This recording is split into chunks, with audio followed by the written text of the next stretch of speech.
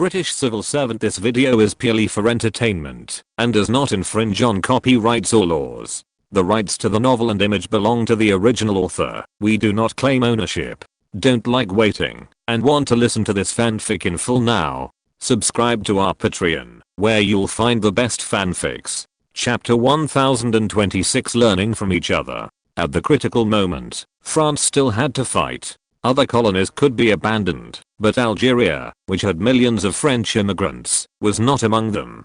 No matter what, the war had to be fought. Then let's start with Cameroon. Cameroon is a trusteeship between us and the British. It just so happens that the person who manages British overseas assets is in Paris now. Our two countries will jointly promote the independence of Cameroon. The manager, who was remembered by de Gaulle to manage British overseas assets, was experiencing French culture. After this opera, he began to doubt the cultural level of France. At least in the field of opera, it was not as good as that of Britain. The opera was rippling above the increasingly noisy voices. Every audience member was talking, pushing, and shoving each other, trying their best to find their own seats and sit down. The aisles were so crowded that it was difficult to let in a steady stream of people at each aisle. The audience greeted each other, their clothes rubbed against each other, and men's black dresses or tuxedos were mixed between women's skirts and hats. The rows of seats were gradually filled with people. Fortunately, this kind of noise can make the two men and women who came secretly and were not convenient to disclose their identities not be noticed by others. Alan Wilson even felt that, if he had sex at this time, he would not be discovered by others, and he was even eager to try. Unfortunately, Hedy Lamarr simply refused, which was very disappointing. It is said that great minds think alike. When Alan Wilson received the notice from France the next day, he thought it was a coincidence that he was also thinking about the Cameroon issue, but from a different angle. The French thought that the trusteeship time of German Cameroon was over, so they let it become independent. He thought that Cameroon's independence should not affect the rhythm of the independence of the Dominion of Nigeria. I almost forgot that this year is the year of African independence. Alan Wilson, lying on the velvet bed, remembered this year, which was also quite symbolic. To be more precise, it was the year of independence of French Africa. After a series of preparations in this year, France almost made all French colonies independent in the same year, except Algeria. You pinched me. I won't go to Africa with you. Hedy Lamarr complained in pain, her shoulders exposed from the quilt, as white silk, but a hand stretched in from this angle destroyed the goddess-like inviolability. I was wrong. Alan Wilson had no other advantages, but his decisive bowing to authority was not directed at anyone. A real man can bend and stretch, which has always been his philosophy. Hedy Lamarr still needs to be coaxed well, otherwise he can't stay in Cameroon for a day. In the end, he had no choice but to say, how about I let Ingrid go to Africa with me, and you continue to be your female president in Paris? I'll go. Hedy Lamarr's momentum weakened. Although the conditions were a little difficult, at least she had this man to take care of her. She always had a superior life, but being cared for by a man was not always possible. Alan Wilson twisted his neck. He discovered the benefits of centralized management in the ladies of the same status as his wife. When communicating with France about the Cameroon issue, the person who received him was a general named Cava. At this time, when the Algerian war had not yet subsided, there were a large number of generals in the French government. Some French people even believed that when General Charles de Gaulle took over the Fourth Republic, France was essentially a military government. Whether France was a military government or not, no matter what he, a British man, did, General Cava still learned to speak like a politician, unwilling to state his purpose directly, but his clumsy appearance showed that he had not done much homework. Was he willing to do some work for African independence? If France has made a decision, Britain is also willing to provide assistance on the issue of Algerian independence. Alan Wilson did not know where the other party was talking about, and directly brought up the Algerian issue. It's not Algeria. General Cava was anxious, and the journey of learning the words of politicians had ended at the beginning. Alan Wilson's eyes flashed with a hint of pride. Just from this sentence, it can be judged that France's attitude towards Algeria has not changed in essence. Just know this. Soon, General Cava mentioned the expiration of Cameroon's trusteeship. Alan Wilson acted as if he didn't understand, but in fact, How could he not know that the colonial issue was one of his jobs? The Cameroon issue is a big problem, and Britain is also willing to help. Alan Wilson also showed an attitude of willingness to help. He didn't know that Charles de Gaulle was going to cross the river by feeling Britain, and had decided to shrink. But he was also thinking of crossing the river by feeling France. Alan Wilson knew that the independence of French colonies and British colonies were not the same thing, at least in Africa. The independence of British colonies was really independent. Apart from economic, trade and language relations, Britain did not leave any influence. French colonies are different. Most of the independent countries in French Africa are only independent in name. Even in the early days of the end of the Cold War, France was still expanding the French-speaking area in Africa, which led to the Rwandan genocide. He also wanted to learn from France's advanced experience in maintaining the influence of its former colonies. The thousand-year friendship between Britain and France should be passed on from generation to generation.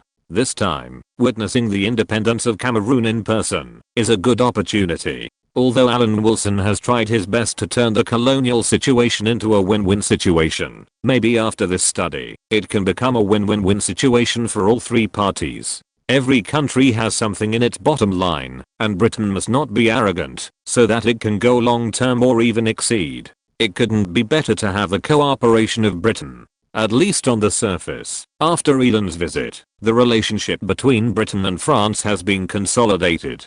General Cava is still sensible and welcomes Britain's assistance on the Cameroon issue. Alan Wilson nodded and said that he would return to London and then go to British Cameroon to deal with this issue. After all, part of Cameroon is in the hands of Britain. He is going back to get information now to see what valuable things Cameroon has and how to cash them in before independence. He also needs to study the French mining law. Not all French African countries are desert countries with nothing but yellow sand.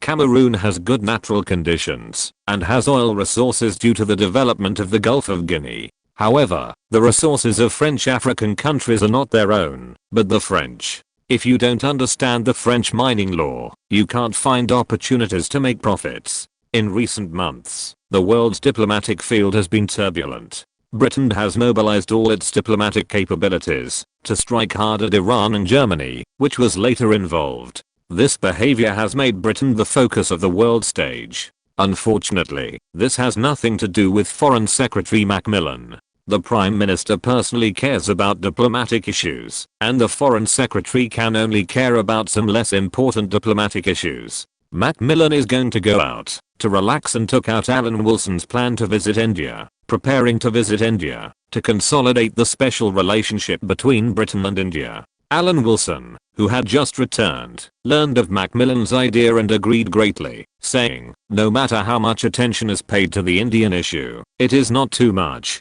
It is very admirable that the minister is willing to pay attention to this issue. Alan, do you need to be included in the visiting list?" Macmillan saw the permanent undersecretary praising him for the first time and asked Alan Wilson if he wanted to join in with a slower attitude. "Well, I really want to go, but the issue of Cameroon's independence may have an impact on the Dominion of Nigeria." Alan Wilson looked embarrassed and answered very unwillingly, "I can only wait for another opportunity in the future." What a joke, going to India. Alan Wilson dared to go to any country in the world except India. The Wilson line that led to the Goa issue is almost in Indian textbooks. If he had gone there, he might have become the second Gandhi. His not going to India does not mean that India is not important. Even the United States recognizes the importance of India. In order to compete with the Soviet Union for influence, infiltrate South Asia, and expand its own interests without damaging the US-UK relationship too much, the United States' attitude towards India has gone from not paying much attention to increasing attention, and from mainly providing economic and technical assistance to including military assistance. The US foreign policy has changed with the changes in regional situation, international relations and its own interests. In this process, the United States has never treated India equally, and rarely met India's requests for assistance. Military assistance often has additional conditions. It is even more reluctant to take the lead in aiding India, and tries every means to hope that Britain will take the main responsibility. On the issue of India, the United States generally chooses to let Britain take the lead and confront the Soviet Union, and avoids the issue of aid. After all, the United States is not a stupid big brother like the Soviet Union, and it really can't do things that lose money and gain publicity. But Minister, based on my understanding of India, you may face several problems during this visit, one of which is extremely important. Don't be fooled by Nehru. Alan Wilson decided to remind Macmillan, once the northern border issue is expressed, it will be very complicated. I know this very well. Macmillan nodded. Britain once had ambitions for the roof of the world, but that was based on the fact that British India was a British colony. Britain's attitude changed after India's independence. On the contrary, the United States has always stood on the side of India on the issue of the roof of the world. In 1951, Britain also opposed the United States' proposal on the roof of the world at the United Nations. However, Britain is not the Soviet Union, and finally opposed it only in principle. The minister's excellent diplomatic experience naturally does not require me to make any reminders. Since this issue will not become a problem, there will be no other problems. Alan Wilson directly wished Macmillan a complete success in his visit. Chapter 1027 African Independence Year. Alan Wilson expressed his absolute support for the Foreign Secretary at this time. It was already 1960, and for India, the good days of being the leader of the non-aligned movement and the leader of the Third World were numbered. In fact, the competition for the roof of the world had already begun, but the superficial friendship still covered up the differences. After this year, India, which felt good about itself, would have to be careful not to let a certain big country seize the opportunity. From the perspective of the United Kingdom, a former colony certainly should not live too well, which would be good for everyone. Alan Wilson even expected that after the war, Britain could raise prices to clear inventory and achieve a win-win result with India. In order to realize this wonderful vision, Macmillan visited India. Once it encountered border issues, it was best to turn a deaf ear, including but not limited to the northern border issue and Portuguese Goa. Trying to postpone the Goa issue may not change the final ownership of Portuguese Goa, but it is not appropriate for Britain to lose Goa now. Goa, which is similar to Hong Kong in positioning, is best to keep it as long as possible. Alan Wilson also told Macmillan clearly about trying to buy time for Portugal. If it doesn't work, you can refer to the Nigerian model and formulate a 5-year roadmap so as not to cause war because of the Goa issue. All the colonial countries in Europe should be grateful for the existence of Alan Wilson. He is not bragging. Who else can be the most conscientious official in the field of British diplomacy in the past century? Therefore, some details still need to be explained to Macmillan, otherwise Nehru may be at a loss when asking questions, such as there are rumors in Goa that Britain has stored nuclear bombs there. Is there such a thing? Macmillan was shocked. He was the British Foreign Secretary and didn't know about this. Of course not, the nuclear bomb is in the Malayan colony. However, this unconfirmed statement was also released by the permanent Undersecretary of the Ministry of Foreign Affairs who did not want to reveal his name. In order to ensure the safety of the path for dumping British products in India, Alan Wilson was righteous and confident, and his patriotic heart was overflowing. Except for the disputed territorial issues, Britain can express its support for India in other aspects. In the end, Macmillan's visit to India was scheduled for the middle of the year, because according to public information, the Prime Minister of a major country will visit India, so Macmillan's visit to India later will be at a better time. Alan Wilson believed that Macmillan's visit would definitely be fruitful. Thanks to years of hard work, now the entire India is far behind the Malayan colony in all aspects except population. Although Britain is unable to cope with the United States and the Soviet Union, it can still act as a suzerain in front of India. The total economic output of Britain is only 1/3 of that of the United States, but in this world, it is still the only country with an economic output of more than 100 billion, except for the United States, which is 3 to 4 times the size of major European countries.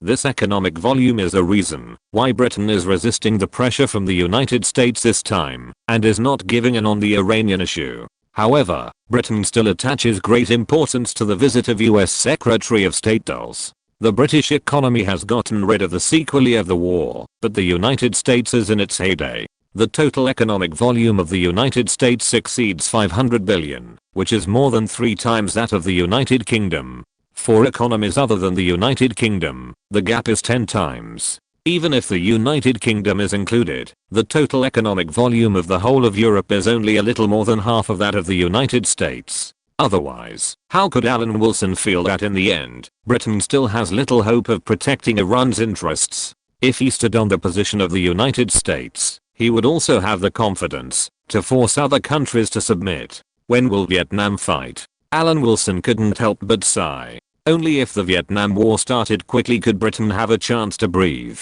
Although he had tried very hard, facing the United States in its heyday in this era, he could still feel the suffocating pressure. What is certain is that the first half of the year will be very busy in the British diplomatic field.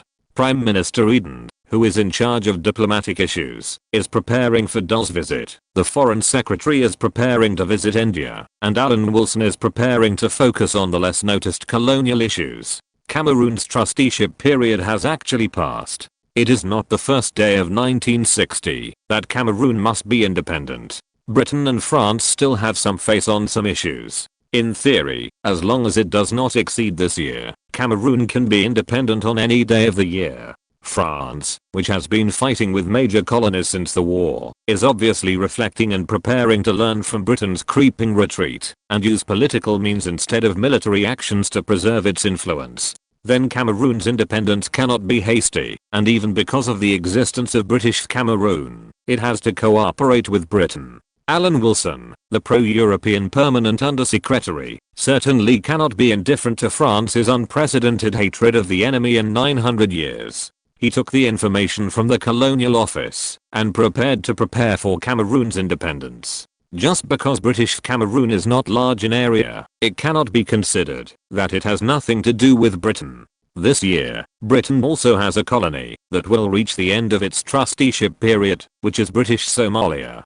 British Somalia was originally not large in area, but because Italy was defeated in World War II, the entire Somalia was placed under British trusteeship, with a total area of 640,000 square kilometers. But now the British colony is only 170,000 square kilometers, because a few years ago, before the trusteeship period expired, Britain handed over the part of the original Italian Somalia to the locals. After intervening in Cameroon's independence, Alan Wilson will go to British Somalia to ensure that British Somalia will not merge with the current government of Italian Somalia after independence. Merger and division are just a matter of thought for him as the permanent deputy minister of the Ministry of Foreign Affairs. In order to weaken the Igbo people in Nigeria, British Cameroon should merge with French Cameroon. In order to retain its influence on the Horn of Africa, British Somalia should be independent of Somalia and establish an independent country. This is all for the benefit of Britain, and there is no such thing as noble or despicable.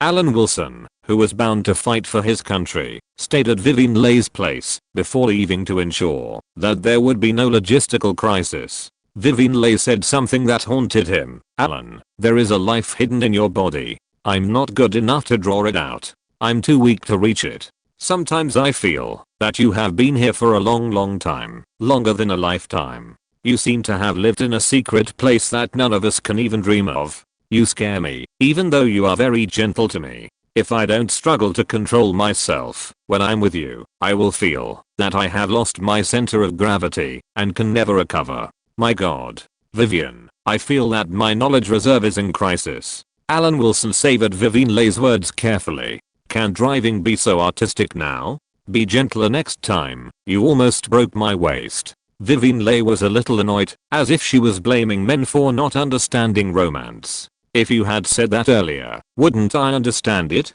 Alan Wilson apologized with an expression that he would do it again next time. This can't be blamed on him. Vivian Leigh's body is very petite among white people. When they were together, Alan Wilson always wanted to show his man's strength. Some driving skills were difficult for Vivian Leigh to achieve with basic conditions. This was definitely different from the test drive experience of the Swedish car. Alan Wilson sometimes suspected that he would be thrown away by the Swedish car. The conditions in Africa are difficult. You must take good care of yourself when you arrive. Vivian lay on the man's chest and muttered like a wife, "Remember to pay attention to safety. Vivian is still waiting for you in London."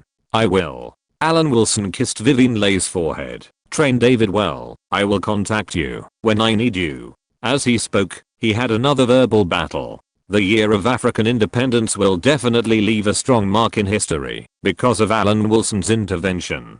This dark continent that people think is generally considered to be in a dark sense will find that the sky is deeper and higher. When Alan Wilson rushed to Africa, the Prime Minister was meeting Dulles and the Foreign Secretary met Nehru in India. He was in Lagos investigating how to make Cameroon independent without affecting the stability of Nigeria. There are other things. Alan Wilson, who was walking in the prison of the Dominion of Nigeria, felt the dark and somewhat scary environment. The marks on the wall seemed to tell the indomitable spirit of resistance of the African people over the years. We have been ignoring this problem. Alan Wilson, accompanied by Ingram, walked in the cell corridor. We do not take a position on certain issues, and we do not want diplomatic disputes to spread to the Commonwealth, especially the newly independent or not yet independent colonies. What about these people? Ingram pointed to some prisoners who were dying in the cells, most of whom were Chinese. Mr. Chang should know how to act within his means.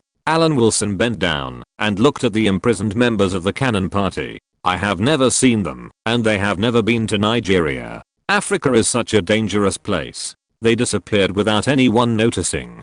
Do I need to explain?" Ingram understood. He already understood what he meant. Alan Wilson turned and left without paying attention to the fate of these people. This incident reminded me that I should not continue to ignore this problem. Africa is generally backward and can easily be bought by small favors. All colonies should eliminate these potential dangers. Although it was a few months later than the original history, under Alan Wilson's focus, Cameroon still moved towards independence. Alan Wilson notified the British representative of the United Nations on the grounds of maintaining the territorial sovereignty of Cameroon to ensure that British Cameroon would be reunited with French Cameroon. During this period, he also discussed with the French and explained the benefits of the merger. The complete Cameroon was divided into English-speaking and French-speaking areas, which would be conducive to France's future intervention. Federalism is the most appropriate. We hope that the independent Cameroon will protect the rights and interests of the English-speaking community, and it would be best to promote autonomy.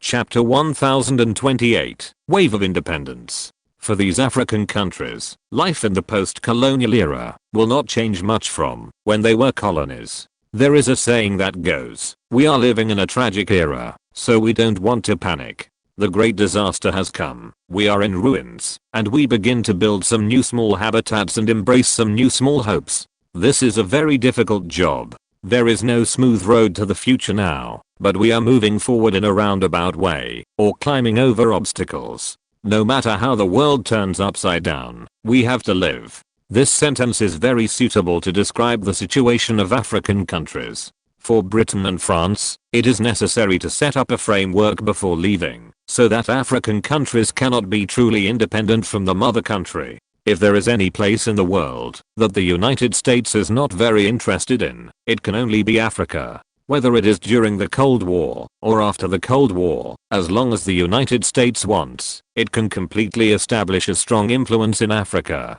But the United States has never done so. The strategic deployment in Africa is all passive reaction. Otherwise, it would not be France's turn to dominate, nor would it allow China to catch up in Africa. But now that he knows this trait, Alan Wilson has the confidence to make some arrangements in Africa. Now we can be sure that a certain big country will also find that the weak link of imperialism is in Africa. Once there is a wave of independence in Africa, it will enter Africa in large numbers. Although there is no specific data, Alan Wilson can estimate that among the currencies of the free world, the pound should be the currency with the largest reserves in a certain big country. With pound reserves in hand, British Africa may be chosen as the object of intervention at that time. In fact, this can increase the liquidity of the pound. Alan Wilson should not stop it, then Shan Gong's group of people will be very annoying.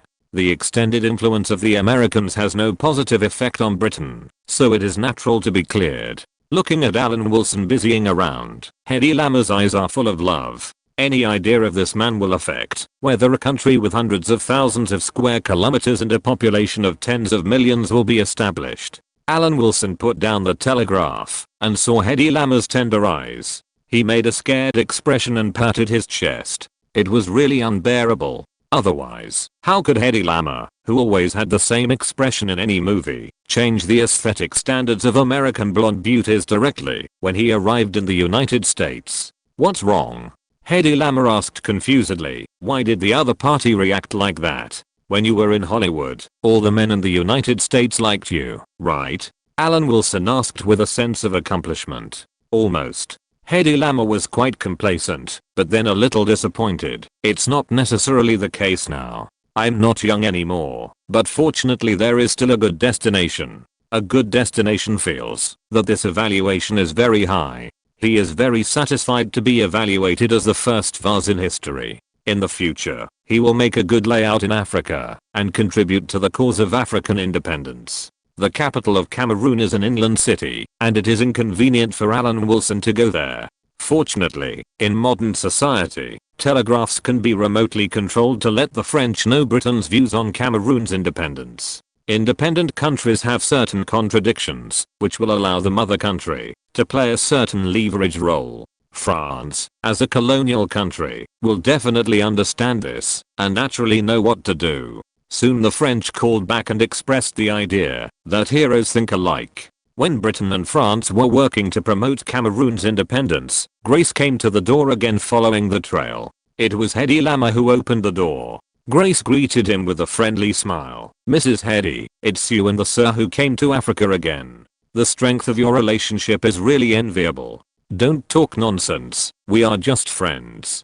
Hedy Lamarr blushed, and her impression of Grace changed greatly. She said hypocritically that the two of them were not in that kind of relationship. Grace smiled. He felt that the friendship Hedy Lamarr mentioned must have been deeply understood. Sir Wilson, why didn't you tell me that you came to Africa? I got the news and came here specially, Grace said very familiarly after entering the door, expressing the loss of not notifying each other about their relationship. You are busy shipping drugs to the United States. Alan Wilson replied helplessly, that kind of industry is still useful for a small population, but it can never be the pillar industry of Northern Rhodesia. Actually, there is nothing wrong with it. Sometimes it depends on how you look at this issue. Although our transoceanic drug business is quite profitable, we actually have a certain goodwill towards the local Africans. The drugs given to the black tribes are almost not profitable. Grace said in the tone of an old opium merchant. In this way, the blacks get happiness and we get security. I really don't know how Grace made drug trafficking sound so noble, but Alan Wilson didn't want to correct him and asked directly, you must have something to come to me, otherwise you wouldn't come here in person. I heard that the knight represented the United Kingdom to promote Cameroon's independence. Grace saw Alan Wilson nod and looked interested. I don't know how far it has progressed, and we are also paying attention to this. After all, our policies are different from those of France, and some places are still under discussion. Alan Wilson replied slowly. France's colonial policy is no different from that of other Latin countries. All Latin countries' colonies are built on plunder and do no construction at all. Many facilities in Cameroon were originally built by the Germans. Britain usually built some facilities for local use. Now Alan Wilson has upgraded this construction and started the construction of a new Africa with real estate development. The purpose is to support a vested interest class so that it can resist the Soviet Union's massive infiltration. There is always a need to build some colonies. It was desirable to treat colonies as raw material suppliers in the past. Now that scientific and technological capabilities have improved so much, treating colonies as primitive people will result in not much oil and water being squeezed out. The widespread poverty in French Africa will eventually transmit negative effects to mainland France. The colonies are backward, and it is useless to increase the intensity of squeezing. Cultivating a certain market is beneficial to the mother country. Even if a bunch of unfinished buildings are built, it is much better than using the sky as a blanket and the ground as a bed. Have some coffee.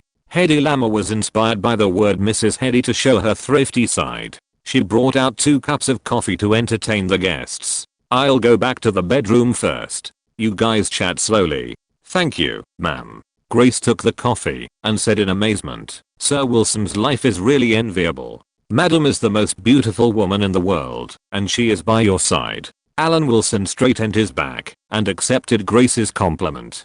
To be in power while awake and to lie on the lap of a beautiful woman while drunk is the dream that men pursue. However, he still felt that this evaluation of the most beautiful woman in the world was too absolute. Where did Vivian Leigh, Garbo, Bergman and other ladies of the same status as his wife stand? "Grace, tell me your purpose. You are not here to see me." Alan Wilson sat upright. He did not believe that the relationship between the two sides had reached this level, although theoretically he had saved these people's lives. "We have talked to the white immigrants in the Belgian Congo, and they are very willing to live with Northern Rhodesia." Grace lowered her voice and said, "There is a lot of trouble in the Belgian Congo now. I don't know when we can get what we want." In the Belgian Congo, it was Lumumba who led the independence, right? Alan Wilson frowned and said, "This person is very hostile to us, and he is not enthusiastic about the United States. We can make a fuss about him. A person who is not in line with the free world will not get our support. Even the United States will not choose such a leader to support." What Grace wanted was the Katanga province close to Northern Rhodesia. Alan Wilson reminded, "The entire Katanga province is too large. You can't swallow it with your own strength. If you swallow it by force, you will inevitably take in the blacks living on that land. With your current population base, you know what the consequences will be. We only want the land south of Lubumbashi, and we will be satisfied if we change the terrible border of Northern Rhodesia." Grace reiterated his original claim, "As long as this condition can be met, we are willing to pay any price."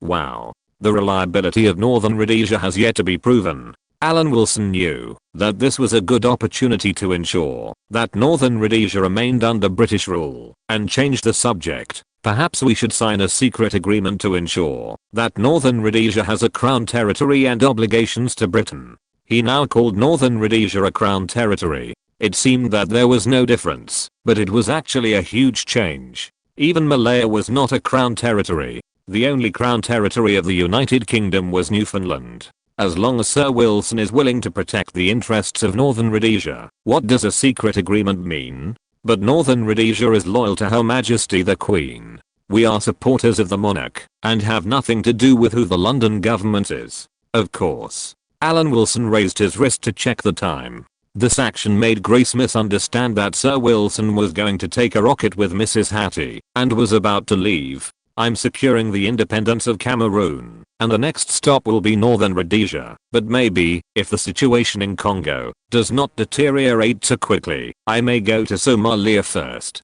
Alan Wilson thought and said. He also had to think carefully about how to maximize the interests of Britain for the independence of the Belgian Congo. He could even use this to delay the independence of the colonies. Lumumba, this leader of Congolese independence, seemed to be a pro-Soviet leader. While the independence process of Cameroon was in full swing in Africa, US Secretary of State Dulles also arrived in London, ready to have a frank talk with Eden about the recent diplomatic friction between Britain and the United States. Chapter 1029. Britain still resists.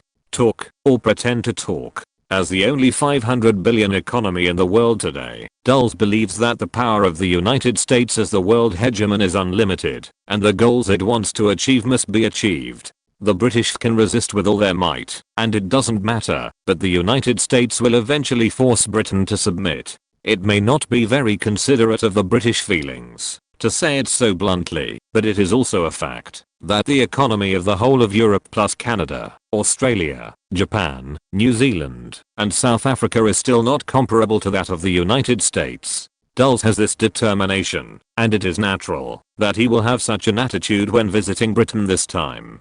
Dulles, who is determined to make Britain bow its head, met the current Prime Minister Eden, who still believes that Britain is a world power. The whole meeting process cannot be said to be tit for tat, but it can also be called tit for tat. Dulles hopes that Britain can stop while it is going on, so that Eden can face the reality. Otherwise, if the trouble continues, Britain will not only not get what it wants, but will also suffer greater losses. Compared with the situation, where Prime Minister Eden can only defend himself, and has no power to fight back, Foreign Secretary Macmillan, who had already arrived in India, experienced the happiness of a British Foreign Secretary. The moment he stepped on the Indian soil, he never stopped smiling. This is life. This is what a foreign secretary should be like. Not that even in the field of foreign policy, which should be led by the foreign secretary, he can only listen to Eden.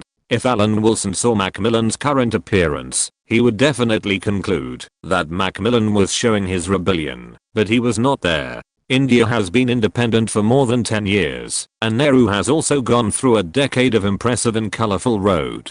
Compared with the British Indian era, it would be a lie to say that India has not changed much. At least India has not experienced a major famine in so many years of independence. Of course, long-term malnutrition is inevitable. Nehru's prestige is not inferior to that of Modi in later generations, but this is only in appearance. If compared with the countries on the opposite side of the roof of the world, it can be seen in some details that there is actually a fundamental difference in the development of the two sides of the roof of the world. The period when India was stronger than its neighbors was limited to the short period before and after the Cannon Party came to power.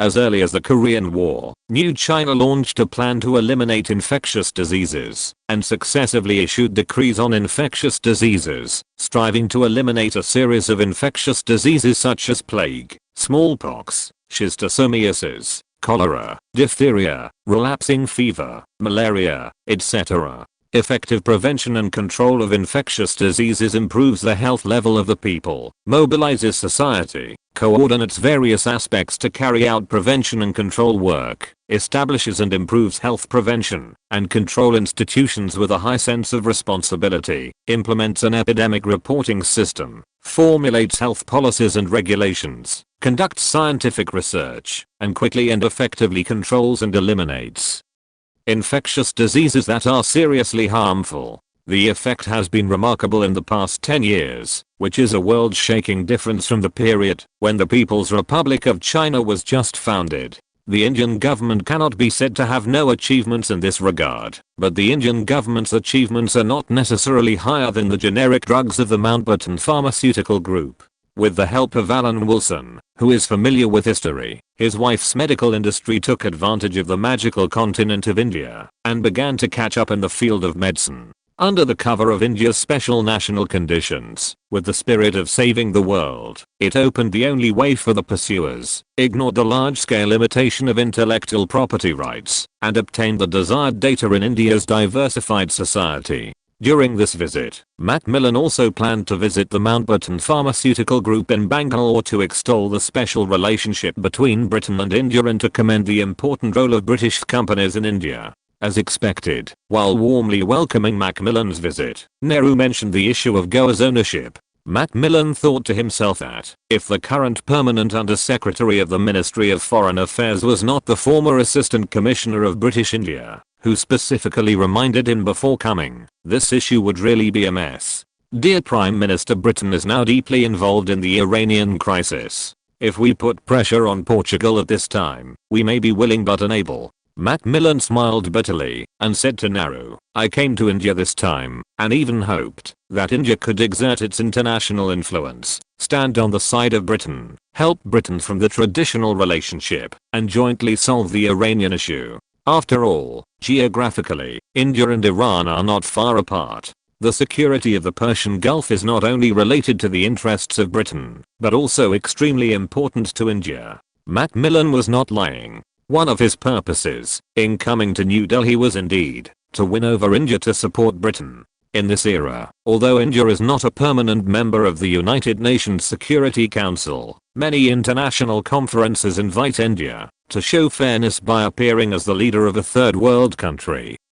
Nehru was in hesitation. He knew very well that the Iranian oil crisis was a confrontation between Britain and the United States. He had been paying attention to the development of the Iranian issue. He also knew that Britain contacted France and the United States won over Germany, and a series of diplomatic battles were carried out around the Iranian oil crisis. Can India participate? Nehru had to think about it carefully. Nehru's position in India was Prime Minister and Foreign Minister, which was exactly the same as the current British Prime Minister Eden, doing the work of Prime Minister and managing diplomatic affairs. Nehru has done quite well over the years, and for this reason, Nehru has stayed in the Commonwealth, specifically maintaining traditional relations with Britain, while staying in the Commonwealth system to enjoy the dividends. This gave the Indian political elite great confidence, and the seeds of a great power mentality sprouted from then on. Nehru also took advantage of the United States and the Soviet Union to take a middle road. In this way, he dared not say that he would dominate the world, but at least he would be independent and no longer at the mercy of others. When appropriate, he also wanted to knock on some disobedient friends and win over a group of younger brothers. At least South Asia India would have the final say, and the ultimate dream was to establish a greater India Federation and have a considerable presence and voice in the international community. Mr. Prime Minister, if India wants to take the middle road, it may need Britain to maintain considerable strength. The world is slowly moving towards a two-tier structure, which will squeeze out the influence of other major powers. If Britain and France cannot resist it, it will be difficult for India to resist this trend now. Macmillan especially emphasized the word great power. Although Alan Wilson reminded him before coming as the Foreign Secretary, he also has his own ideas in the field of diplomacy and cannot listen to the Prime Minister all the time. This visit was originally intended to win over India to support Britain. If India can help Britain on the Iranian issue, Britain will try to have a good talk with Portugal on the Goa issue after solving the Iranian oil crisis and come up with a plan acceptable to both sides. If it doesn't work, a roadmap will be formulated to gradually transfer Goa to India. Of course, in this process, Portugal's interests should be preserved. Great power. Nehru couldn't help but yearn for it. In fact, India's current success in the international arena is not entirely dependent on Nehru's diplomacy. In the final analysis, it is the economic construction that has achieved results. The Soviet Union's rapid progress provided Nehru with a model for the rise of latecomers, and India began to stride towards the road of development. Through the first plan, the problem of food was basically solved, such as increasing food production, curbing inflation, and reducing income inequality. Immediately afterwards, India released the second plan. The second plan is to solve the problem of sustainable food, such as raising the national income level, developing labor-intensive industries, and developing national infrastructure and key industries. Among the economies in Asia, India is now the second largest in Asia, comparable to Japan. Excluding the per capita comparison, India is not worse than Japan. Why should we only count the total amount? Because the populous countries in the north also only count the total amount. If India can support Britain on the Iranian issue, Britain is willing to create an opportunity for India and Portugal to talk after the Iranian crisis is over. This is a good thing. Of course, Macmillan also sent out some hostage implications. There are 400,000 Indians in British Kenya. At the moment, when the African colonial system is loosening, the issue of whether these Indians stay or go has been noticed by Britain. Macmillan hinted that once bloodshed occurs, it may deal a blow to Nehru's political reputation. The upside is that Britain is willing to create a bridge of communication on the Goa issue, but the downside is that the Indians in Kenya will hit Nehru's political reputation. As time goes by, Britain is certainly not comparable to the British Empire, but it still has more than 6 million square kilometers of territory outside the mainland, and is still in the process of selling off its ancestral property for cash, rather than having reached the end. After giving Nehru a few days to think about it, Macmillan went to Bangalore to commend British companies for their outstanding contributions to the safety of Indian lives. A few days later, while Eden and Dulles parted ways in London, Macmillan and Nehru jointly announced that Britain and India had reached a package of agreements to promote each other's development, and at the same time, affirmed India's international status. The future center of the world is in Asia, and the center of Asia is in India.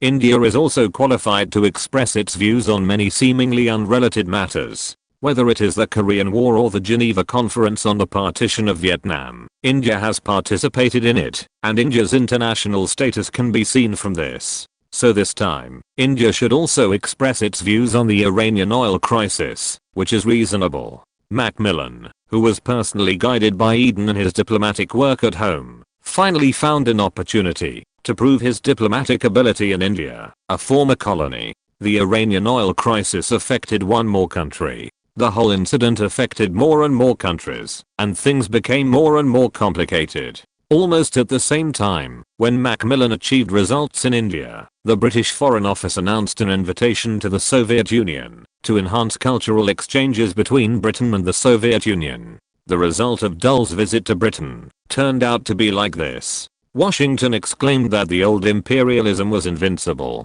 Chapter 1036 Party Talks Concept. The British Empire is invincible. Alan Wilson, who is still in Africa, couldn't help but exclaim. He never thought of dragging India into the water, but Macmillan did it. After this time, he must reflect on himself. He can't think that India has no value just because it is not a colony. After thinking for several minutes, Alan Wilson gave up this idea again. There are only 2 years left before the war, when India falls to the bottom. Once India is defeated in the war, the leader of the Third World and the leader of the non-aligned movement will all say goodbye. In other words, the international status and value that India has boasted about will only last for 2 years at best, and it will not be used in the future. He even has an idea now. This idea has taken root and sprouted as soon as it appeared, and the hand that was correcting Hedy Lamar's bone stopped involuntarily. Be serious, Hedy Lamer said with grievance. She came to Africa from afar to provide logistics support, but this man was so careless that he wasted her true feelings. Sorry, I remembered some trivial things. Alan Wilson bent down and kissed Hedy Lamar's red lips. Those trivial things can be thought about later. Let's do the business first. The general plan for Cameroon's independence has been decided. British Cameroon is divided into 2 parts. The northern part of British Cameroon tends to join the Dominion of Nigeria, while the southern part of Cameroon tends to join French Cameroon. First of all, this is exactly what Alan Wilson's purpose is. This survey report is very gratifying. The reason for this difference lies in the development of the Niger Delta. The early construction of any project is difficult and arduous, and the development of the Niger Delta is also the same. For the elites of the Igbo people, this will increase the strength of their own nation, which is of course the best. But the people who pay the price are not them, but the ordinary Igbo people of the Niger River. Ordinary people account for the vast majority, and this is the case all over the world. In order to meet the deadline, the Dominion Army strictly supervised the progress of development, which even led to the rebellion of the local Igbo people. After all, this kind of thing is like building the Great Wall. The Kinshasa who is famous throughout the ages and the vast working people who pay the price. People in later generations will not see how painful it was for most people when they paid the price, but will only see the great talent and strategy of Kinshasa. For the Igbo people in the Niger Delta, they are the ones who paid the price. Even if some Igbo people formed the mindset of learning advanced civilizations during the colonization process, such people are only a minority among the minority after all. The vast majority of people cannot understand why they have to be independent and cannot live on their own. This made the ethnic groups in British Cameroon resist joining Nigeria. The northern part of British Cameroon was more willing to be with the Hausa people of the same faith, because of the strong labor force brought by the lack of development. This was exactly what he wanted, and it coincided with Alan Wilson's idea, but in order to ensure the success rate, Alan Wilson still discussed with the French to let French Cameroon become independent first, and British Cameroon had to make some preparations to ensure the success of the idea. If French Cameroon becomes independent first, it must be written in the constitution that it is a federal state, and it is best to show that it is relatively fragile in the political structure. He even hopes that the independent Cameroon will be similar to the Fourth French Republic and change the prime minister when nothing happens. Unfortunately, under the reality that Charles de Gaulle is in power in France, saying this may make the French mistakenly think that he is insulting France. The future of Cameroon was finalized. In April 1960, Alan Wilson sent a telegram to London. Subsequently, London and Paris simultaneously announced that the trusteeship of Cameroon had officially ended and recognized Cameroon's independence. French Cameroon directly became independent as a federal republic, while the affiliation of British Cameroon was determined by the British representative of the United Nations through a referendum. There are 2 referendums: joining the Federal Republic of Cameroon or independence. There is no option to join the Dominion of Nigeria. Of course, on the surface, this will help maintain the integrity of Cameroon's sovereignty. As for the sovereignty of Nigeria, it cannot be considered that British Cameroon is part of Nigeria just because it speaks English. Britain's attitude was supported by most countries, even the United States. This will even help resolve territorial disputes. Alan Wilson received news from the United Nations and felt relieved to know that most countries recognized Britain's claims. If anything happened in the future, it would not be Britain's responsibility, but the responsibility of the United Nations and most countries in the world. At this time of universal celebration, the whole world was immersed in the joy of the birth of a new country. The international community had a new member. The US government responded very quickly and recognized Cameroon on the same day and began to prepare an embassy. The Soviet Union also showed the same attitude. Alan Wilson, who was exchanging information with Grace, laughed when talking about this matter. If it was the independence of British colonies, the United States and the Soviet Union were so eager to intervene, and Britain might not say anything. But France is different. The United States and the Soviet Union believed that Cameroon's independence could establish influence, which was a wrong judgment. The French will not let their influence in the colonies be replaced by other countries so easily. It would be great if Britain could learn from the French attitude. Grace admired the French concept. Grace Britain can only choose one between national development and colonial influence. Generally speaking, it will not use force against colonies that are not particularly important. To be honest, in terms of the importance attached to London, Africa is far from comparable to Asia. The Middle East and the Far East are ahead of Africa. Alan Wilson shook his head helplessly. We are not French, and it is even more impossible for us to expand our standing army and engage in endless low-intensity wars. Even if we suppress the rebels, we will still choose new partners to negotiate. Britain, which has this characteristic, is actually at a disadvantage in the competition with France for colonies, but who made France fall in love with revolution, since the Sun King? The constant change of government will not affect France's suppression of weak countries, but facing Britain at the same level, it is powerless. We have communicated with the Belgians. The independence of Belgian Congo will be in June. I have to go back to London first. I will discuss the issue of Belgian Congo with my colleagues at home. You can wait for my good news. Sir, you want to go back to London? Then I will wait for your good news in Northern Rhodesia. Grace's eyes lit up when she heard it. Then we are ready to sign a treaty of allegiance to Her Majesty the Queen. Alan Wilson's words were half true and half false. He was going to go back to discuss the Congo issue with others, but not with people at home. How could he not be present when the cultural czar visited London? As for him betraying Poland, betraying Iran, and this time he was going to betray Congo, this matter could only be discussed face to face. What's wrong with betraying Congo? Once Congo changes color, Britain can legitimately try to maintain British colonies in Africa. From the fact that Britain persisted for so long during the Iranian oil crisis and even invited the Soviet Union to visit, it can be seen that complicating the situation is not necessarily disadvantageous to Britain. If he had not betrayed Iran, with only the influence of Britain and the United States in Iran, the United States could have squeezed Britain out in a few months.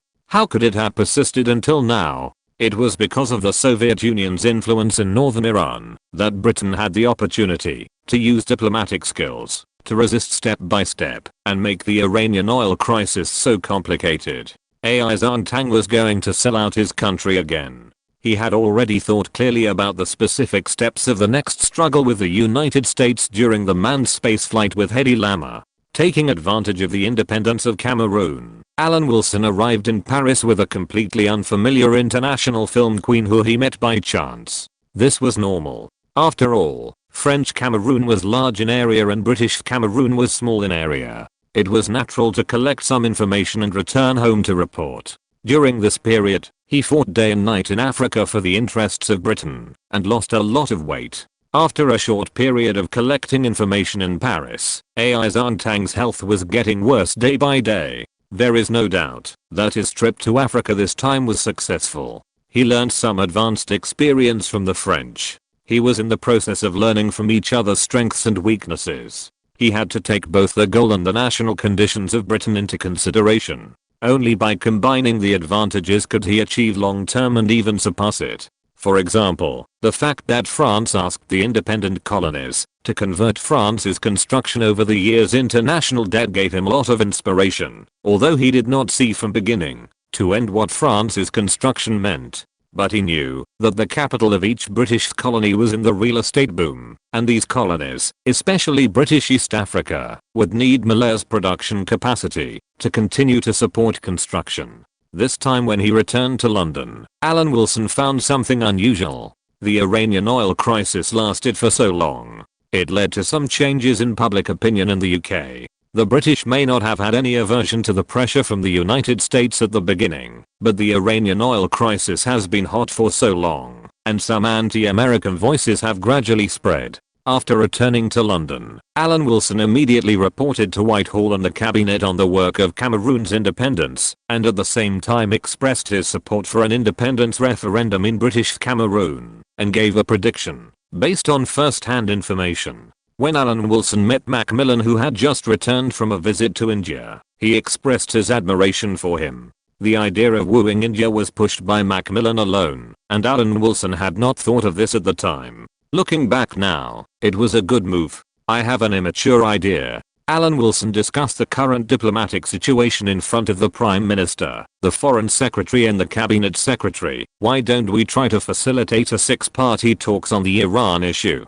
If you're listening to this novel on a channel other than Fanfic World, it means they downloaded and uploaded it without effort. We cordially invite you to visit our channel, Mundo Fanfic Novelos. There you'll find the original version of this story and you can explore many other novels of various genres. We're waiting for you to immerse yourself in a world of incredible novels. Chapter 1031, Land Rover Investment. Six-party talks. Eden looked at the permanent undersecretary who was talking one after another, and asked with some amusement, which six parties? Britain, France, the United States, the Soviet Union, Germany and India. This idea came up after learning that the minister's visit to India was a complete success. Of course, this was also partly due to Hedy Lamarr, but there was no need for others to know.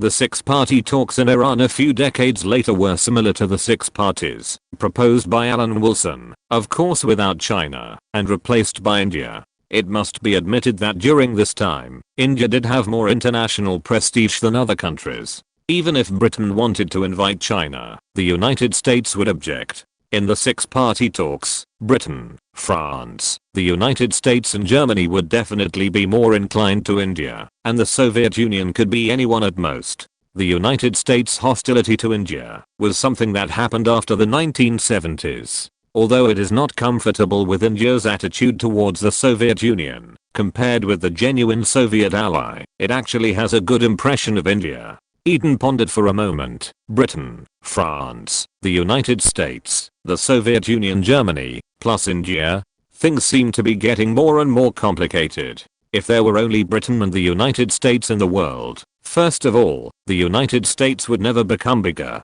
But now, without other countries, the United States would have taken action against Britain long ago. Although complicating things is not good for Britain, but if the United States insists on squeezing Britain out of Iran, we have no choice. Alan Wilson sighed. Sometimes we also have to talk to the enemy, and occasionally let some good people admit their mistakes and correct them. Of course this is just a record.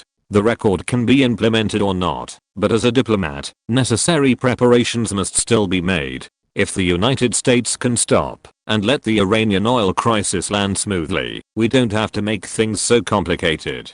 But if you have to prove that you have grown up by using your father, then don't blame us. Alan Wilson's face was heavy, as if full of helplessness. After all, he was a pro-American permanent deputy minister of the Ministry of Foreign Affairs. It came to this point, not because he had any prejudice against the United States, although he did have a prejudice, but because the United States went too far and did not give Britain any face. This look also resonated with the three people present, especially Macmillan. Now that Britain is no longer the world hegemon, the United States still continues to humiliate its old father. It is indeed a bit too much. If you eat meat yourself, at least leave some soup for others. It is so ruthless. Even if they are living in different places, if Britain knows the situation it is facing today, it will definitely harvest the United States 8 times in advance. But isn't it a father's love to beat his son? How can the son treat his old father like this in return?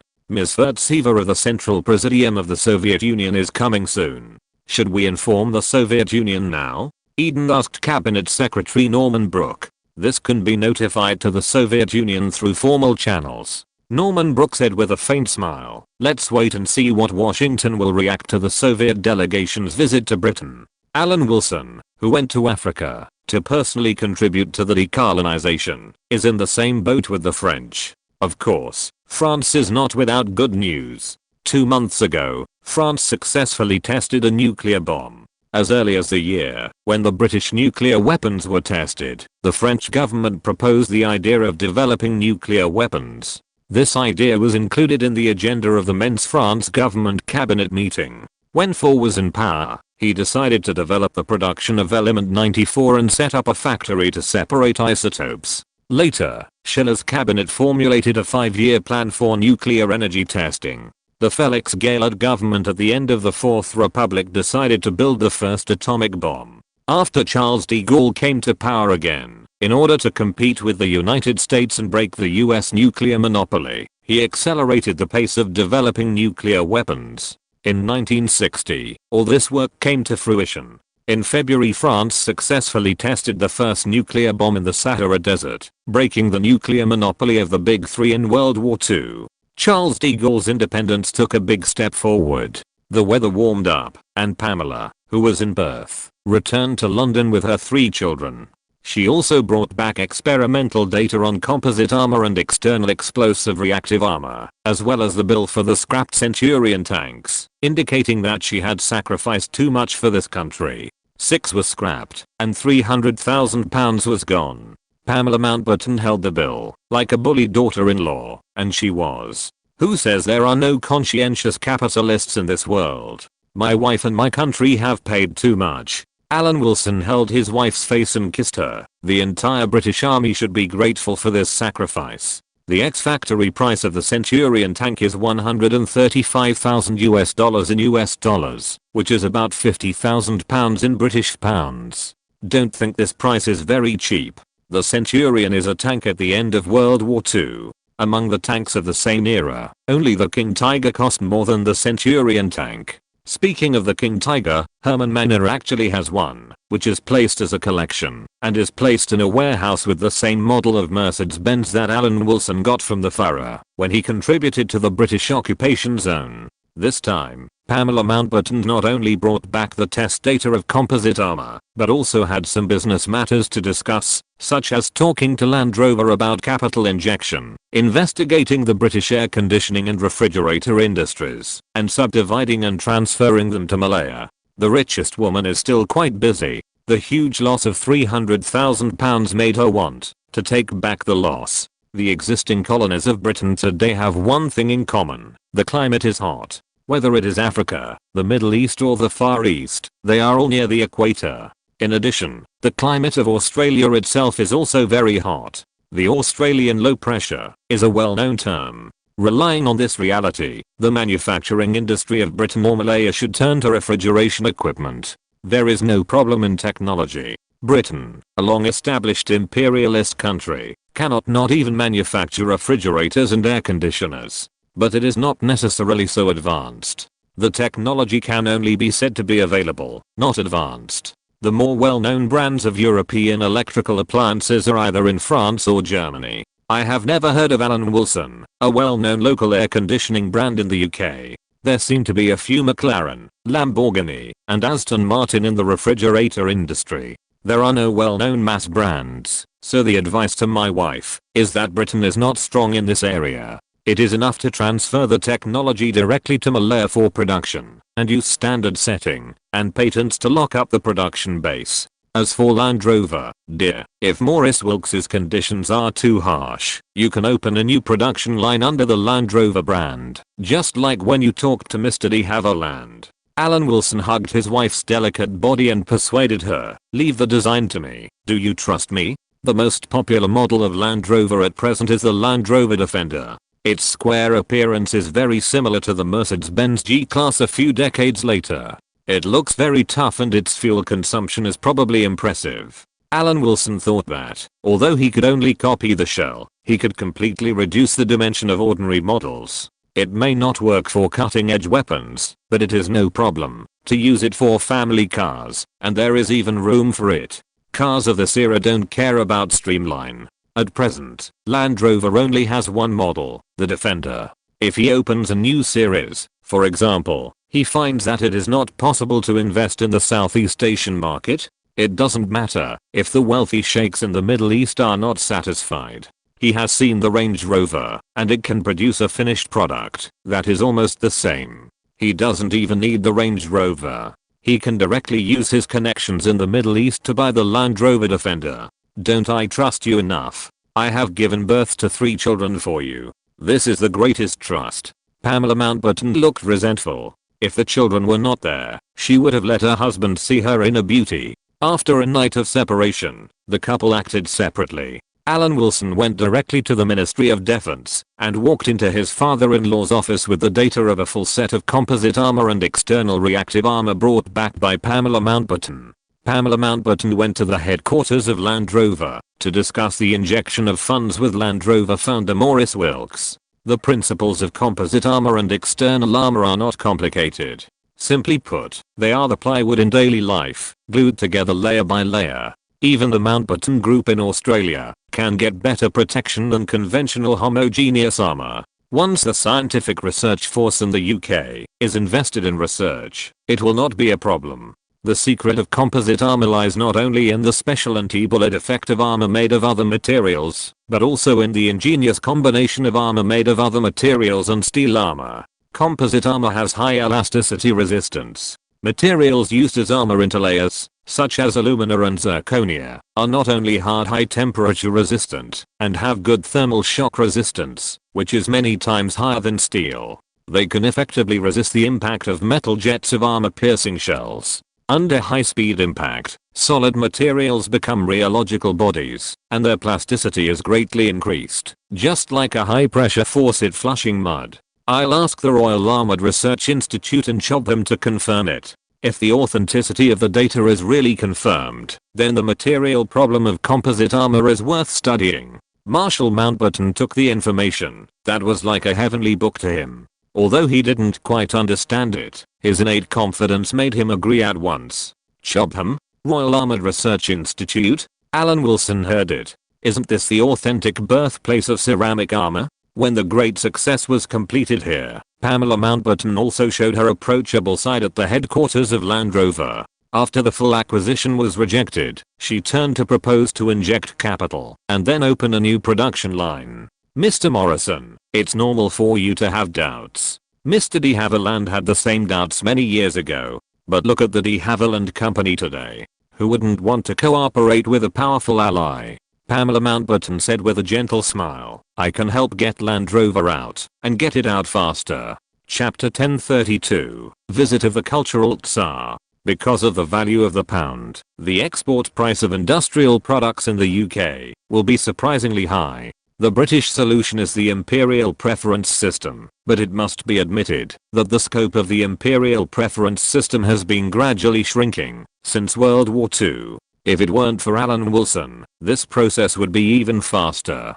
Pamela Mountbatten didn't know the role of her husband, but she heard her husband talk about the disadvantages of the high value of the pound. Such a high value of the pound has a great positive effect on the financial field, but it is a disaster for the manufacturing industry. From this point of view, the British automobile industry is mainly mid to high-end, and low-end cars are very rare, which is also due to national conditions. If you don't take the luxury route, you can't be close to the people.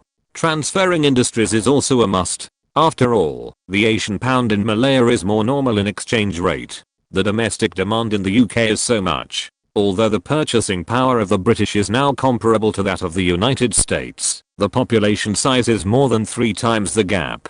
Sooner or later, the local automobile industry will have to go abroad. If a division of labor can be formed in which luxury cars are built locally and mass market models are built in Malaya, local cars are mainly exported to the Emirates, that make money lying down, and Malaya's cars take care of the third world. This problem will not be solved, but at least there will be no problems in the short term. As for the future, we will see as we go. Pamela Mountbatten also came with sincerity and offered a capital injection price of £15 million. For Land Rover, this is already a sky-high price. From the appearance of Land Rover to the present, the production of the entire Land Rover car has just exceeded 200,000 vehicles. The high-end status of the British automobile industry is so puzzling. Land Rover is already a very popular car in the UK. From World War II to the present, more than 10 years of production, that is, it has passed the milestone of 200,000 vehicles. It is not an exaggeration to describe Pamela Mountbatten as a conscientious capitalist. Maurice Wilks was also extremely shocked. Even if it was a full acquisition, there would be more than enough, not to mention that the Mountbatten Group only wanted a relatively large number of shares. Do you want the Land Rover brand? Of course, I have always adhered to the concept of helping British entrepreneurs develop, and I do not pursue merger-style acquisitions. Pamela Mountbatten seemed to be shrouded in the aura of the Virgin Mary. If it were anyone else, the chance of being considered a liar by Maurice Wilks would be greater, but the check for £15 million was right here. Miss Pamela, you are the most generous person I have ever met. Mr. Morrison, you are not the first person to say that.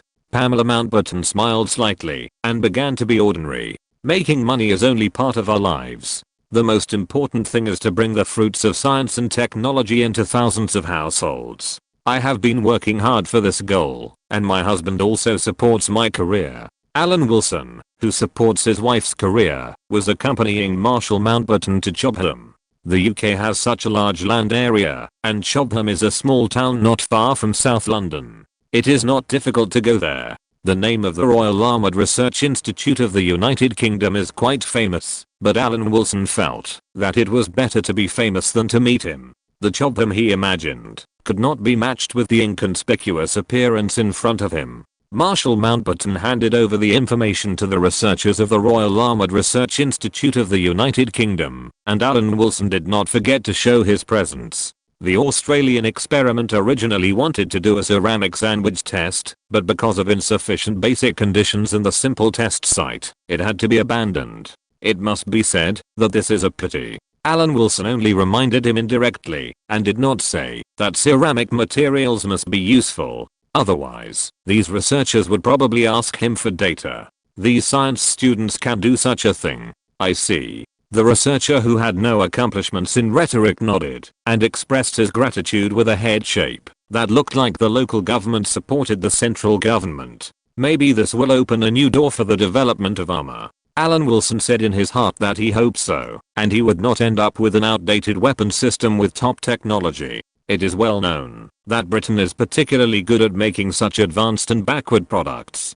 Chobham armor is only the earliest composite armor on the free world side. The first to apply it to tanks was the Soviet Union across the Iron Curtain. The Soviet Union's investment in composite armor was also due to the existence of the British Chieftain series tanks. Because of the development of the main gun, tanks also took a detour for a while. Various new ammunition such as chemical energy armor-piercing shells, hollow charge armor-piercing shells and armor-breaking shells developed rapidly. The penetration ability of 700 to 800 mm homogeneous steel armor eclipsed any armor. Therefore, many Western tanks basically gave up heavy armor protection, almost gave up armor protection, and turned to extremely high mobility as defense. A large number of fragile tanks are in the research and development sequence of various countries. The Chieftain was the only iron-headed baby in the free world at the same time. Except for the composite armor, the rest were all third-generation main battle tank standards, heavier in tonnage and more powerful in firepower than the Soviet Union's active tanks. The disadvantage of Soviet tanks in tonnage made the Soviet Union invest a lot of energy in composite armor and finally make a breakthrough, so as to avoid adding more water and more flour, and finally compete with the free world to see who has more Morse tanks, and maintain the concept of Soviet tanks using smaller weight to achieve the same combat effectiveness. The same is true for Britain. Once the composite armor is successful, there will be a certain reduction in tonnage, and the power of the Chieftain tank will be much more abundant, which can solve the heart disease of British tanks to a certain extent. Chobham composite armor may not come out so quickly, but isn't there data on external reactive armor? In the later Syrian civil war, the warring parties even hung stones on tanks, which was equally useful. Can you confuse the Soviet Union before the appearance of Chobham composite armor? It is estimated that it is difficult. The Soviet Union is an expert in tanks, and it may be able to confuse the United States. How to deal with a bunch of fragile tanks in hand? Of course, it is external reactive armor. When it is not hung, it maintains mobility. When it is hung, it can complete the tough battle. It doesn't have to be as extreme as British tanks. Fragile tanks still have spring. But I believe that other countries will realize that the route of the chieftain tank is correct, and the hollow bra is not desirable. If time does not allow, Marshal Mountbatten is also going to take his son-in-law to see the TSR to attack aircraft project. Alan Wilson is indeed very interested, but he can only say that he will watch it later. The Soviet cultural delegation will arrive in London soon. After that, I will go to Somalia to guide the independence. I'm still very busy at work. Pamela is also busy with business. If possible, Albert and Pamela may need the marshal to take care of them for a while. The most important thing is the last sentence. If the youngest son has not been weaned, he will end up like his older brother and sister. No problem, you two are busy. Marshal Mountbatten agreed happily, but he did not compare with his eldest daughter's family. The eldest daughter has nothing to do, and the eldest son-in-law is not so busy in the House of Lords. The youngest daughter's family is different. They are really busy. Things are really wonderful. Alan Wilson couldn't help but sigh on the way back to London. The main opponent of the TSR to attack aircraft in history was none other than Marshal Mountbatten, the #1 figure in the military. When the TSR to attack aircraft project was launched, the UK was shrinking rapidly, and the size of the British Army was also shrinking again and again. The Army, Navy, and Air Force were spitting at each other because of the stagnant military expenditure. Marshal Mountbatten couldn't even keep the Royal Navy, let alone the Air Force project. Of course, the abortion of the TSR to attack aircraft project was also caused by the United States. After the war, Britain had been mired in debt, and the United States had killed many British military projects with the help of the International Monetary Fund. In the final analysis, it was because of lack of money. The smaller and smaller colonies and the increasing pressure on military expenditure forced Britain to be frugal in any military project. On the eve of the Soviet delegation's visit, Whitehall had been paying attention to the movements of the United States, collecting as much intelligence as possible to find out the true thoughts of the United States. The basic principle is that if the United States expresses its position, it means that the United States is anxious, and if the United States does not express its position, it means that the United States is anxious. In fact, in private occasions, McCarthy changed his extremely conservative position, saying that Britain and the United States could talk well, and the real enemy was the Soviet Union. This statement was shocking. In fact, there is nothing strange about this. Alan Wilson's conspiracy theory masterpiece, The World's Unsolved Mysteries series, all the agency fees for the US market went into the pockets of the McCarthys. Considering the terrifying genuine supervision in the United States, this amount of money is not a small amount. Pamela Mountbatten succeeded and obtained the majority of Land Rover's shares. Alan Wilson couldn't help but joked, if it were in the United States, this good news would cause the stock market to soar. If it were the 21st century, it would be even more incredible. New energy vehicles would be the next big two-sky outlet, and any PTT car project would dare to go public to raise money. I spent another £15 million. Pamela Mountbatten said pitifully, I don't know when I can make it back.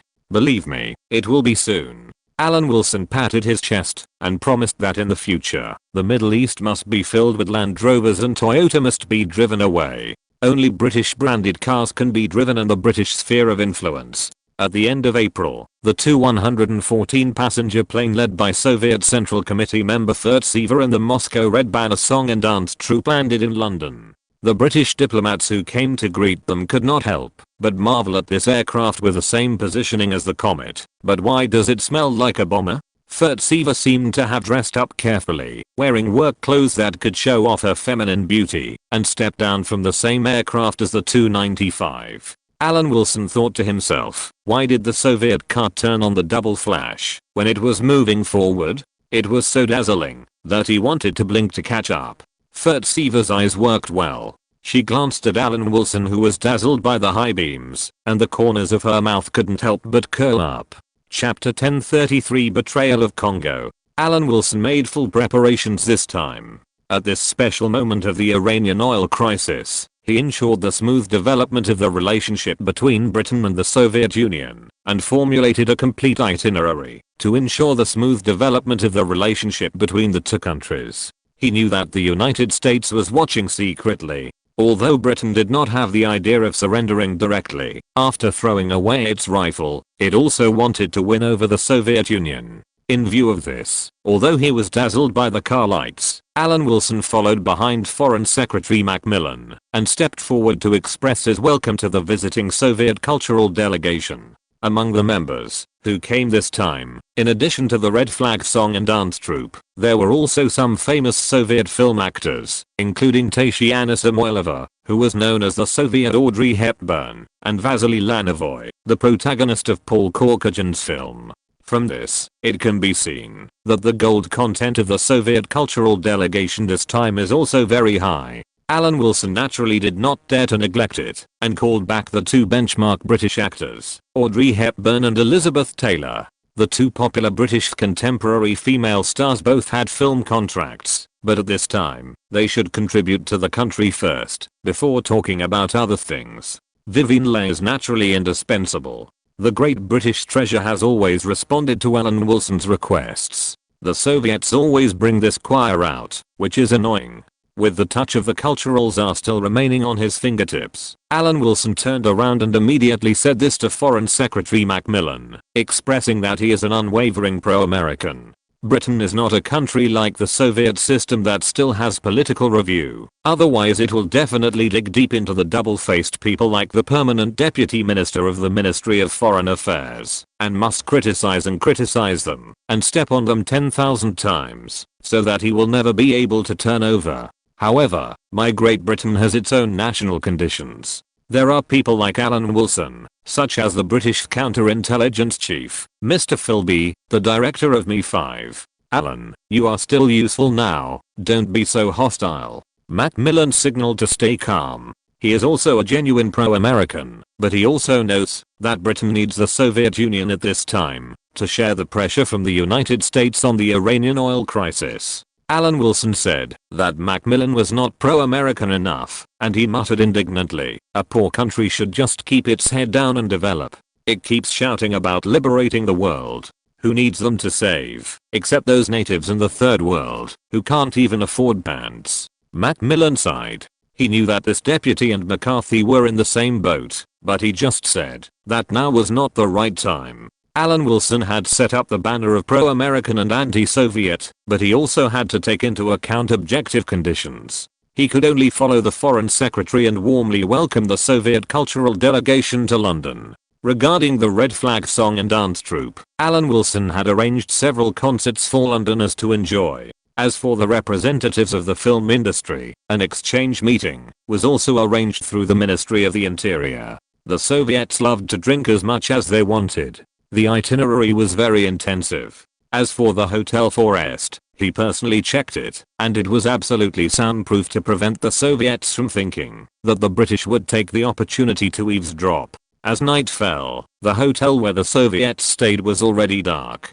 Alan Wilson was cleaning up the culprit who used the high beams during the day. He used his powerful hands to untie the restraints on the cultural czar and muttered that he would clean the lights for the cultural czar. The only cars that can use high beams that Alan Wilson has tested are the Dragoon sisters, the two Swedish actresses Greta Garbo and Ingrid Bergman, and the cultural czar in front of him. Fertseva hugged the man's head in front of her chest, narrowed her eyes, and a vague expression appeared on her face. The cultural czar was tired from the journey, and soon the two walked into the bathroom and enjoyed the car cleaning service of the British Foreign Office's permanent undersecretary. Finally, the kissing of the eel officially began. Alan Wilson is very experienced in dealing with women like MILFs. His experience can be written into a book, such as 2 or 3 things about AI's Aunt Tang and my mother. The autobiography in the UK is called A Generation of Wise Ministers AI Zongtang, and the one published in the colonies is called AI Zongtang, Enmity with Parents. The two people sitting together looked at each other. Furtsiva said in an exotic accent, "You are the most courageous man I have ever seen. You must know that I have more power than you. In a sense, Aiden does not have more power than me. I also admit that this is a fact. The national system is different. You are the most powerful woman in the world."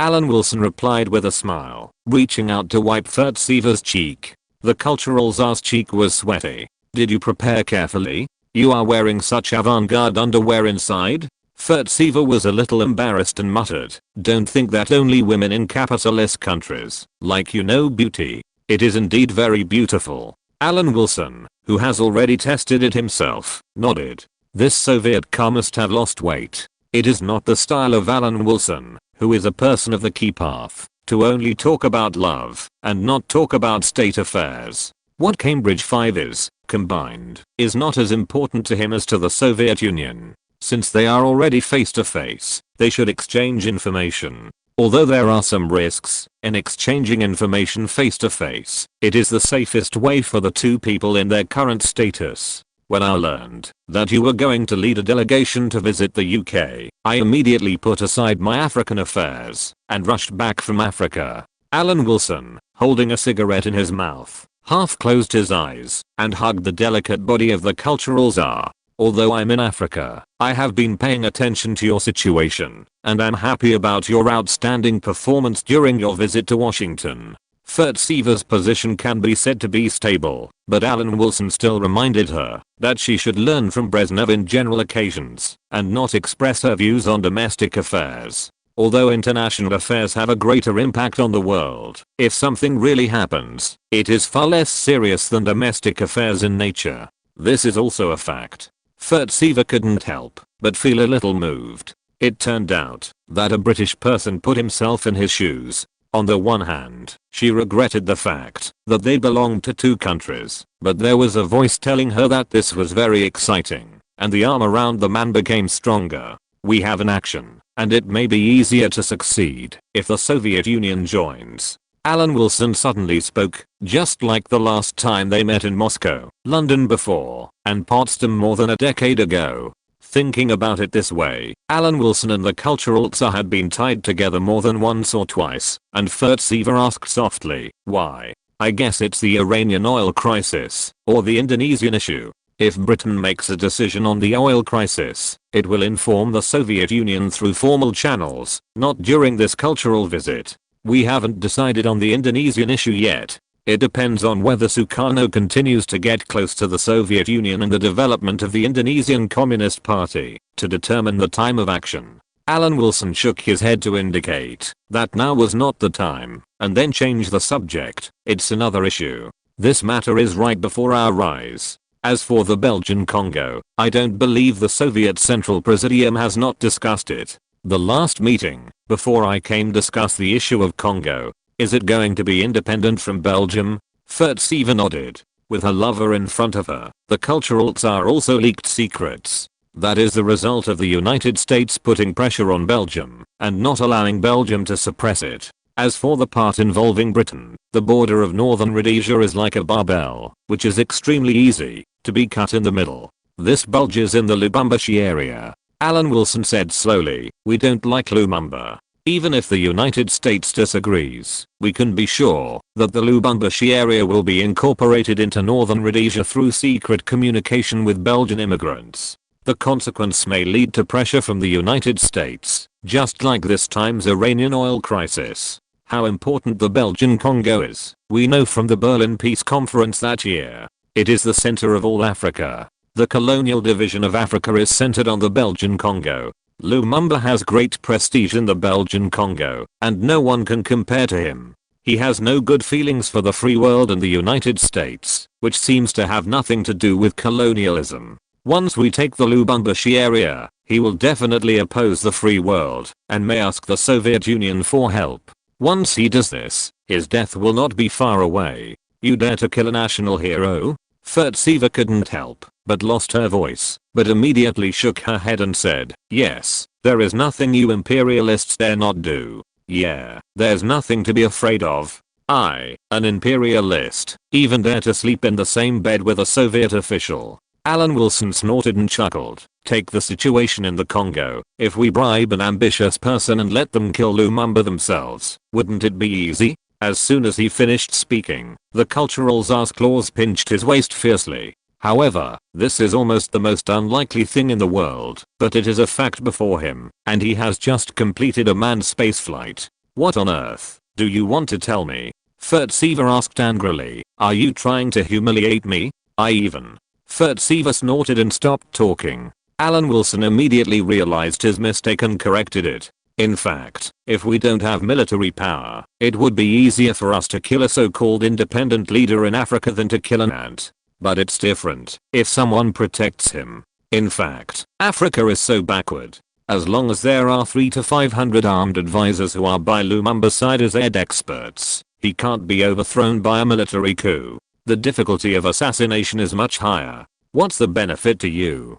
Furtsever asked suspiciously, ignoring the fact that the two had just had a good time. The benefit to Britain is the same as the benefit of Indonesia becoming a Soviet system country. Congo has become a pro-Soviet country. The United States has seen the consequences, so don't even think about using the means of coercion and inducement against Belgium for the second time. Alan Wilson said lazily, if there were no Soviet forces in the Azerbaijan region in northern Iran, Britain would have accepted the arbitration of the United States in the Iranian oil crisis. Isn't this a benefit? Chapter 1034 Americans are too naive. It's a beautiful idea. Furtsever was silent for a moment, as if she was judging the truth of her lover's words, and then she said, let's not talk about other places. The Strait of Malacca is such an important golden waterway. I don't believe that the United States is not interested. Even if the relationship between Britain and the United States is bad, it will not go to war, especially considering the existence of the Soviet Union. Alan Wilson shrugged and smiled. The main pressure comes from the economy. Fortunately, we have escaped the quagmire of World War II.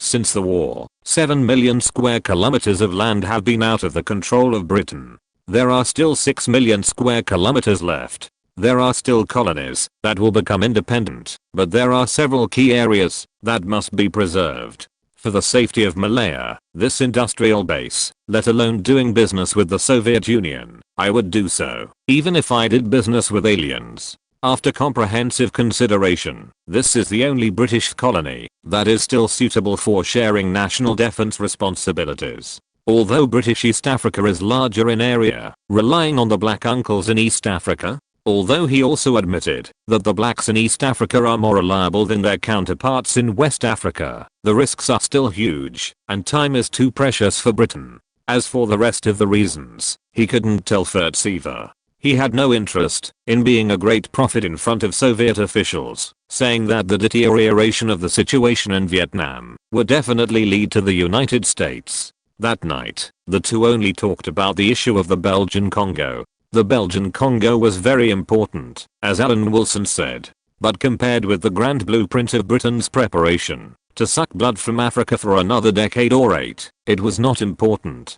The reason has been mentioned more than once. The situation of the Cold War is in a crisscross pattern, which is beneficial to colonial countries. Even if Lubumbashi is lost, the rich mineral resources of Congo will still increase the strength of the Soviet Union. But at the same time, the stability of Northern Rhodesia will also increase the strength of Britain. Northern Rhodesia is assured of loyalty to the Queen, and Southern Rhodesia, Botswana and other places will also develop in a direction that is beneficial to Britain. Whenever thinking of the ending of Britain and all its territories being completely lost, Alan Wilson firmly believes that no matter who he ally with, it will not be worse than history. Britain in later generations has already fallen to the bottom, and what he does now is to save it. Congo. Furtsever also muttered quietly. Even if the area south of Lubumbashi was lost, the remaining Congo was still the center of Africa with an area of more than 2 million square kilometers. If she really helped the Soviet Union get it, the Soviet Union's African strategy would be much easier to implement, and she would also benefit.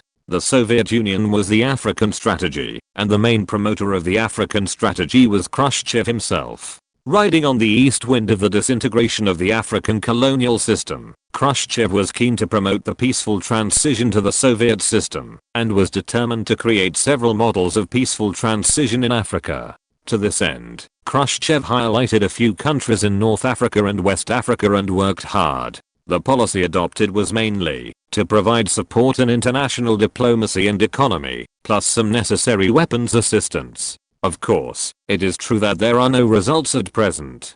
Khrushchev attaches the most importance to North Africa, but Britain and France cover each other to prevent the Soviet Union from taking advantage of loopholes. A lot of Soviet aid to Algeria was intercepted by the British Royal Navy's Mediterranean Fleet.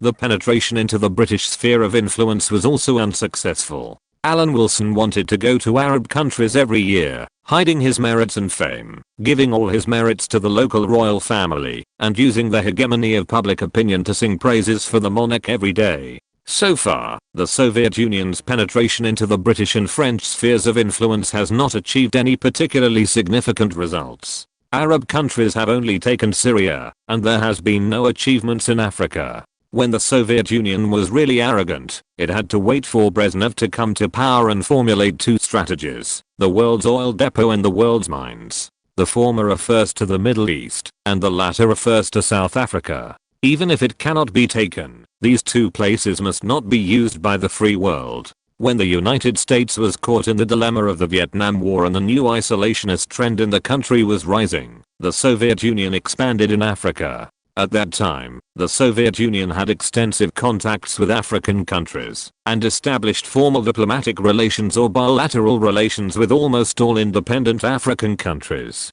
However, although Brezhnev made great progress in the Middle East during his time, he did not take Saudi Arabia, the largest oil depot. The two places with the richest mineral resources in Africa. South Africa has always been a member of the free world, and Congo has not made any progress in the end, because of missed opportunities. But now, Alan Wilson is willing to give Fertsever a big gift, one of the two major mines in Africa, which can be given to the Soviet Union, although not all, because there is still a part to be digested by Northern Rhodesia. Of course, if the Soviet Union successfully establishes its influence in Africa in the Belgian Congo, will South Africa also be taken down in the future Angolan war? This question is too far away, and Alan Wilson can't take care of it now. He can only try to preserve Britain's interests at this stage, and talk about the future later. Isn't diplomacy about adapting to circumstances? He can now secretly communicate with the Soviet Union. When the Soviet Union becomes aggressive, Britain and the United States can also show unparalleled unity. Britain has been doing this for the past 900 years. Ekaterina, you only need to remember one thing. Alan Wilson brought Fertsever back to her senses. When Lumumba asks for help, we don't like independent leaders. In your words, it's called neocolonialism. Colonies are only allowed to be independent in name. Leaders like Lumumba who want independence will definitely be suppressed, but they will not necessarily die. But as long as Lumumba asks the Soviet Union for help, his death will be near. Either the Soviet Union should ignore Lumumba's request for help and adopt a supportive attitude. Even if the armed personnel arrive in Kinshasa secretly, they must ensure Lumumba's safety. Otherwise, if Lumumba dies, Congo will fall into the hands of the United States. Sometimes our leaders are still too idealistic. Fertsever used the word idealistic to describe Khrushchev. She would never dare to say this in the Soviet Union, but she said this in front of a British man. You want a reason, right? Alan Wilson hesitated for a moment. The first place in Africa to make trouble was the British Gold Coast. Kwame Nkrumah's plane disappeared, right? I was the one who did it. Is this reason enough? Since Kwame Nkrumah could disappear, Lumumba could do the same. You did it? Fertsever's eyes were full of shock. The murderer was her man? Bah, what her man? She has a husband who is obviously an imperialist. Are you going to arrest me? Alan Wilson tilted his head and asked back. His confidence was a little low. Ekaterina, I have also helped you a lot. If the Congo thing succeeds this time, your position will be more stable. And I remind you that it would be best to have Brezhnev's support, but given his personality, he will only support you after you propose it. You must be the first to speak out. The heart of the cultural czar was touched. The person who cared about her the most in her life turned out to be a foreigner. When the man pressed her head down, she obediently put down the pride of the cultural czar. The Deputy Minister of Foreign Affairs, who looked ecstatic, held his head high. More than 2 million square kilometers of land, in exchange for the obedience of the cultural Tsar. The Soviet Union did not lose out. I'll come again tomorrow. Late at night, Furtsiva heard this sentence, after she put her coat on Alan Wilson. There is a saying that goes, if you want to escape from this sure field, you have to change your way of life. Alan Wilson finally remembered it. It was a line from a movie called Very Young, but it was very similar to the present Britain.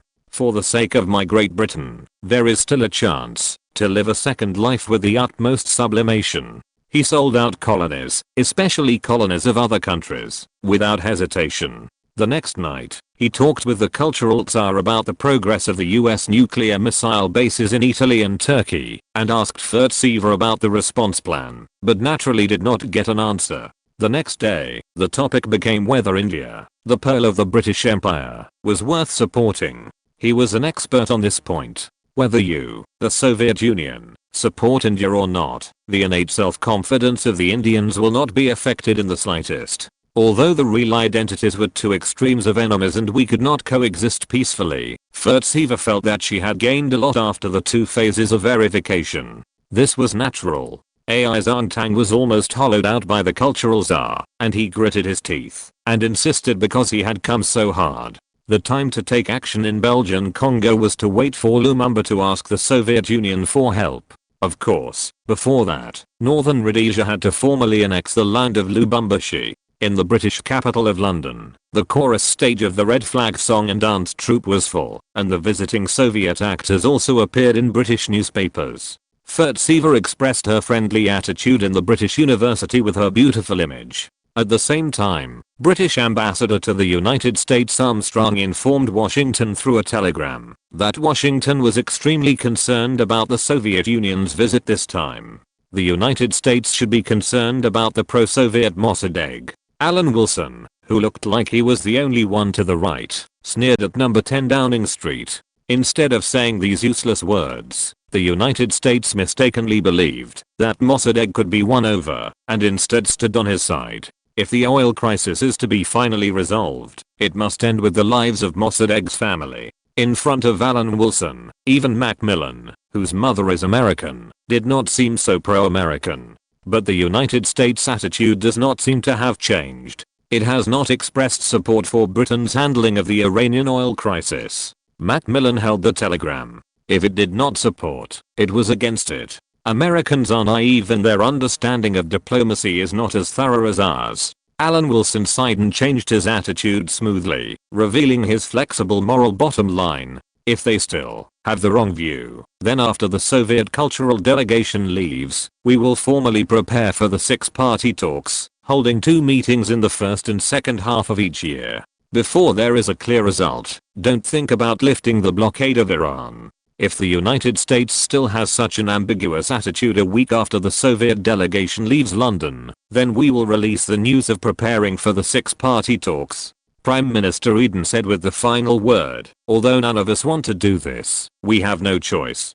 Chapter 1035 Everyone understands. If other countries were not involved, and India and Britain were only wooed together to bargain with the United States, even if Nehru felt good about himself, he would not dare to stand directly against the United States. But if Britain, France, the United States, the Soviet Union, Germany and India were replaced, as long as a hint was revealed, the Indians would squeeze in.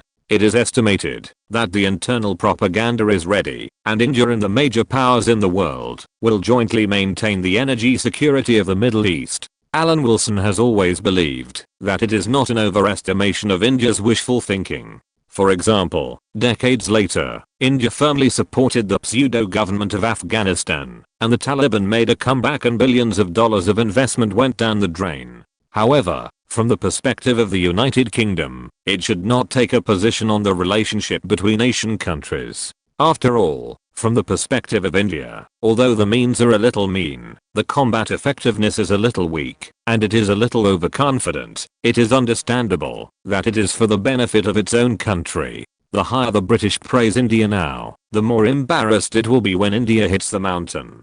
However, at least for 2 years, India's glamorous identity as the leader of the third world and the leader of the non-aligned movement can still be used. Speaking of the non-aligned movement, India is indeed qualified to join the six-party talks this time.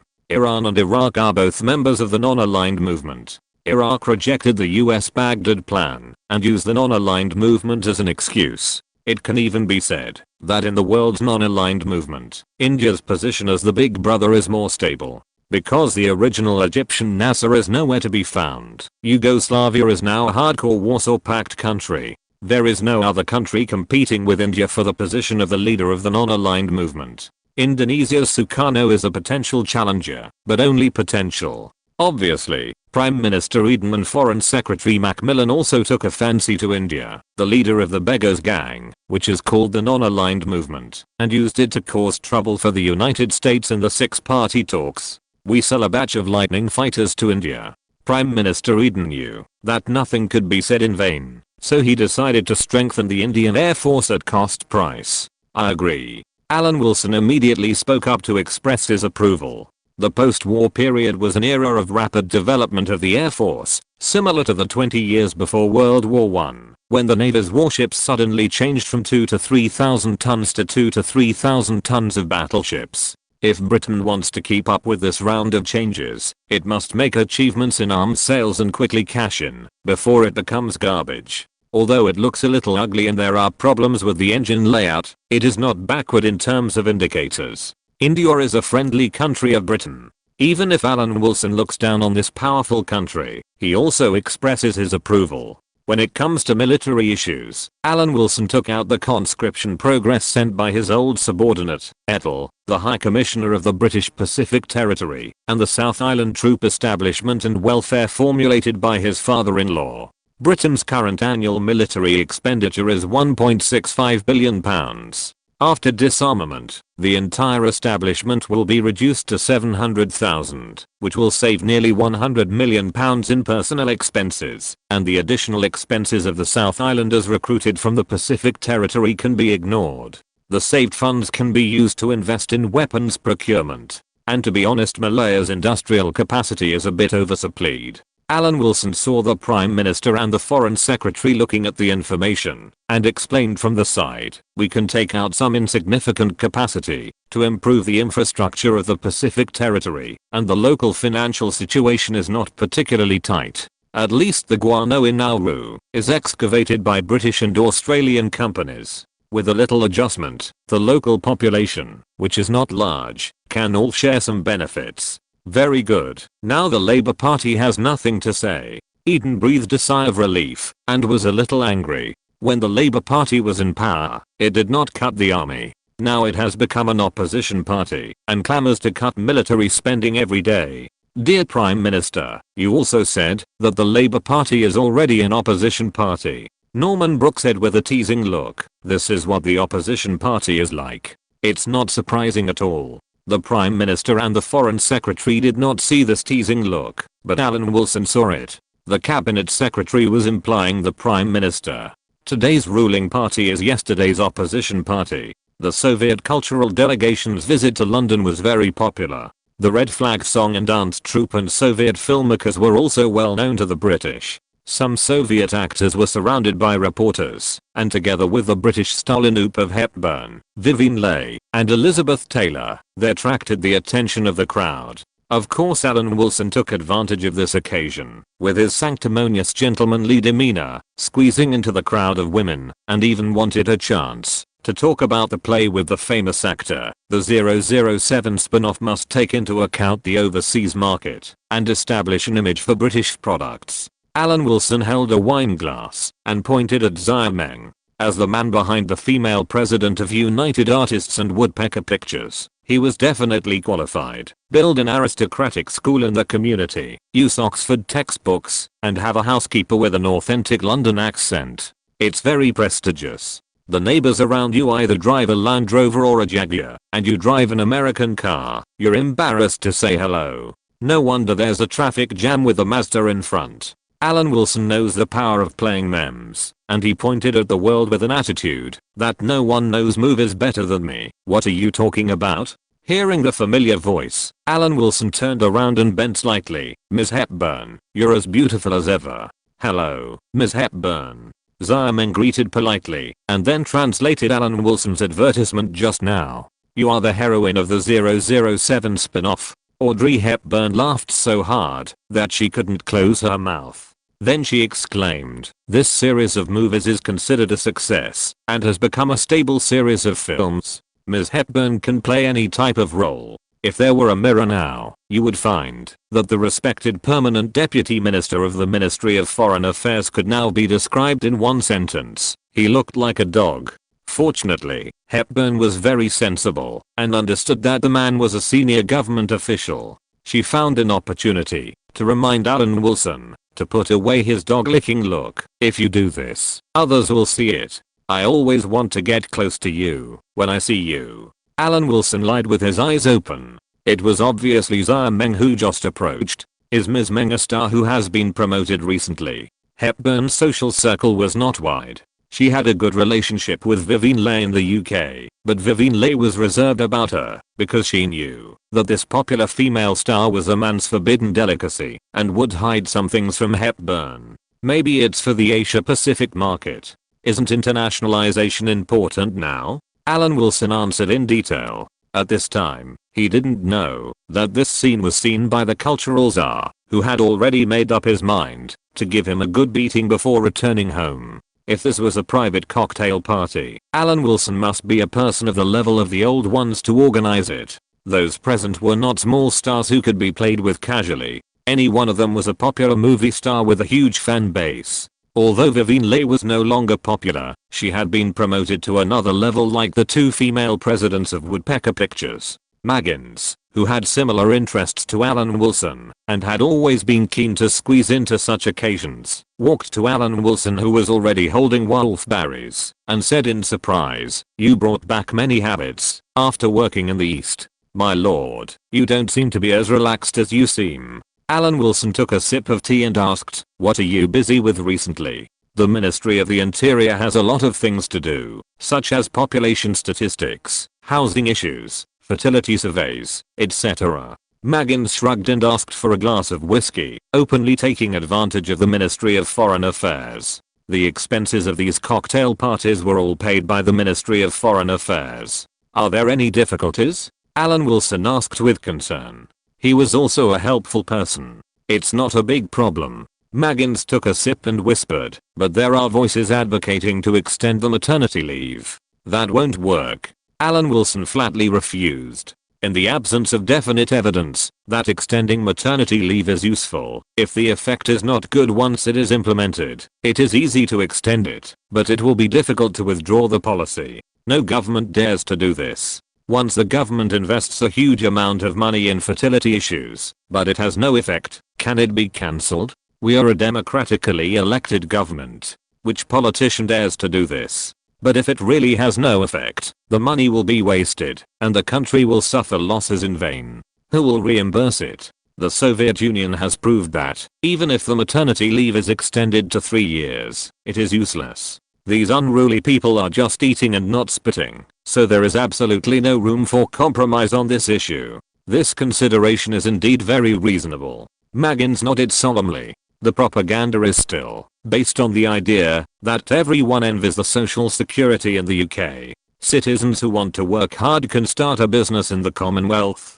Don't worry about the future of their children. That's right. Maggins's theory was instilled by Alan Wilson. You know, once the British troops stationed in Malaysia are on leave, many soldiers go to Thailand, creating many jobs for the local area. Is there anything special about Thailand? Maggins looked puzzled, not knowing what was going on. Nothing special. First of all, we must admit that no matter which ethnic group, there are some people with dark psychology. The Malayan Administrative Office has been keeping an eye on this aspect. Under the threat of expulsion from the military and cancellation of all welfare benefits, some soldiers like young girls, so they can't do this in Malaya. However, Malaya is very close to Thailand, and flights are relatively smooth.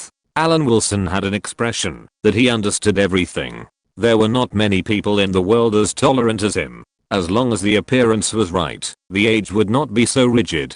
Even if some people like younger people, he couldn't do anything. If there was no Thailand, the crime problem of soldiers in Malaya would definitely be very serious. These are alternative benefits that cannot be expressed in words but do exist. Otherwise, Thailand has never been colonized. Where did so many Europeanized faces come from? Aren't they the accumulation of tourists who have come here for decades? Chapter 1036 Automotive Strategy. Alan Wilson himself has accumulated a huge amount of useless knowledge. Obviously, Maggins understood what he said and lowered his voice and said, "Is that what you mean? I really can't tell. Then what should we do? Use military discipline to keep suppressing the garrison? The British Army is not as bastards as the US Army, but the military will be dissatisfied if it is suppressed all the time. This kind of thing will not be useful by suppression.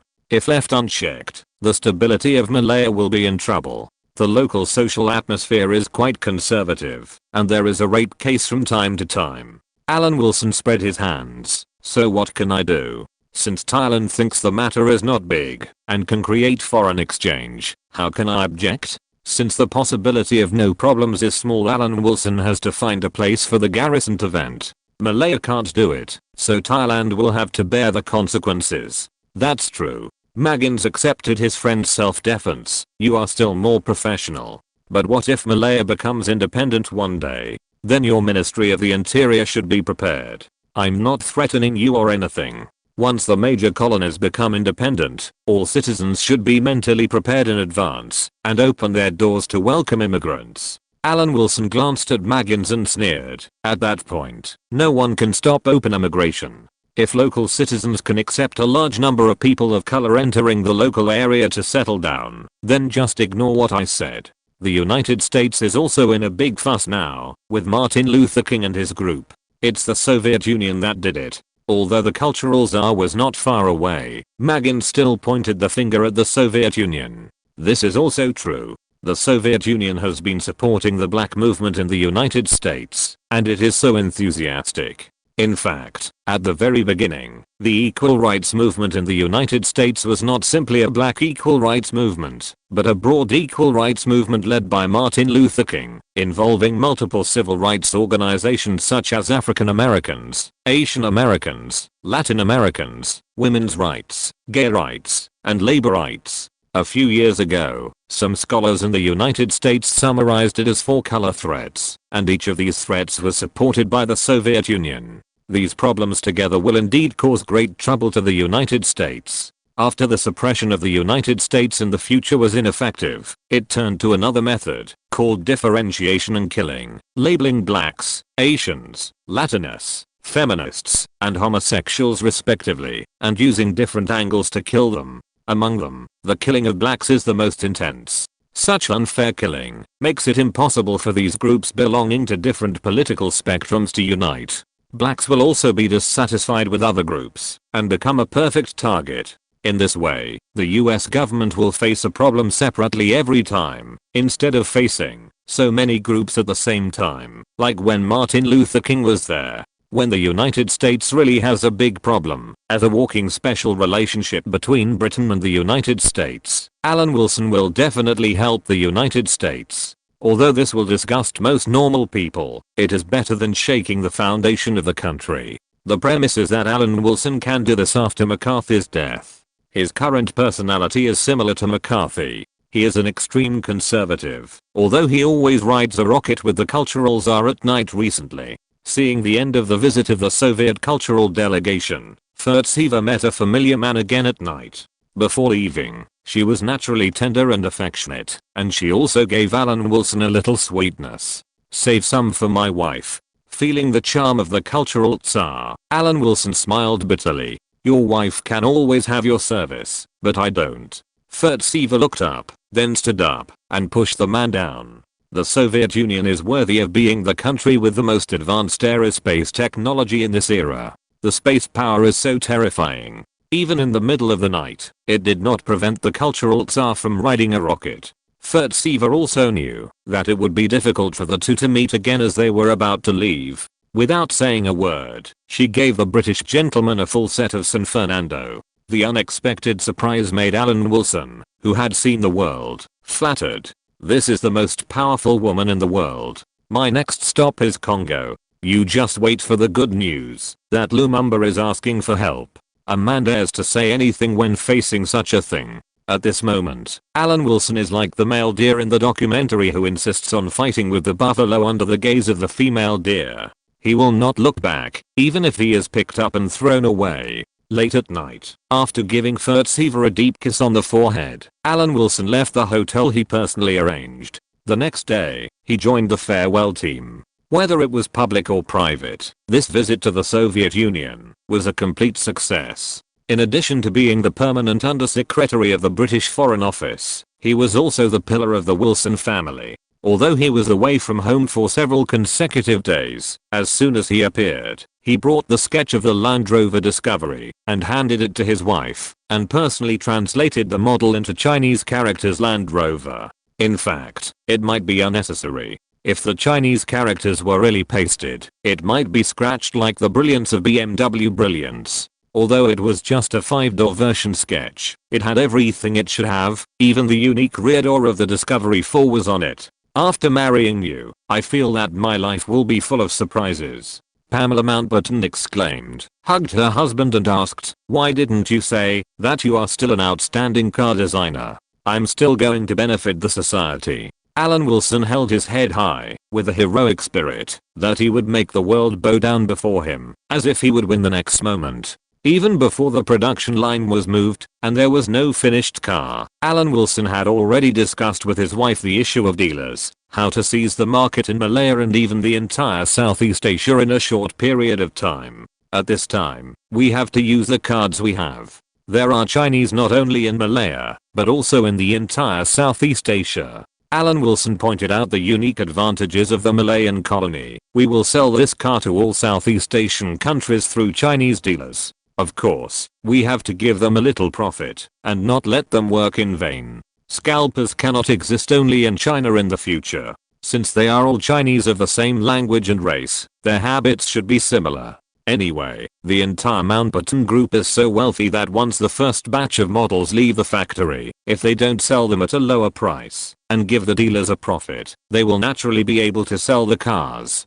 Don't disbelieve me, dear. Alan Wilson picked up Pamela Mountbatten and put her on his lap, analyzing the existing conditions one by one.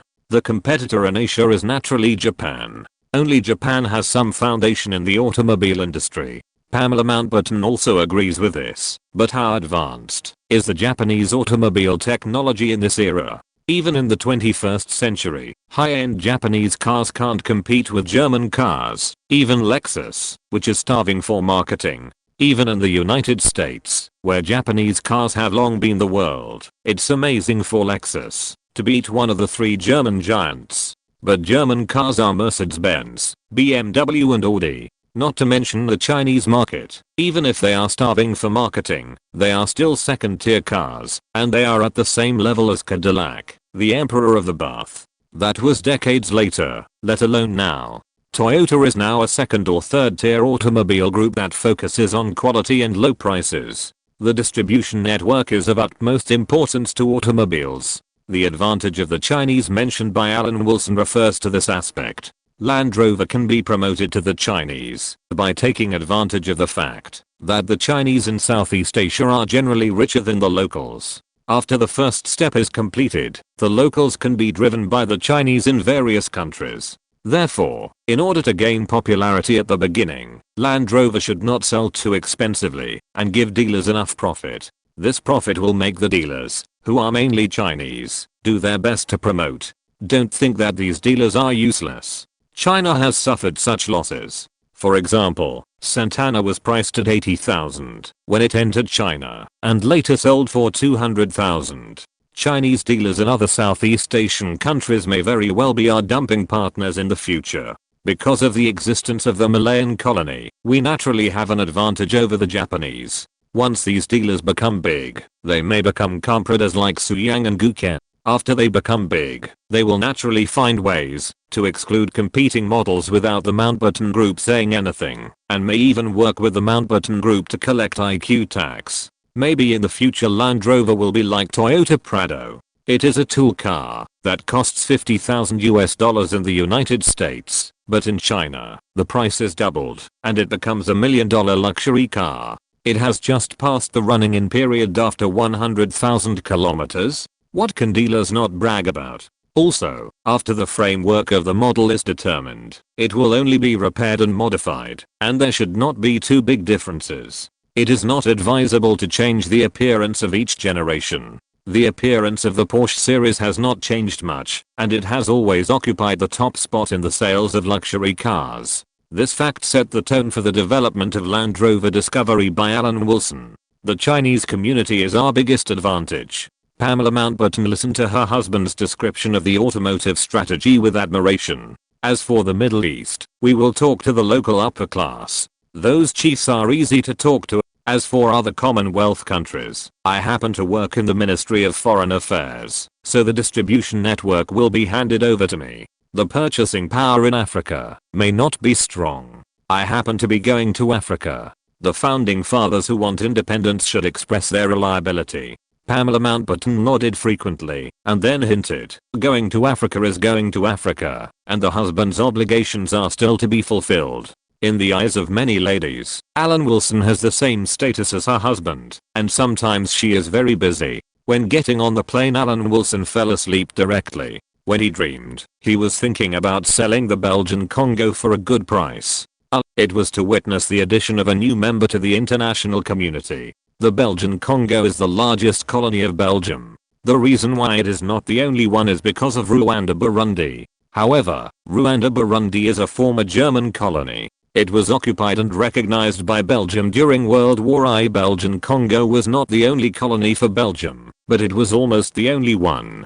With such an important colony to be independent, King Baudouin of Belgium also set off to the Belgian Congo to witness it and try to maintain the special relationship with the Belgian Congo. Belgian Congo was the center of Africa, and the United States attached great importance to it. However, just when Belgian Congo was about to be independent, Britain officially sent a diplomatic note inviting Germany, France, the Soviet Union, the United States, India, and Britain to start the six-party talks a few days after the Soviet cultural delegation left London and returned to Moscow, catching the United States off guard. What does it have to do with me? I have no idea. Alan Wilson had already anticipated that he might be asked by American officials in the Belgian Congo, and he started self-hypnosis directly after receiving the news from home.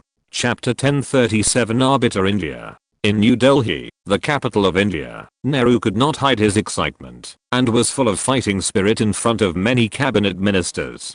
Britain, the United States, France, the Soviet Union and Germany are the major powers in the world. We must admit that in the current international situation, India can work with these countries to solve the Middle East issue. This is an affirmation of India. India should not escape from this and should shoulder its international responsibilities without hesitation. In Nehru's eyes, this is a more important international conference than the Geneva Peace Conference and the Bandung Conference that discussed North Korea and Vietnam a few years ago. The value is much higher. In addition to Germany, which was once the leader of the Axis powers, Britain, the United States, France and the Soviet Union were all major victorious countries in development. It is an honor to discuss issues that determine the fate of another country at the same negotiating table with these countries. Ministers of Nehru's government also nodded. Lal Bahadur Shastri immediately agreed, saying, India's statement is very important. Not only Britain needs us. The Soviet Union also has a good relationship with us. The current international environment is very favorable to India. Once the Iranian oil crisis is successfully resolved, India's image as a responsible major power will be further enhanced. Lal Bahadur Shastri is also a veteran of the Congress Party. He has experienced a long struggle and immediately expressed his support for the British initiative, believing that this is a good opportunity. Another important figure in the Congress Party, Moraji Ramchand Desai, was thinking. Unlike Shastri, Desai's political spectrum is more inclined to the deceased former Deputy Prime Minister and Home Minister Patel, and he belongs to the conservative faction in the Congress Party.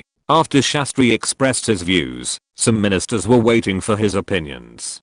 Finally, Desai nodded and said, the Middle East is the world's energy center, and it is of course very important to India. With India's large population and scarce oil resources, there is an opportunity to exert influence in the Middle East, and the opportunity should not be missed. I think so too. The two elders expressed their views one after another, which made Nehru very happy. He left his seat and walked around the conference room, saying as he walked through this conference, let the world see India's role. Now many places are walking out of the colonial system. The newly independent countries need India to lead them, so that they can have equal dialogue with the colonial powers. India cannot evade this responsibility. The world cannot be in a confrontation between two major military groups. It needs many peace-loving countries to unite to prevent the outbreak of World War again. There is no doubt that India should take the lead and become the third force to protect peace. Nehru also serves as the Minister of Foreign Affairs.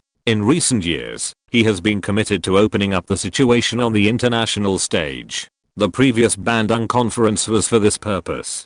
Once the six-party talks are successful, we will use this opportunity to convene the non-aligned conference to unite and become independent from the United States and the Soviet Union. Both Shastri and Desai were excited to hear Nehru say this. This was also the grand blueprint that the two wanted to realize. Only in this way could India stand upright among the nations of the world and become a powerful country. Since it had already obtained the support of various factions of the Congress Party, Nehru himself was the Minister of Foreign Affairs of India. He immediately responded positively to the British call on behalf of India and was willing to shoulder international responsibility for the Iranian oil crisis. India almost immediately responded positively to Britain, followed by France. After Charles de Gaulle came to power, the political situation in France was no longer in chaos and efficiency had improved. Britain hoped that France would hold back the United States, and France also hoped that Britain would hold back the United States. For this reason, the Charles de Gaulle government supported Britain's proposal. In the Kremlin, the power center of the Soviet capital Moscow, Khrushchev smiled with his true nature, not concealing his mentality of watching the imperialist dog-eat-dog fight, and then pretended to be a collective leader, to ask for the opinions of others. Furtseva had only been back for a few days. She said with a smile, in fact, we can see from the fact that Britain invited us to visit London, that in the face of American suppression, Britain wants to resist, but due to the gap in strength, it dares not confront face to face, so it came up with a way to complicate the problem. My previous visit to London was also done by Britain for the Americans to see. Otherwise, it should be Comrade Gromyko who visited, because he is the Minister of Foreign Affairs. Let's join in first, and then talk about it. As for whether we will take a neutral position, or stand on the side of Iran after the meeting, let's see whether the environment at that time is favorable to the Soviet Union. Shelepin said at this time, the triangle is stable. We must think about whether the Americans will take the opportunity to think that they can copy the old experience of squeezing out Britain and cause trouble for us once Britain is squeezed out of Iran by the United States. Shurik's idea is very important. Brezhnev still looked mature and steady. Imperialism has never known what humility is. When they are willing to sit down and talk, there must be no other way. Britain admits defeat, and it would be bad if the United States wishfully believes that the Soviet Union will also admit defeat. Comrade Gromyko, officially respond to the British side that the Soviet Union is willing to participate in this six-party talks with a fair and just attitude and do its part to resolve the Iranian oil crisis and avoid humanitarian disasters. The Soviet Union became the third country to respond to the British call. So far, the Soviet Union, France, Britain, and India have been willing to sit down and talk about the Iranian oil crisis. Among them are the leaders of the Third World, two important members of the Free World, and the leaders of the opposing camp. For a time, my Great Britain was extremely sublimated, and the glorious era returned. This operation caused an earthquake in the world's diplomatic field. Almost at the same time, British public opinion began to put pressure on Germany, implying Germany in various ways. If Germany does not participate, it's fine. Even if Germany, the defeated country, is removed, the number of major countries in the world will not decrease. In Kinshasa, the capital of Belgian Congo, Alan Wilson was walking in steps to listen to Ingram's report, including but not limited to who the American representative is, who the French representative is, and when the King of Belgium will arrive. Is there any unusual movement in the Gold Coast? Alan Wilson asked the subordinate. Now the Belgian Congo is about to become independent. Is there any unrest over there? Not yet. I've had good talks with many upper level people. Ingram replied immediately. The matter of the Windsor Castle Hotel has been settled. I don't know when Her Royal Highness will need to transfer the documents. Ma. How do I know Her Royal Highness's schedule? Alan Wilson paused and said, but for colonial matters, we should consider the feelings of the royal family more. Politicians sometimes like to mess around. Just tell the Gold Coast that, as long as the Nigerian Dominion becomes independent, the Gold Coast will automatically enter the independence schedule. We in the UK keep our word. In the Belgian colony, Alan Wilson was talking about the British colony. We recently discovered iron ore in northern Ghana. Ingram has been exploring internal potential in recent years. In simple terms, he has explored the resources for managing the colonies. This is the only thing he is concerned about at any time. At this time, he just reported to his immediate superior and waited for Alan Wilson's attitude. Oh, I don't mean anything else. The key is that we need a technically competent and financially strong group to do this. Alan Wilson said in a calm tone. Of course everything is bid under fair and just conditions. Of course it will be. Ingram solemnly stated that only the technically competent and financially strong Mountbatten Group could develop it. There is no other steel group in the UK that has this qualification. The Gold Coast is really a good place. If we hadn't done our best to benefit the local area, the Treasury would not have more than 4,000 tons of gold. The United States could have solved the Iranian oil crisis in 2 or 3 months. There would be no six-party talks. Alan Wilson chuckled. You have contributed to the stability of the Gold Coast. The life on the Gold Coast is second to none in Africa, which depends on the pillar industries of the past decade, gold and diamond mining. For Ghana, which has only more than 4 million people and many of them are not adult laborers, it is almost the standard for resource-rich countries. This is also the thinking that Ingram has instilled in the locals of the Gold Coast in recent years. It doesn't take much effort to control the population, and the people of the Gold Coast can live a much better life than other countries. The Gold Coast has the resources to afford the large-scale construction, even easier than Nigeria in West Africa. And with Britain's industrial strength, it is easy to take care of a colony with such a small population. Of course, the consequence is that not only the gold and diamonds were taken away by Britain, but the accumulated foreign exchange reserves of up to £350 million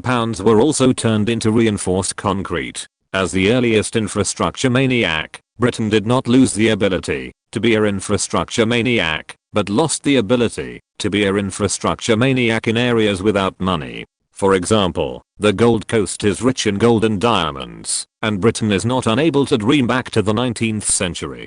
Killing Kwame Nkrumah, the bastard who didn't know how to raise a hand, Britain showed a little sincerity and could rely on the gold and diamonds that existed in the Gold Coast to establish a beacon of democracy in West Africa. The capital Accra is now a large city in West Africa with a population of more than 1 million, and the people of the Gold Coast only need to hand in the gold and diamonds they mined, and they don't even have to hand them in full. In fact, the upper class of the Gold Coast is so rich that my wife is preparing to set up a car sales network recently. What do you think about this? Alan Wilson raised his eyebrows and asked Ingram if it was against the rules. What is wrong with colonial affairs? Who doesn't come here to benefit the society? Ingram said that some military facilities could be handed over to the Mountbatten Group to be used as warehouses and sales points, which is also to contribute to improving the local economy. The two were chatting happily, and Alan Wilson's chief private secretary Wick came over and said, the person attending from the United States is Deputy Secretary of State Smith. It's this bastard again. Why is it him again? Alan Wilson looked impatient. Is there any good news? I wonder if a film team is scouting in Kinshasa. I heard that it is for the investigation of the new film. It is led by President Ingrid Bergman herself. Wick thought for a long time, wondering if this is good news. It's better than the news just now. Alan Wilson coughed softly. I should think about how to deal with this American. He will definitely ask me if I know about the six-party talks. If you're listening to this novel on a channel other than Fanfic World, it means they downloaded and uploaded it without effort. We cordially invite you to visit our channel, Mundo Fanfic Novelos. There you'll find the original version of this story and you can explore many other novels of various genres. We're waiting for you to immerse yourself in a world of incredible novels. Chapter 1038, Killing Two Birds with One Fish. At this point, Alan Wilson suddenly thought, must he meet this American Deputy Secretary of State? Who stipulated this? Wouldn't it be nice to hold the Swedish car and clean the headlights during this time? He was just a permanent deputy minister of the Ministry of Foreign Affairs. It was natural that he didn't know about these national affairs. As we all know, ministers and prime ministers were the ones who had the final say. Who was he? Did he have to explain to the Americans? It was just a way to create a way through various means that left the government with no choice. It was just that in this process, an interest group was inevitable. He chose to help his wife's family and the ladies of the same status as his wife develop. What African independence year? That was France's business. Britain's decision would depend on the outcome of the French-Algerian War. Only then would it make adjustments to its colonial policy. If France lost the war, Britain would let go of the colonies that were no longer suitable for direct rule a few years earlier, and if it won, it would let go a few years later. As for the transportation hub, it was a major interest, so don't even think about it. After figuring this out, Alan Wilson hid himself. Together with Ingrid Bergman, who came to the Belgian Congo to film, he could visit the magnificent mountains and rivers without leaving home. Help me make a movie about Nigeria's independence. Holding Ingrid Bergman, who was slightly taller than him, from behind, Alan Wilson couldn't help but sigh in his heart that the large displacement Volvo was indeed worthy of its reputation. Ingrid Bergman turned around and asked her man with a level look, "What specific requests do you have?" It mainly tells the game around independence. The protagonist is the current Nigerian governor Azikiwe, how he fights against us colonizers. Alan Wilson smiled coldly, ready to flatter the father of the country's upcoming independence. The core of the movie is actually nothing. That is, it is worthy of praise. To fight with Britain through political struggle, and to oppose Britain or even go to war is a dead end. It is indeed the case. Ingrid Bergman said with a blaming tone, but it is better than the last request. You can understand my painstaking efforts, which is really touching. Alan Wilson kissed the female president and pretended not to hear Ingrid Bergman's accusation that the movie would help racial harmony in the United States. As a senior Whitehall official, he saw nothing that could not be used for political purposes. However, as a member of the free world, what I do is universal value, and what the Soviet Union and other countries do is brainwashing. There is no special reason. The enemy should die, and living is a waste of the Earth's resources. Ingrid Bergman had to listen to the perverse theories of her man for a while. Backward nations should recognize a reality and not try to change the world. Don't even think about doing it. You should obediently accept your subordinate status under the leadership. You see, the Soviet Union is very annoying. They always want to make money while standing. How can that be possible? I listen to you. Ingrid Bergman is very obedient. Although she is considered strong among women, she still has a soft heart and is very obedient to men of the same status as her husband. Alan Wilson suddenly remembered that Nigeria in later generations is the world's #1 film production base, and it is comparable to Indian films in terms of quantity, leading the trend of the world. There is a reason for this, of course. The capital Lagos is the film center of Britain in Africa. The films produced are played throughout Africa, so Ingrid Bergman does not need to gather people and can directly use the equipment in Lagos. Just when he was about to say that he would shoot a film biography for every African father who would become independent in the future, Ingrid Bergman's new underwear fell off, and the high beams that were about to come out reminded him of the past at the London airport. Small things like movies can be discussed later, and the big things of the female president should be done first. Ingrid Bergman is obviously a person who pursues the quality of life. They flirted with each other for a while, until they entered a state of war ready to go, and then they devoted themselves to it wholeheartedly, so that they could enjoy themselves without causing physical burden.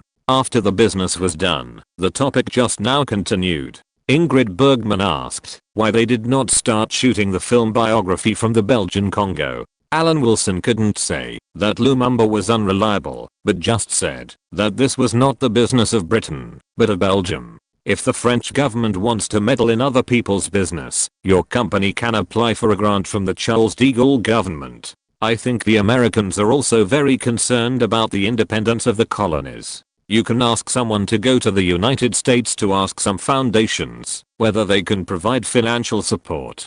After all, it is for the cause of the free world, so it is reasonable to pay some money. How could he forget the United States? This is all to show his father's love and introduce Ingrid Bergman to the opportunity to kill two birds with one stone, or even three birds with one stone. Otherwise, what will the film company do if it loses money? It is well known that political films have always been very risky. Nigeria is about to become independent, and Alan Wilson has a lot to do, such as the debt problem. Construction cannot be without money. It must be mortgaged before it can be borrowed for construction. Nigeria's collateral is the oil in the Gulf of Guinea. Then it involves the second problem, explicit debt and implicit debt, the latter of which is often higher.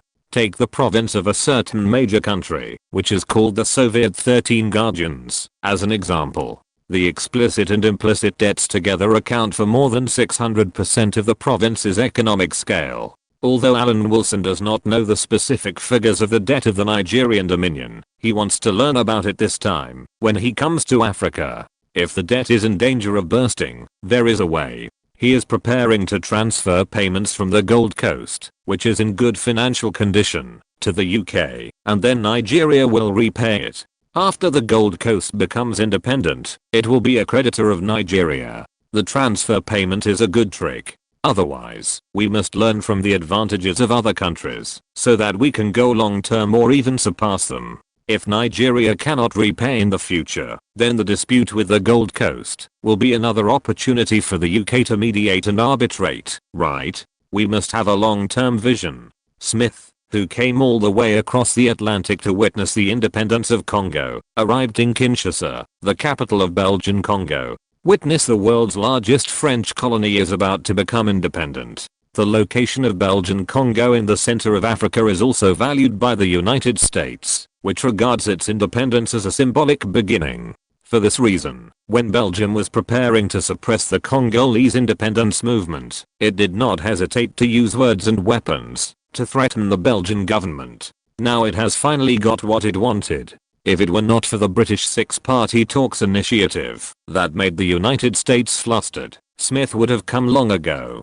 The successive statements of France, the Soviet Union and India in the past few days have made the United States quite passive. The root cause of the problem lies in the Soviet Union's statement. The Soviet Union has a strong influence in the Azerbaijanis gathering area in northern Iran. This is the situation that has evolved into today's deep-rooted situation after the Soviet Union developed for more than 10 years since the war. Originally, Washington believed that the Soviet Union would stand aside and watch the so-called imperialist infighting in their mouths. At that time, as long as the United States dealt with Britain, it could naturally turn around and expel the Soviet Union through King Pahlavi. But unexpectedly, the Soviet Union stood on the side of Britain and played the romance of the three kingdoms in Iran, which was beyond Washington's expectations. Smith has been discussing how to get out of this dilemma at the US State Department these days, and what attitude to take towards the four-nation initiative that already includes Britain, France, the Soviet Union and India. Even if Germany is involved, the United States is almost facing a bunch of countries on its own. The situation in Iran has never been so complicated. Because of this reason, Smith was delayed for a while, and now he came to Kinshasa in a hurry. After coming here, he wanted to talk to the diplomats from Britain and France on this occasion, but Alan Wilson had no time to deal with him. It was not because he was holding a grudge, nor was it because he was taking Ingrid Bergman on a rocket to the point where he had no time. Instead, he was discussing with Ingram the specific steps for transfer payments. In this way, the hard currency such as gold and diamonds exploited by Britain can be transferred to Nigeria, so that there will continue to be money to promote Nigeria's construction and continue to provide demand for British exports. Ingram seemed to have opened the door to a new world, with a very proud expression on his face. Sir Wilson, I didn't expect you to be an economist and have done some research on financial innovation. It's all for the benefit of society. Alan Wilson had a pretentious expression and did not reveal that in countries with the Soviet system, transfer payments were a normal phenomenon, which was completely different from the free world. In the later European Union, if Germany, which occupied the market, knew how to transfer payments, it would be able to calm down a lot of dissatisfaction with Germany. But then again, transfer payments are not in line with the spirit of the free world. Why do you have to do this if you can eat people without spitting out bones? Ingram, who had learned from it, stuffed a bunch of carbon element naturally formed by Mother Earth into his boss's pocket as tuition.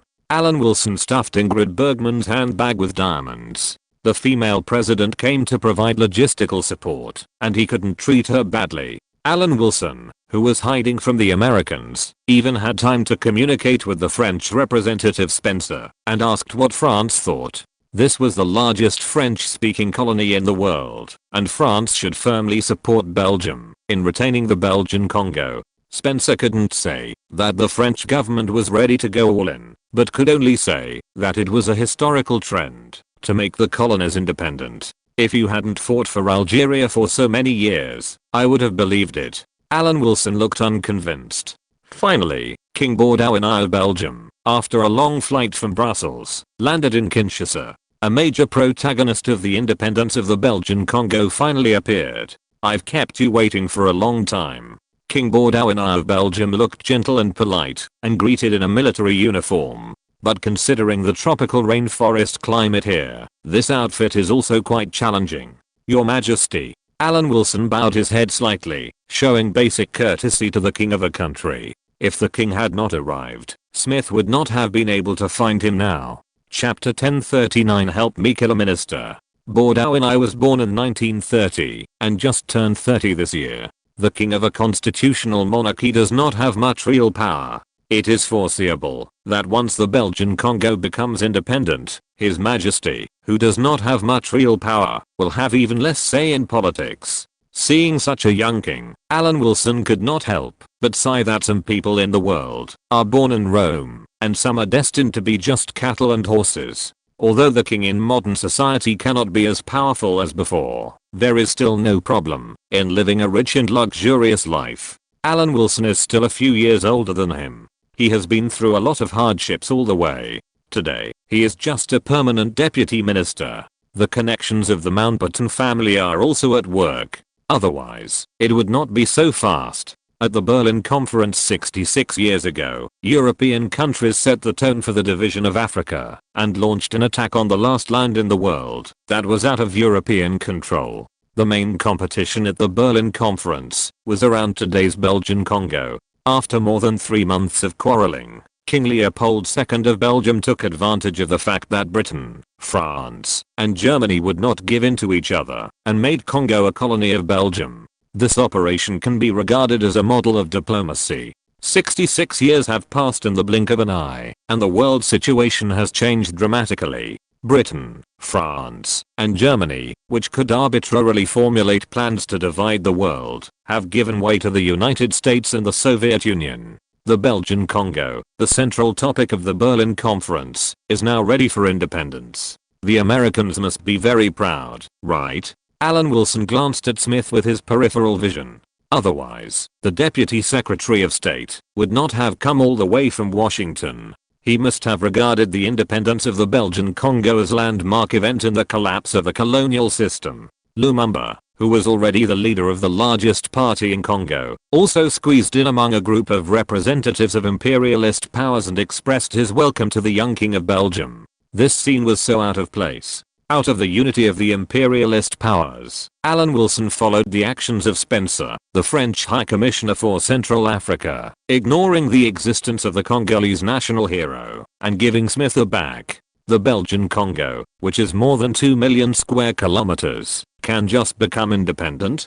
You French and Belgians speak the same language, so why don't you support Belgium's suppression? Alan Wilson, based on the close relationship between Britain and France for 900 years, sneered at Spencer. What about you, France? Stand up. Half of Africa is French territory, so which city in the world will speak the most French in a few decades? Paris? Not at all. It's Kinshasa, the capital of Congo. The Belgians didn't say anything, so what should we say? Spencer was helpless. France's own colonies were in a mess now, so how could they have time to reach out?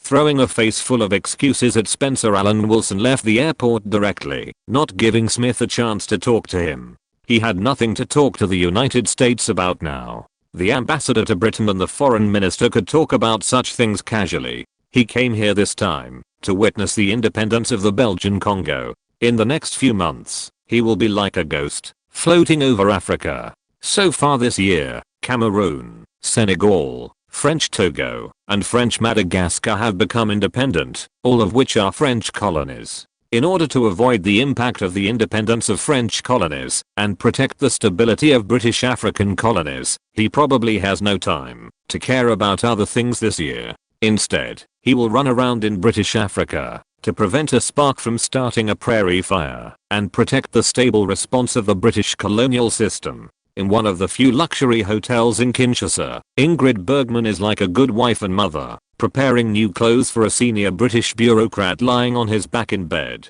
A lady of the same status as his wife is absolutely genuine. At this moment, the phone on the shelf suddenly rang. The female president, who was afraid of waking Alan Wilson, hurried to answer it. The men's shirt she was wearing fluttered because of this action, and the mysterious place was looming. Who are you? The person on the other side of the microphone was not surprised at all. Mrs. Ingrid?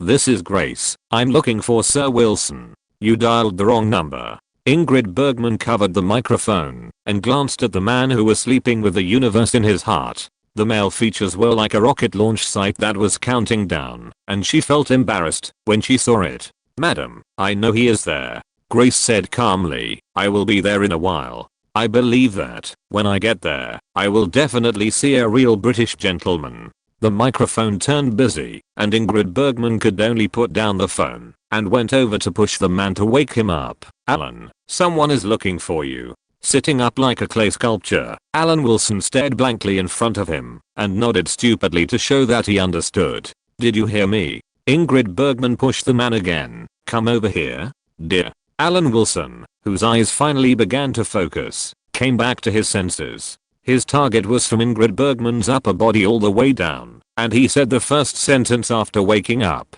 Don't you feel the cold wind? Put on your clothes and talk. Grace was a local snake in Africa, and she knew where he was. Others would not think about this, but Grace had met another female president, Hedy Lamarr, and she would definitely catch Sir Wilson. Alan Wilson was not very worried.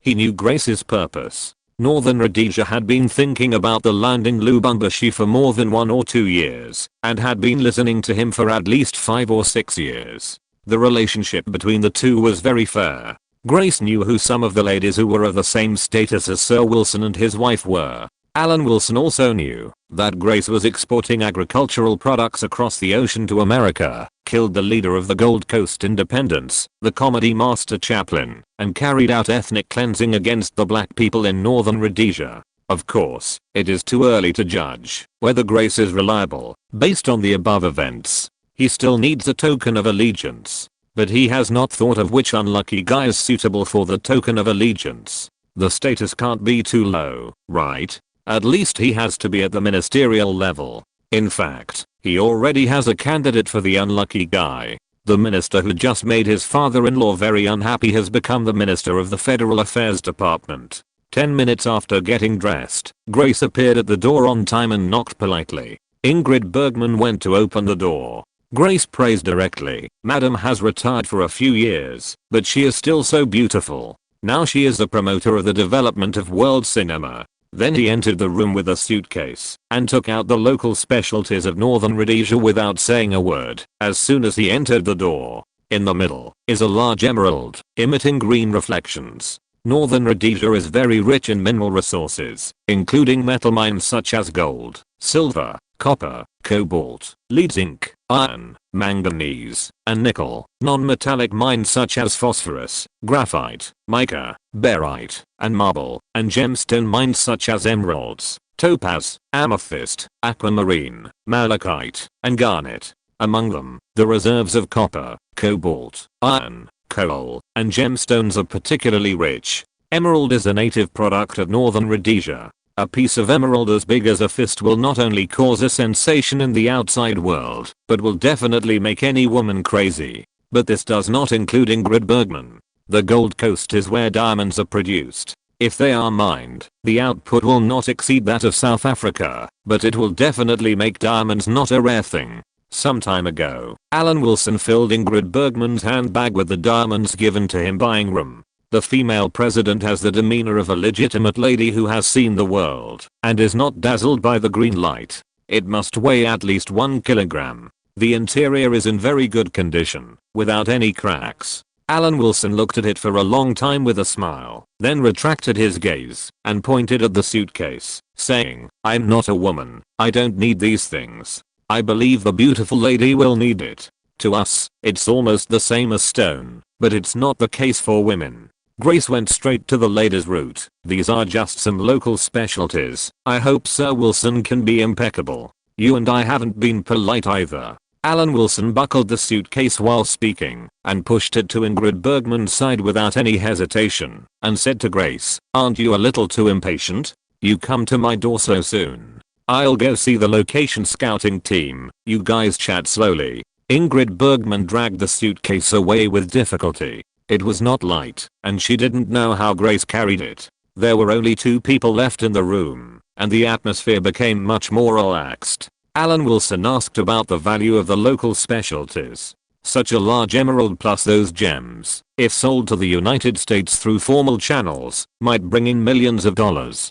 Compared with Lubumbashi, this is very cheap, Grace said with concern. "We can expand to the Lubumbashi area according to the mining contract of Northern Rhodesia, and the Mountbatten Group will also get huge benefits. Recently, a Windsor Castle hotel opened in the capital, and it is managed quite well, which is enough to prove Northern Rhodesia's loyalty to the royal family." Alan Wilson tapped the table. "If you can help me kill someone, you can basically be sure of your loyalty to Her Majesty the Queen. This person is annoying.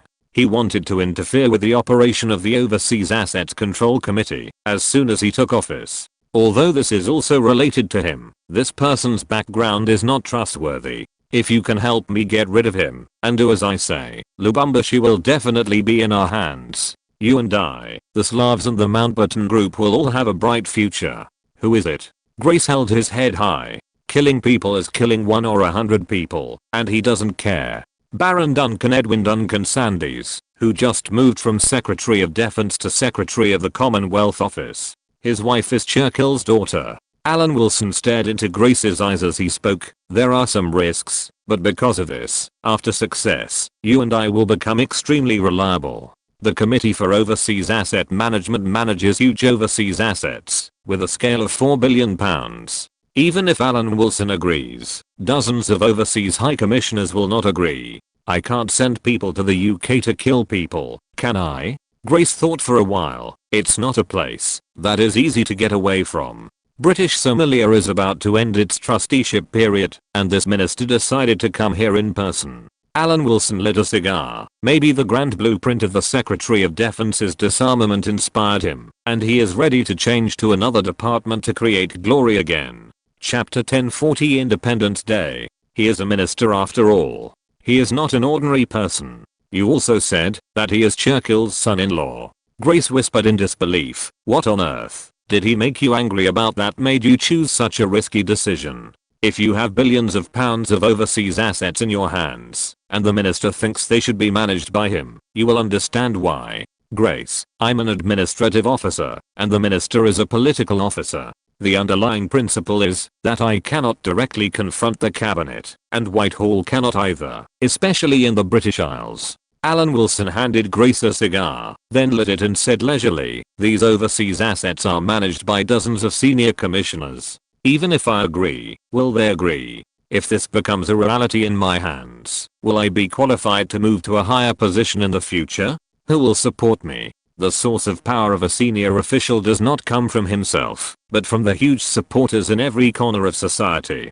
For me now, what can I accomplish without the support of these senior commissioners? Without them, I, the permanent secretary, am nothing. If something really happens, who should go, you or me? Why should Commissioner William of Northern Rhodesia listen to me? And why should Ingram of the Gold Coast follow my lead? What a complicated network of relationships. Grace took a deep puff of cigarette, puffing out smoke. If I help you deal with him, you can handle the Lubumbashi issue. I'll do my best. Alan Wilson held his head high and promised word by word. No problem. If he dares to go to British Somalia, I will let him see God. Grace put out her cigar and said expressionlessly, may our friendship continue to develop firmly. I think that after several murders and arson, our relationship will be strong. Alan Wilson narrated calmly, I use this method to bind the Chinese businessmen in the Malayan colony. The method is a little old, but it is very useful. Grace admired sincerely, if you want to talk about evil hearts, the officials are the evil ones. Although she said so, Grace also understood the reason why Alan Wilson did this. Billions of pounds of overseas assets, what an amazing wealth. If he were in Alan Wilson's position, he would also be tempted to kill at the sight of this number. With his mind racing, Grace had already selected a weapon in his mind and began to conspire with the culprit on this matter. Mi-6 is nominally under the jurisdiction of the Ministry of Foreign Affairs, and I'm also an indirect leader of Mi-6. Alan Wilson said calmly, my idea is to use a British sniper rifle and try to kill with one shot. Then you will lead the investigation? Grace frowned slightly and asked, what kind of results will you find? You will know when the time comes. Alan Wilson kept it a secret. Britain has just disarmed, and there are righteous people who left the army and are dissatisfied with the former defense minister's betrayal of the country. Isn't that very normal? The murderer will definitely not be caught, but this is not a problem for the outstanding agents of Mi-6. After a logical and meticulous investigation, although there is no convincing evidence, Mi-6 will definitely deduce that the murderer should be a retired soldier, but it just can't be caught. It is destined to become an unsolved case like Jack the Ripper. The Overseas Assets Control Committee was established by Alan Wilson himself. This department is like his child. Whenever he sees the assets under his jurisdiction grow, he feels a sense of accomplishment. A minister can think crookedly. It doesn't matter what the relationship between Field Marshal Mountbatten and Duncan is, or whether they know each other well. The disarmament of the Ministry of Defense is ultimately a national matter, but he can't be indifferent if the Minister of the Commonwealth Office wants to take the opportunity to intervene. I will ask the Somali High Commissioner to arrange an open car at that time. It will be convenient for your people to aim. Alan Wilson expressed his sincerity to cooperate. If Kennedy, who was running for president at this time, paid attention to international news and read the newspaper when things happened, he might be able to avoid the fate of being slashed. However, the arrogance of Americans should be in line with the truth that the greatest lesson of mankind is never to learn lessons. You stay here first and see how things develop. We can discuss it at any time. Alan Wilson didn't believe that Grace had to arrange an assassination plan in person. The two had to exchange opinions on how to operate this matter before and after the independence of Belgian Congo. The next leader of the Chetniks readily agreed. What was he doing here? Wasn't it for this purpose? For this reason, he also took on the private job of killing a cabinet minister. Even if Alan Wilson asked him to leave, he didn't want to leave now. Then wait for the Independence Day of Belgian Congo to come. Congo's independence is not the end. On the contrary, in Alan Wilson's eyes, it will be the beginning of Africa's entry into the next stage. Americans don't need to be proud. There will be a time when you will cry. If there is no problem with the time, Lumumba should ask the Soviet Union for help when the US election is in full swing. The tropical climate has a dissuading effect on Alan Wilson. It is normal for him to be out of sight day by day. After all, Ingrid Bergman came all the way here, and he has the obligation to accompany the female president, and he can also rub inside. Ingrid Bergman has always had a good test drive experience, and the two have a pair of twin daughters. After leaving Europe, Ms. Ingrid Bergman, the promoter of film development, is more open. You just accept these gems. When our daughter gets married, they may be useful. Alan Wilson has always been generous in this regard, just external things. I'm afraid you'll be investigated for this. Ingrid Bergman leaned on Alan Wilson's shoulder and whispered, and Isabella and Aishta don't need so much, they will be spoiled. My own children, this is nothing. Alan Wilson kissed the female president's cheek and whispered, it's a pity that I forgot to bring my camera this time. As soon as the voice fell, Ingrid Bergman pushed the British gentleman dissatisfiedly, I don't know who you learned this habit from. The capital of Belgian Congo was very lively on June 30th. In a few days, Congo's history will open a new page, and a new independent country will be born in the center of Africa. People came from all directions, looking forward to the end of Belgium's colonial rule over Congo. Everyone was excited, and their dark faces were baring their big white teeth, ready to celebrate this scene. The lively scene here was also faithfully recorded by the photography team brought by Ingrid Bergman, and will be shipped back to Europe for broadcast later. Alan Wilson, who had always avoided contact with Americans, glanced at the smiling American Undersecretary of State Smith, with a sneer on his lips, and chatted with Spencer, the French High Commissioner for Central Africa. Unfortunately, his repelling of people had no effect. Smith still came over, smiling as if he wanted to see how embarrassed the two old ones were in the updated world. Dear Undersecretary of State, we are talking about the six-party talks. Are you interested? Alan Wilson bared his white teeth and gave Smith a critical hit with a bright smile. After all, it is rare for a smile to gradually disappear, especially for an American official. On the Iranian issue, Britain seems to have a misunderstanding of the United States. There is no misunderstanding, Mr. Smith. You seem to have forgotten that I went to Washington in person to seek American support. It's a coincidence that you were the one who received me. It doesn't seem to be too long ago. You forgot so quickly? Alan Wilson shook his smug face. Where is the arrogance from a few months ago? Isn't it the question of whether the era of the British Empire has passed? It has become a misunderstanding now, but it was not a misunderstanding at that time. The appearance of King Baudouin of Belgium interrupted the mutual ridicule between the two. Under the protection of the Belgian guards, Baudouin officially stepped to the stage and delivered a speech congratulating Belgium's independence, expressing support for Congo's independence, and hoping that Congo would maintain good relations with Belgium after independence. Belgium will continue to care about Congo's development and provide help to the best of its ability.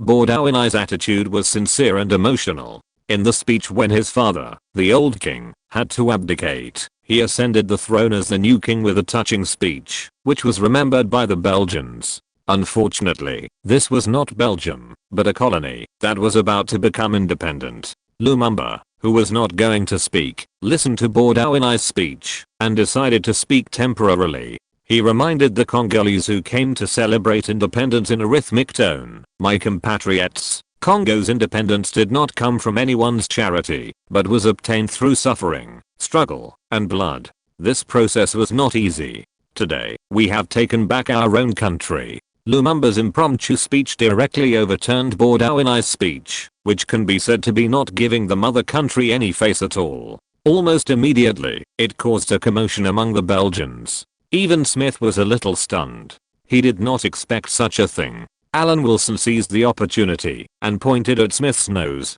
This is what you Americans want, right? Look at who you support. The so-called leader of the free world, who put all his strength on his allies and pretended to ignore the Soviet Union. I forgot that the United States couldn't even beat the second largest country in the opposing camp. It doesn't matter if he's a little stupid, the key is that he's obviously a fool and feels good about himself. Alan Wilson's expression was called happy. In a different occasion, he finally avenged Washington. Lumumba used his speech to accuse Belgium, while Alan Wilson pointed at the nose and scolded the US Deputy Secretary of State. The whole Independence Day almost became a farce. Chapter 1041 Wait and See. As the Deputy Secretary of State of the United States, Smith was respected wherever he went. He had never been scolded. He was spitted in the face by Alan Wilson.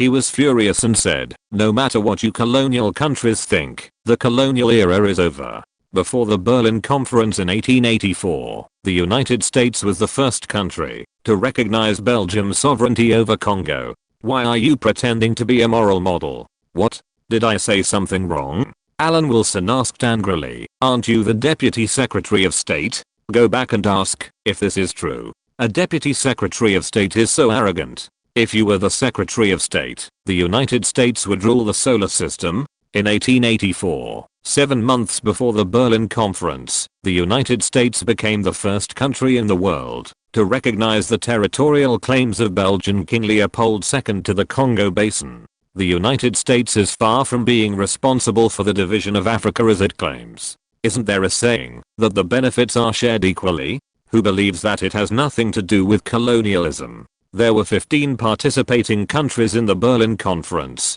Not all participating countries participated in the division of Africa, but it does not mean that other countries that did not divide Africa have no interests in Africa. The United States is a seemingly irrelevant beneficiary. Congo's natural resources are of great strategic significance. It was during the colonial period that the United States used uranium in Congo's mines to make the first batch of atomic bombs. Alan Wilson and Smith, representing Britain and the United States respectively, quarreled directly on Congo's Independence Day. However, this time did not last too long. After spitting saliva, Alan Wilson left directly, not giving Smith a chance to make use of the topic. He now wants to talk to Grace about the land south of Lubumbashi.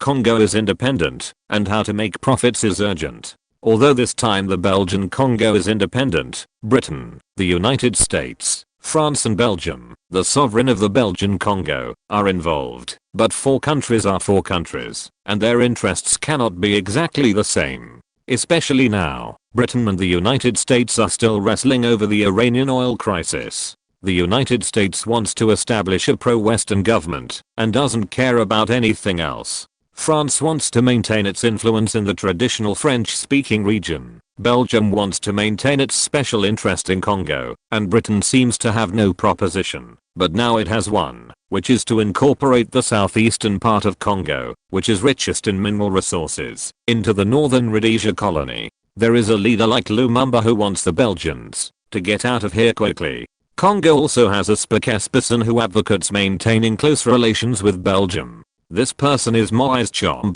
The Katanga province, which is richest in Congo resources, has a pro-Belgian leader Moise Tshombe. Today, there are 3 different political parties in Congo, and the government is formed by the coalition of various parties. There are mainly 3 forces. One is nationalist parties, such as the Abaco Party, National Movement Party, African Unity Party, African Solidarity Center, etc. The second is pro-Belgian parties, such as the Katanga Tribal Alliance Party, whose leader is Moise Tshombe. The third is the feudal forces in the 250 tribes. These parties have different testimonies and there are major differences in the state system. Lumumba, leader of the National Movement Party, advocated the establishment of a centralized state and remained neutral to the outside world. Kasavubu, leader of the Abaco Party, and others advocated the implementation of a federal system based on the autonomy of each province. Moise Tshombe advocated the establishment of the Belgian Congolese community. There is no doubt that Lumumba is the one with the most supporters, and the ideas of Moise Tshombe's supporters in Katanga province are also very simple. The local area is the richest in Congo's mineral resources, and they don't want the poor people in Kinshasa to take advantage of them. Kinshasa in the eyes of the locals is similar to Egypt in the eyes of Saudi Arabia in later generations. What is the cultural center of Arab countries and the first power in the Arab world? It's just that there is no money. Grace, who has always been greedy for Lubumbashi, followed Alan Wilson almost step by step. Belgian Congo is now independent, so it's time to fulfill the promise, right? Alan Wilson also wants to fulfill his promise immediately, but Grace should fulfill the promise first, not himself.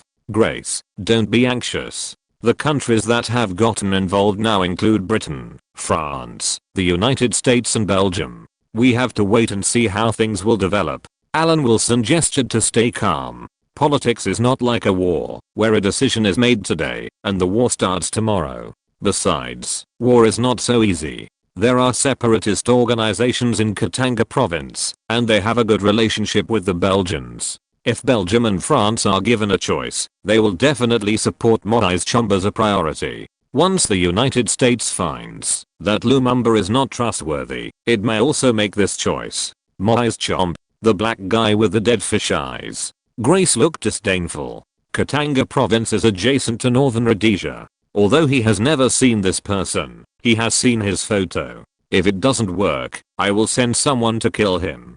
Hey, don't think it's so simple. There is a saying in the East, the mantis stalks the cicada, unaware of the aureole behind. Whether the situation after Congo's independence can be changed at this stage depends on this black guy with the dead fish eyes, an independent leader who works for the benefit of his own nation. Alan Wilson smiled indifferently and said, you have a chance, only if he makes trouble. Otherwise, if Lumumba really creates an independent Congo, can you send people to rob Katanga province? Even if you have experience in war, how many people do you have? There are 15 million people in Congo, and how many people do you have? 500,000 or 600,000? If Congo is not divided internally, how can you have a chance? So the timing of action is very important.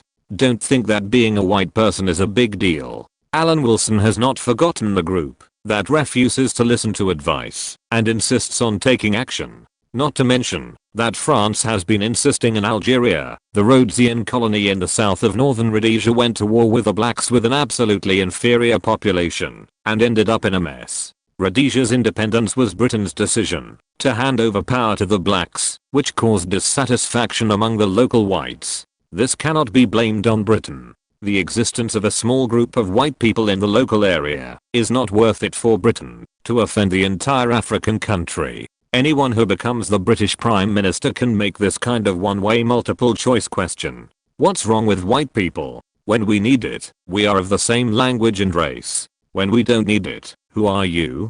British politicians have publicly stated on many occasions that Britain will hand over colonial power to a government composed of the majority of local residents, but no feasible plan has been formulated for the specific details of the transfer of power. As a result, the white ethnic group in southern Rhodesia was the first to express dissatisfaction, because although they are a minority, they control the local government, and the local black ethnic group has received an empty promise, but has not obtained any actual rights. In such a dispute, the white government represented by Ian Smith issued the unilateral Declaration of Independence, and declared independence from Britain. Once Katanga province and Lumumba's central government enter a state of hostility, your chance will come. Alan Wilson said thoughtfully, I estimate that a few months will be enough. Now there is only one problem. When it comes to the time to rob, do you have enough military force to do it? Also, don't expect to swallow Katanga province in one go. The area there is not much smaller than northern Rhodesia. Even if the population is not dense, it is estimated that it is far greater than your population. It's not 1945 now. All countries are busy repairing the sequelae of the war and have no time to focus on Africa. If you want to replicate the action of clearing out the blacks in northern Rhodesia, it's impossible. Alan Wilson's attitude is sincere. When he wants to help, he always really helps. He never does things that are not lip service. Because of this, his friends have a very good reputation for him, such as McCarthy. Since he decided to help Grace, Alan Wilson naturally put himself in her shoes to help, and there is no intention of perfunctory. The most important thing between people is trust. After a thorough analysis, Grace also deeply agreed. The trusteeship period in Somalia is about to end. I'm going there soon. I should be able to make it in time. Alan Wilson said something irrelevant to the situation in Congo. I will never let him leave Somalia alive. Leave everything to me. Grace patted her chest and made a solemn promise. The new Commonwealth Secretary of State will definitely not escape the fate of having his head split open. Alan Wilson nodded. After I finish the Somalia affairs, I will go directly to northern Rhodesia to help you. It's time to show trust between people. Ingrid Bergman was very considerate of Alan Wilson's yearning for freedom, although the consequence was that she had two lovely daughters. When it was time to hand over the shift, Hedy Lamarr was already waiting in Somalia, and Ingrid Bergman was very dedicated to ensuring logistics. The situation in Congo may change, and you should also prepare to leave immediately. After test driving the luxury car, Alan Wilson issued a travel warning to the female president. Before leaving, Alan Wilson did two more things. He vented his dissatisfaction with the United States through a telegram. The telegram expressed the idea of overthrowing the Lumumba government and hinted that it was being planned. The destination of this telegram was South Africa, and the person who received the telegram was Donald Maclean, one of the Cambridge Five. At the same time, he bought influential newspaper pages in the United States through the offshore center of British Newfoundland, touting the United States' efforts to support Lumumba's escape from colonialism. The crimes of Belgium's colonization of Congo must be reported, such as cutting off hands, to develop Belgium and the Belgian human zoo. It is really cruel. Britain is far from being ranked among the colonial countries. Only a small country like Belgium, which has become rich, can be called a colonial benchmark. Just 2 years ago, in 1958, the World Expo in Brussels, Belgium, and the world's last human zoo was exhibited at this expo. The moment when tourists fed the animals in their eyes was recorded by photographers, which caused a huge sensation at the time. Chapter 1042, The Minister Who Cares Too Much. The reason for doing so was to give the United States a sense of moral superiority, thinking that it was right to force Belgium to give up suppressing Congo before Lumumba's true nature was exposed. That is, before he was not close to the West, the United States was put on the moral fire. It is impossible for the American public opinion to overthrow Lumumba, just as the Congolese independence was enthusiastically celebrated. Lumumba is a national hero, and then come back and overthrow Lumumba, right? Even if it is really done, public opinion must be reversed first. Doesn't this take time?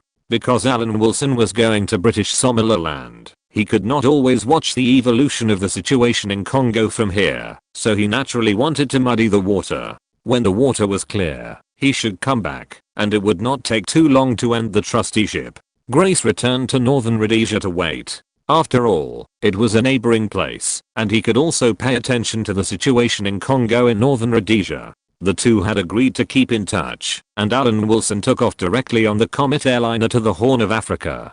The Horn of Africa, sometimes according to its geographical location, is also called Northeast Africa. The Horn of Africa is located in the northeast of Africa. It is a peninsula in East Africa. It is on the south bank of the Gulf of Aden, and extends hundreds of kilometers eastward into the Arabian Sea. It is the easternmost region of the African continent. Cape Hafen, the easternmost point of the African continent, is also located in this region. In theory, it is a place that must be fought for by military strategists. Why do I say in theory? Because Alan Wilson is not very interested in the term place that must be fought for by military strategists. In theory, all lands can become places that must be fought for by military strategists, but in fact, many places that must be fought for by military strategists are just called under existing conditions. For example, the General Central Dynasty needs to go through the Hexi Corridor to use troops in the northwest, and the Hexi Corridor is a place that must be fought for by military strategists.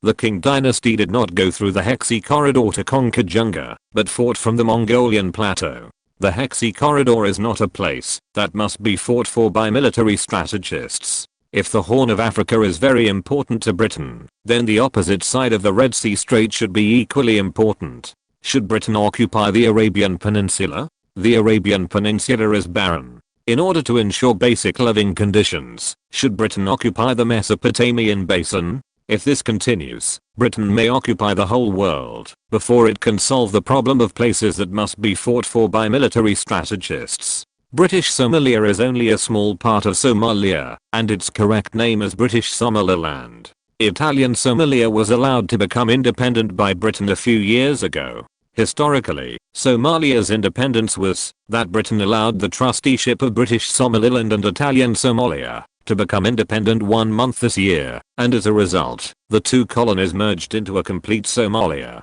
The biggest change that Alan Wilson brought to Whitehall was that it was better to divide the colonies than to merge them. The partition of India and Pakistan proved that it was better for India to be hostile to Pakistan than for the entire British India to be completely independent and bully neighboring countries. Killing each other was India and Pakistan's own problem, and did not affect the security of other countries. Under this change, the British East African Federation, which had never appeared, was not even mentioned, and the merged British East African Federation was also prevented from appearing, and the Somali Republic naturally had no idea of merging.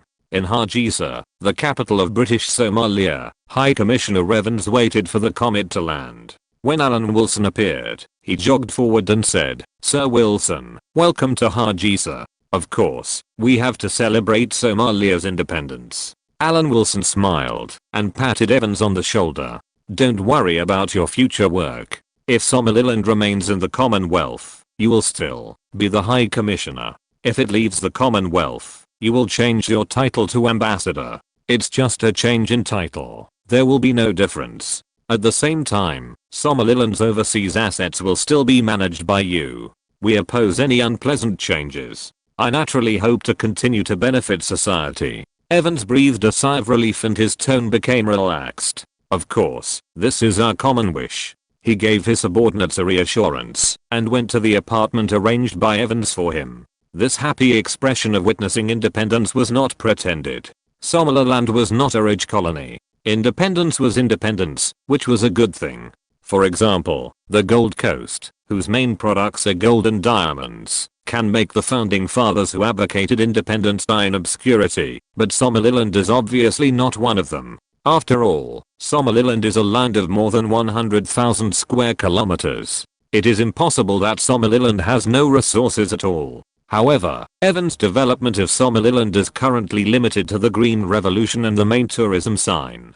Among the British colonies, Somaliland really has no particularly important value except for the empty words that it is a must-go place for military strategists. It was kept in hand for so long, just to distinguish it from the already independent Somalia, to keep the gap, so that the two colonies would not merge after independence. Half an hour later, Evans left, and Ms. Hedy Lamer, who was rushing to Hargeisa to take over the logistics, was already sitting in the man's arms. "Do you think you are an emperor? Even emperors don't enjoy themselves as much as you do. In such a desolate place, you still need someone to accompany you. I wouldn't even want to be an emperor if I had a lady like you to accompany me." Alan Wilson laughed. His beautiful fantasy of the emperor disappeared without a trace after seeing the daily schedule of the king emperor. It was worthy of being the peak of centralization. I wonder if the emperors of earlier dynasties would be like human beings, but the king emperors were no longer like human beings. So happy. Hedy Lamer was a little surprised. Wasn't this man a staunch supporter of colonialism?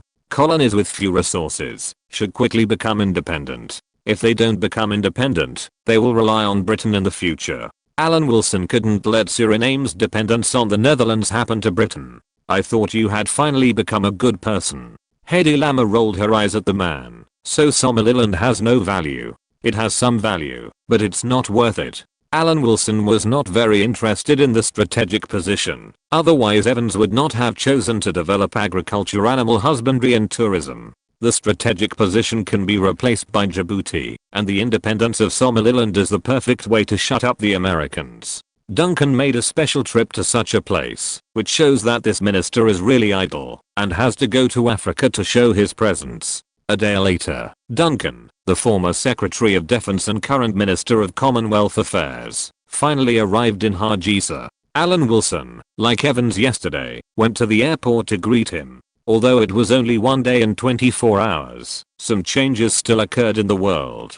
American public opinion was very enthusiastic about the independence of Congo. At the same time, a batch of photos of hand cutting during the Belgian colonial period and photos of the human zoo where Belgians treated Congolese people as animals were released at the Belgian World Expo 2 years ago. This shows that the United States firmly supports the independence of Belgian Congo, which is a good thing that is very beneficial to all mankind. Such reports have inspired Americans' sense of moral superiority. The title of the Beacon of Humanity is determined. This was done by Alan Wilson through Newfoundland, and the effect was very good, but it was not without side effects. For example, since it is right to support the independence of Congo, the United States should also stand on the weak side when Britain bullies Iran. It is conceivable that with the support of such public opinion, the United States may be more confident to support Iran, to force Britain to submit.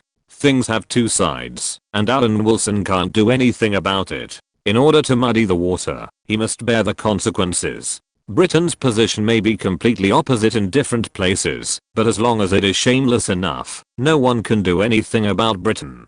People who engage in politics should not have shame, just like the Commonwealth Secretary who is getting off the plane in front of him. Alan, Dickie is very happy to have such a son-in-law.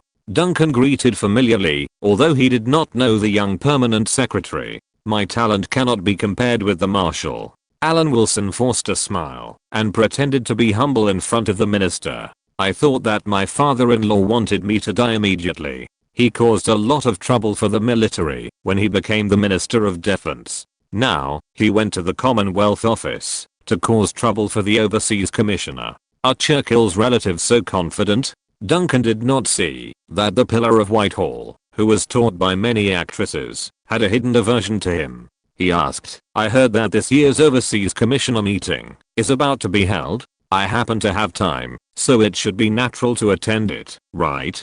Of course there is no problem, respected minister. As long as the foreign minister does not object, we are open to it. Alan Wilson expressed his attitude gently, and at the same time, calculated with his fingers that the minister should not attend the meeting, based on his face. He interfered with the Overseas Commissioner's affairs as soon as he arrived in Somaliland. Although Alan Wilson did not say anything on the surface, the scene in his mind was all the scene of the other party's head blooming. In order to welcome the distinguished minister, Evans had prepared a convertible, and now he was waiting for Duncan to receive the warm welcome of the colonial residents. Thinking of the happy scene, Alan Wilson agreed to all of Duncan's proposals and enthusiastically expressed that the Overseas Commissioner Conference, with the personal care of the minister, would definitely produce more results. Alan, you are very different from Dickie. Duncan said with great satisfaction. Dickie is very dissatisfied with me because of the disarmament. Dear Minister, disarmament is a good thing, we all understand. The Marshal is a soldier, and it is understandable that he does not want the British military to be weakened. Alan Wilson was doing two things at the same time. He was not dissatisfied with Duncan, but just wanted to kill him. Who would be dissatisfied with a corpse? Chapter 1043, Ministers are happy. Duncan was very satisfied with this attitude. The younger of the father-in-law and son-in-law was obviously much easier to deal with than the older one. Then let's have a good talk after the independence ceremony. Duncan laughed heartily, with a joking tone. To be honest, Somaliland will not become a threat to Britain after independence, right? From a historical point of view, there is no such possibility. Alan Wilson answered without hesitation. The difference between ancient Greek civilization and ancient Greek civilization is that many years ago, they came up with an axiom system that had no application in the agricultural era. This is quite rare in other civilizations. Alan Wilson thought about Chinese history for a while, and it must be much better than Africa. There are several eras in Chinese history where mathematics has made great progress. The Spring and Autumn period and the Warring States period are very famous. The other two eras are the Wei, Jin, Southern and Northern dynasties and the Song and Yuan dynasties. The former has Liu and Zhu Changxi, and the latter has Qinji Shao, Li Yi, Yang Hui and Zhu Shiji, the four great masters of the Song and Yuan dynasties. Among them, Liu's appearance is more significant than Zhu Changxi's, because the 9 chapters on the mathematical art records how Liu solved the problem. Although Zhu Changxi calculated the pi, later generations cannot know how he calculated it, which is a pity. As for the formulas for solving problems left by Qinji Shao, Li Yi, Yang Hui and Zhu Shiji, they are actually the precious wealth of mathematics in the Song and Yuan dynasties. Unfortunately, that was the peak of China. Compared with the Song and Yuan dynasties, the imperial power was not so terrible in the Wei, Jin, Southern and Northern dynasties. The Yuan dynasty was very similar to the social environment of the Wei, Jin, Southern and Northern dynasties, where powerful people were everywhere. It is well known that the Yuan dynasty court did not care about things. The only people who could see the court in a year were those who came to collect taxes. People in the Yuan dynasty did what they should do. There was no imperial examination in the Wei, Jin, Southern and Northern dynasties, and the Yuan dynasty did not care about the imperial examination. There was no temptation to be an official. The literati of the two eras studied something else. As long as the authority of the new dynasty was established, the literati would plunge into the Confucian classics. What is certain is that in the field of mathematics, the mathematical achievements of the Ming and Qing dynasties relative to the Song and Yuan dynasties were not a little bit backward. Alan Wilson believes that all great civilizations have their own treasures of civilization, but they must have failed to blossom and bear fruit due to various reasons. But what about Africa? Apart from Egypt, it is not much stronger than Australia in the civilization map. Antibiotics were invented 100 years earlier, and the African race could have been replaced by Europe. In Alan Wilson's ears, Duncan's words could not be described as groundless worries, but simply nonsense. Permanent Undersecretary, he is going to attend the Overseas Commissioner Conference. Evans's nose is not a nose and his face is not a face, and he also uses him to address the minister. Nothing Evans, see if you can think of a way. Let's hold the independence ceremony first. Alan Wilson asked his subordinates to calm down. What does British Somalia have? A pasture with good conditions and wildlife resources. It is not Evans' turn to receive some rich European children to hunt. It is far from being anxious. Leave it to the minister to make the itinerary. Compared with the high expectations of Congo's independence, the independence of British Somaliland is not very noticeable, but Alan Wilson believes that it will definitely occupy the front page headlines. Let Evans try to mobilize the locals to bring out their expectations for independence. On this occasion of universal celebration, it should be lively. The residents of Hargeisa were mobilized. Commonwealth Secretary Duncan was also negotiating with the independence leaders of Somaliland at this time. The conditions offered included Somaliland's joining the United Nations, and whether it would remain in the Commonwealth. The selected Eagle, Lasman and others assured Duncan that Somaliland would remain in the Commonwealth after independence, and thanked Britain for its efforts to ensure Somaliland's independence. These people were carefully selected politicians who were supported by Britain. Somaliland has a small population, far from Somalia in the south, and has barely reached the threshold of 1 million people. Thanks to the real estate policy that has spread throughout Africa, the construction of the capital Hargeisa is also acceptable, and this negotiation was quite pleasant. Alan Wilson and Duncan also got along very well, and talked about many things about the Overseas Commissioner Conference. I heard that your committee controls a lot of overseas assets? Duncan asked with great interest. Not many. There are some assets in operation, but after the colonies become independent, they usually keep their shares and go to London for listing. Alan Wilson said sincerely, not all companies can go public. For example, Somaliland, where we are, is based on tourism and animal husbandry, which are mainly based on adventure and focuses on exotic customs. In the past, the whole of Somalia was famous for producing spices, but now spices are no longer valuable. Why set up a company to go public in London to cut leaks? However, the coffee planting in cooperation with Somaliland will be discussed later. I just don't know whether it will develop. Anyway, the plan has been set. Somaliland's failure to develop after independence has nothing to do with Britain. Overall, the situation in Somaliland is relatively stable. Of course, there have been riots in the past few years, but the riots ended magically, just as they began magically. No one knows the real reason, which is also the norm of tribal politics. The chief's priority has been questioned, but it is just an excuse for this fight. Although the two factions exercise power unequally, they are in power together after all, which makes this fight seem more fake. They continued to rule together, but the positions were reversed. From then on, one faction was dominant. Some family heads were also replaced by leaders who shared the same language, behavior and manners as this faction. The supreme power imposed by custom rotated, and the rituals, obligations, prohibitions, and penalties remained unchanged. It was normal, this always happened in Africa, and now everything was fine again, wasn't it? They were preparing for the good life after independence, and for the people here, the good days were still to come. Shops were open as usual, and people came out of their homes to witness the arrival of Independence Day in person. Also witnessing was the Honorable Secretary of State for Commonwealth Affairs, Duncan, who would hand over power on behalf of the British Empire. Somaliland had some Willys jeeps to adapt to the local road conditions. After selecting a good model of this open Jeep, it was handed over to Duncan as a car to the place where he would host the independence ceremony. Everything was so natural. The night before independence, the hard-working oxen galloped in the fertile farmland, just as people have fought against the sky and the earth for thousands of years, swinging their clubs like rain, just for a better tomorrow. Celebrate independence. Are you celebrating me?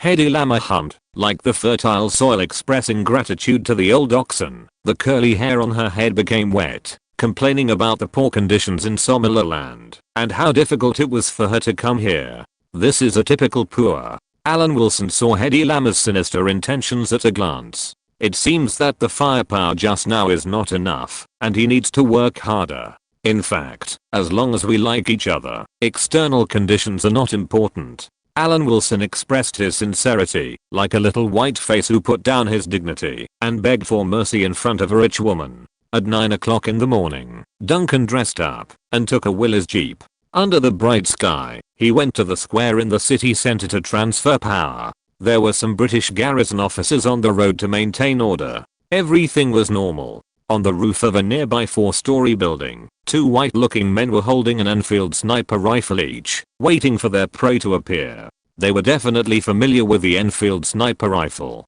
During World War II, the British Prime Minister was Churchill, who was too aggressive. He was generous in assisting anti-German countries with all his strength. Many weapons used by the British Army also fell into the hands of the Yugoslav Fatherland Army. The 2 veterans, who looked only in their 40s, were very familiar with this modified Enfield sniper rifle. In order to ensure success, the 2 came together. Several Willys Jeeps appeared in the scope.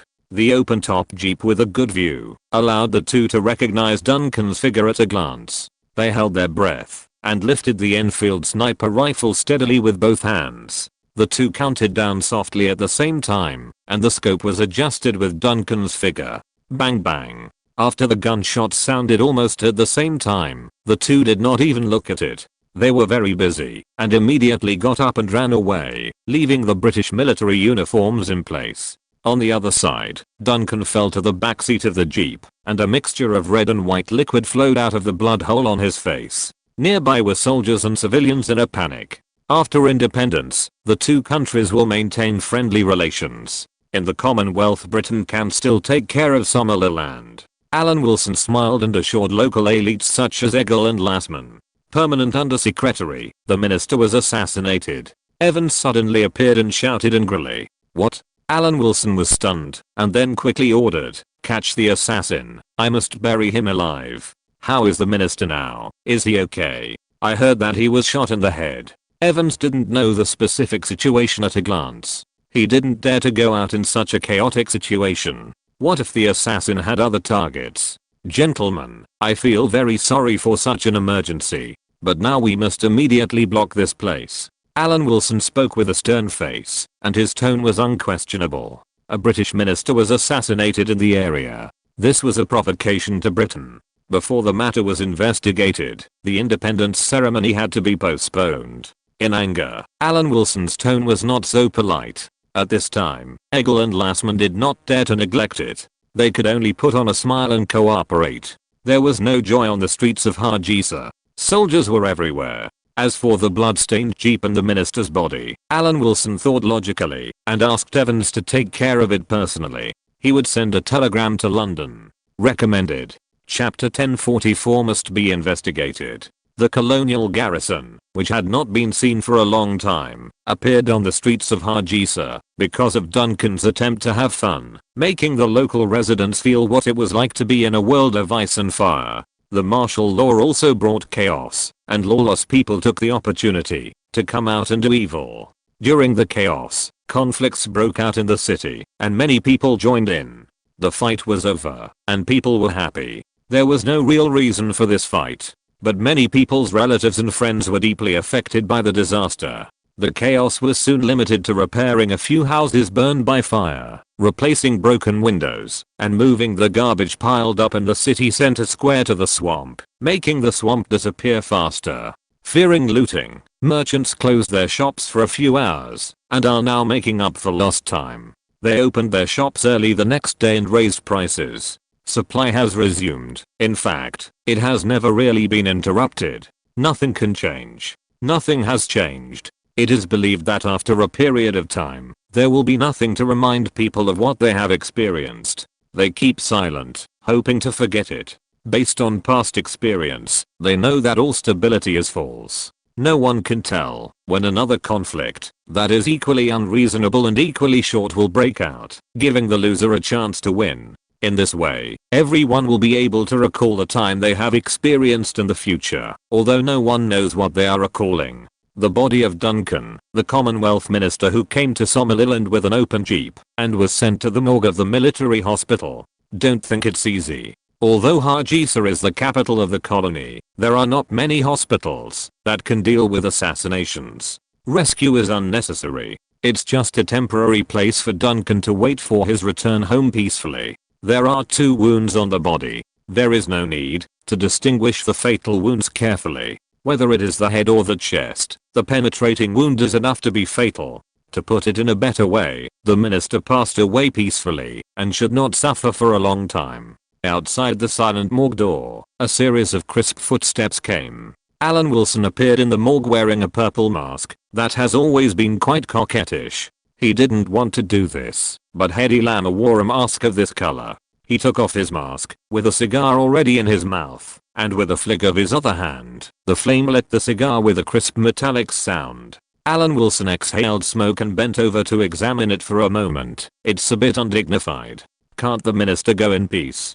Conditions are limited. There is no undertaker in Somaliland. Evans didn't dare to look at the corpse with his immediate superior. After all, the current appearance was really unbearable to look at. I don't know what the situation is in the country now. What situation can there be? The sensational news in the newspapers, and it's hard to say if there will be any changes in other aspects. Alan Wilson commented indifferently. After all, he is just a minister. Although he inherited Mr. Churchill's network of contacts, this network has now disappeared with his death. Evans did not speak. He felt that his immediate superior had downplayed the matter too much, and asked hesitantly, "What should we do now? Continue with martial law?" Alan Wilson threw away the cigar and stepped on it. He pondered for a moment and said, "There must be an explanation. Have you found any evidence? Otherwise, the local colonial government will appear too incompetent. There are only 2 bullet shells, cigarette butts and an old military uniform." Evans frowned. It was hard to say whether this was conclusive evidence. Apart from that, he found nothing. What if the country investigated? That's good. Alan Wilson breathed a sigh of relief. If nothing unexpected happens, someone in the country will immediately transport the minister's body back, and the investigation will follow. I believe we won't have to wait too long. What about the independence ceremony? Evans was a little confused. His boss found his backbone here. In principle, Somaliland's independence will continue. Inform Egil, Lassman and others about the difficulties we are facing now. Alan Wilson said lightly, "Before there is solid evidence, we will not harm the local residents. Let the 2 of them rest assured. Other things can be discussed. The trusteeship period has expired. Somaliland is about to become independent. This is such a serious matter that it cannot be terminated because of the death of a minister. Otherwise, where is the authority of the United Nations? In short, things that should be done must be done. Wait for the domestic processing." Putting on the coquettish purple mask, Alan Wilson turned around and returned the same way. He was absolutely sad. After all, he was a British minister. However, as an adult man who stood tall and upright, he could not show this kind of sadness. He pursued the same goal of remaining calm, even when the sky was falling. An important cabinet minister was killed in the street in the colonial capital. Alan Wilson was to blame. He locked himself up with Hedy Lamarr as a punishment for himself. This is real life. From now on, the quiet, tranquility, sweetness, and peace that he likes will become a prelude to death, or worse, a prelude to lies. Your wife will definitely come. She can't be indifferent to such a big thing.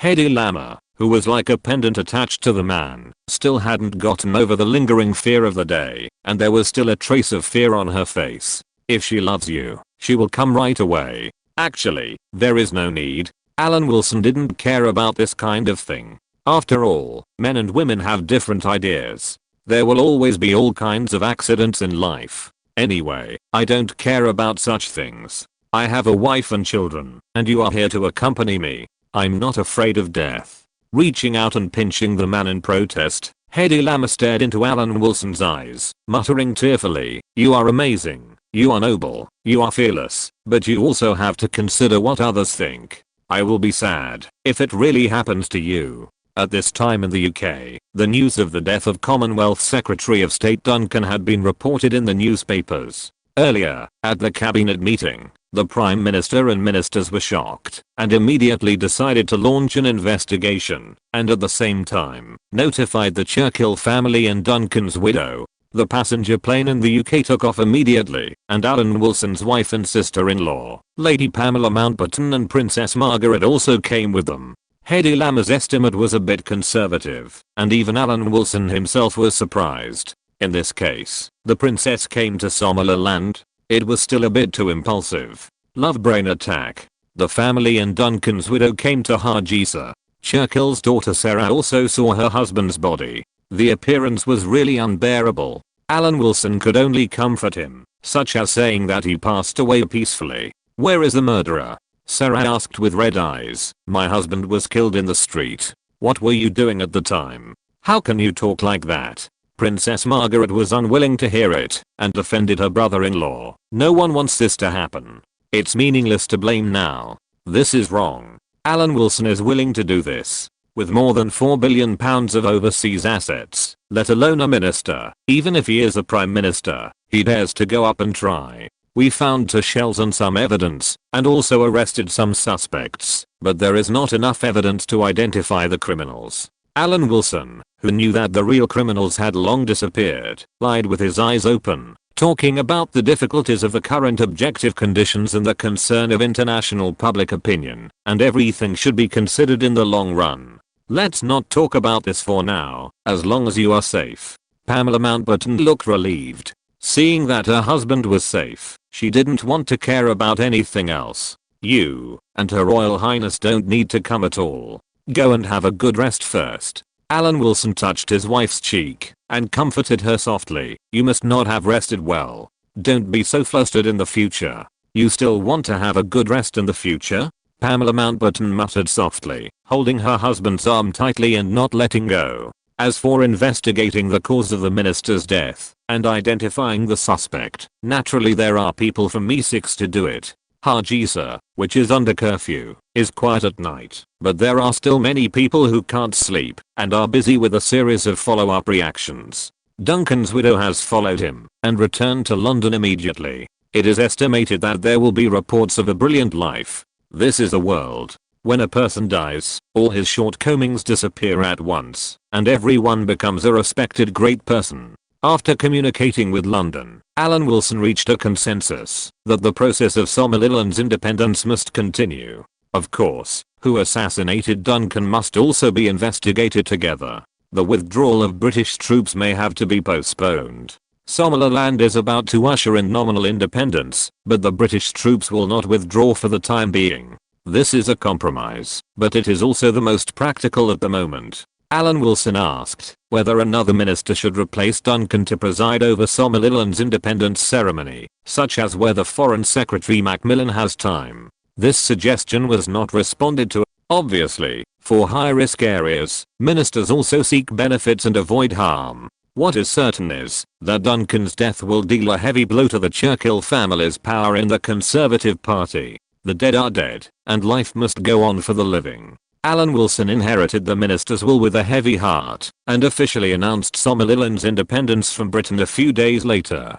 After good communication and mutual understanding, Egil and Lassman, who were promoted to president and prime minister, announced that they would launch an investigation into the assassination of the British minister. The British troops stationed in Somaliland would not withdraw until the results of the investigation were out, in order to maintain the stability of Somaliland.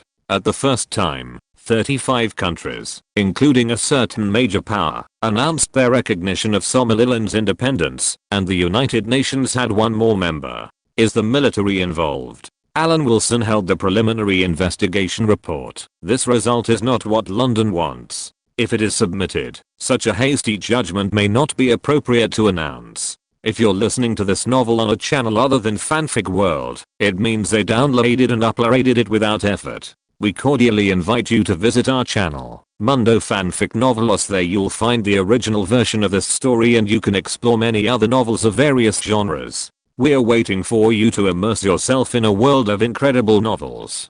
Chapter 1045, Supporting the Royal Family is an Obligation. In the preliminary investigation report, the first crime scene has been found, and it is indeed not a hidden place. The agents from MI6 think that there is a possibility that the Somaliland garrison or the retired soldiers may have assassinated him. Of course, there are also opinions that it was done by locals, and the blame was put on the UK to prevent retaliation. The truth is not important, especially for Alan Wilson, but the chain reaction after reporting should be considered. Putting the blame on Somaliland may affect the relationship between Somaliland and the UK after independence, and locking the suspect on the retired soldiers may affect the relationship between the military and the government. There is no third possibility. Could it be that the civil servant who has dedicated his life to the country is the murderer?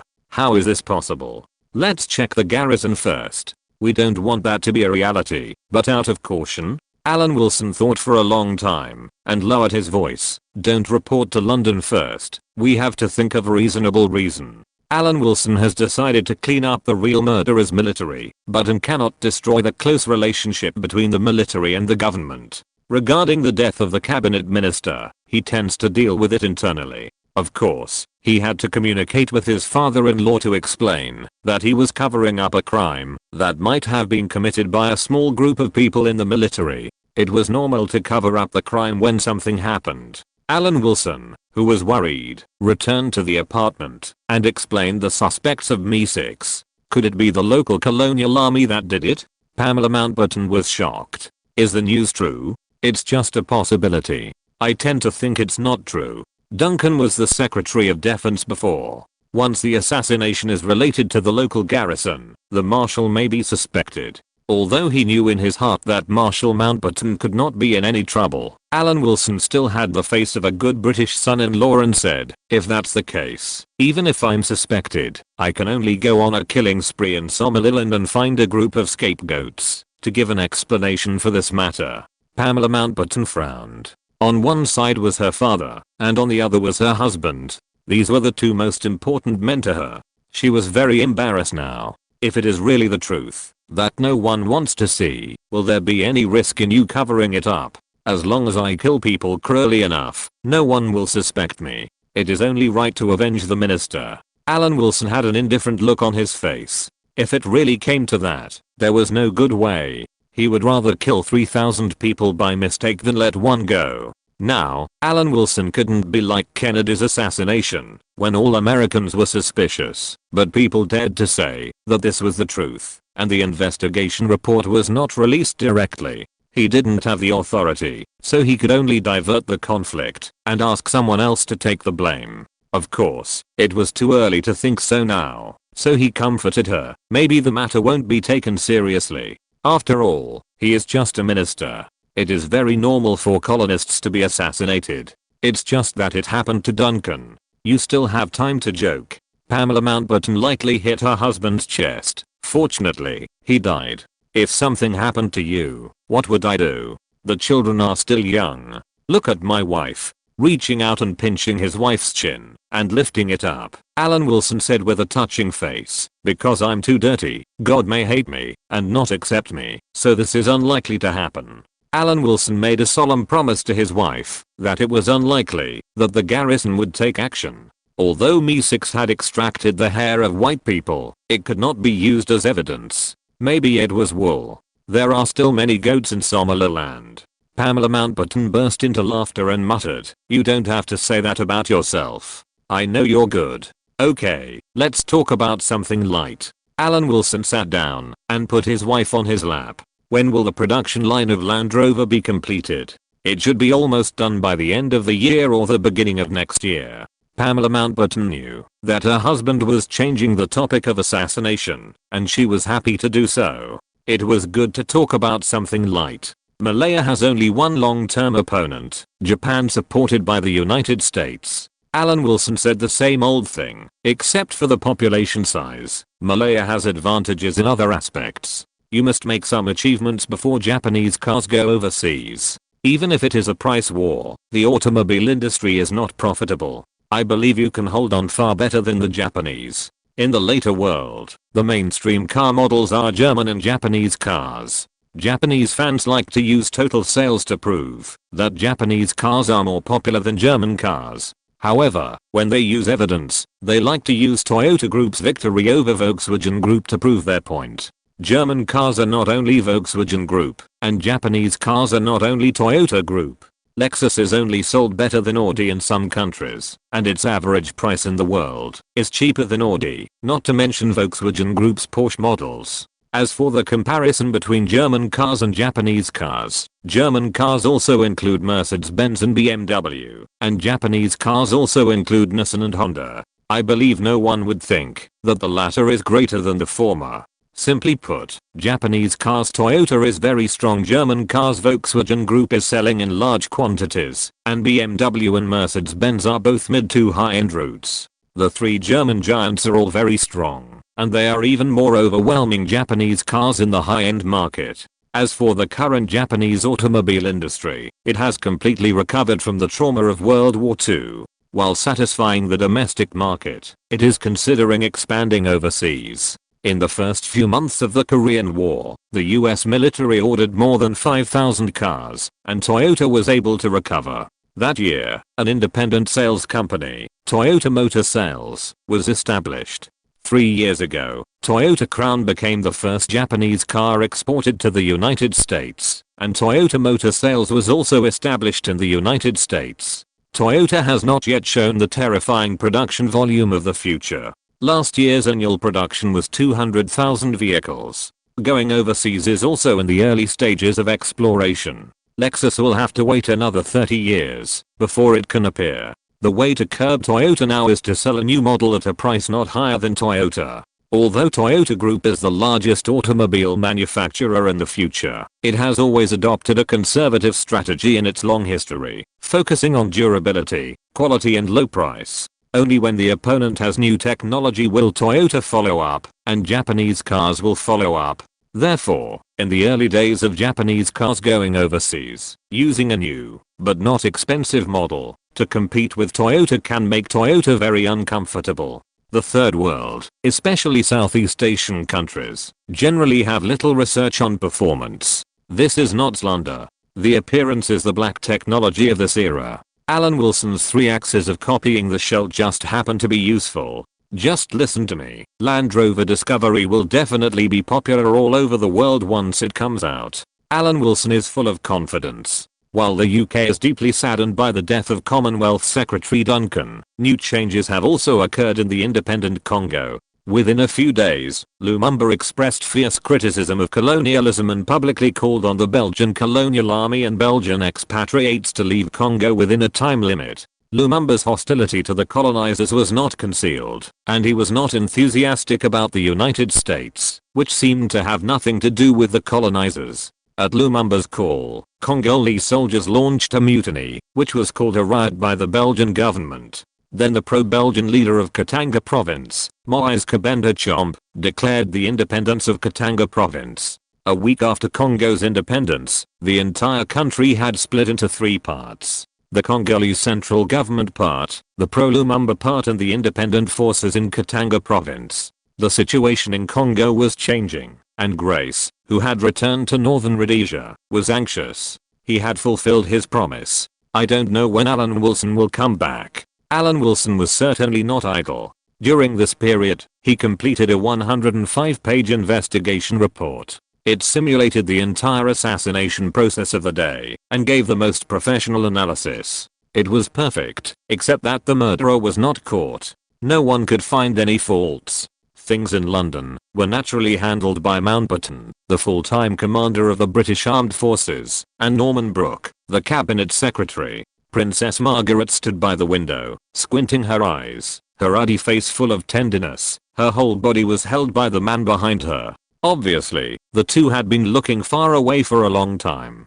Finally, the two froze and did not move. Her Royal Highness looked back and kissed the man passionately, ending this wonderful journey. Crouching down to cover her body again, Princess Margaret, who was dressed again, looked radiant and in a better mood.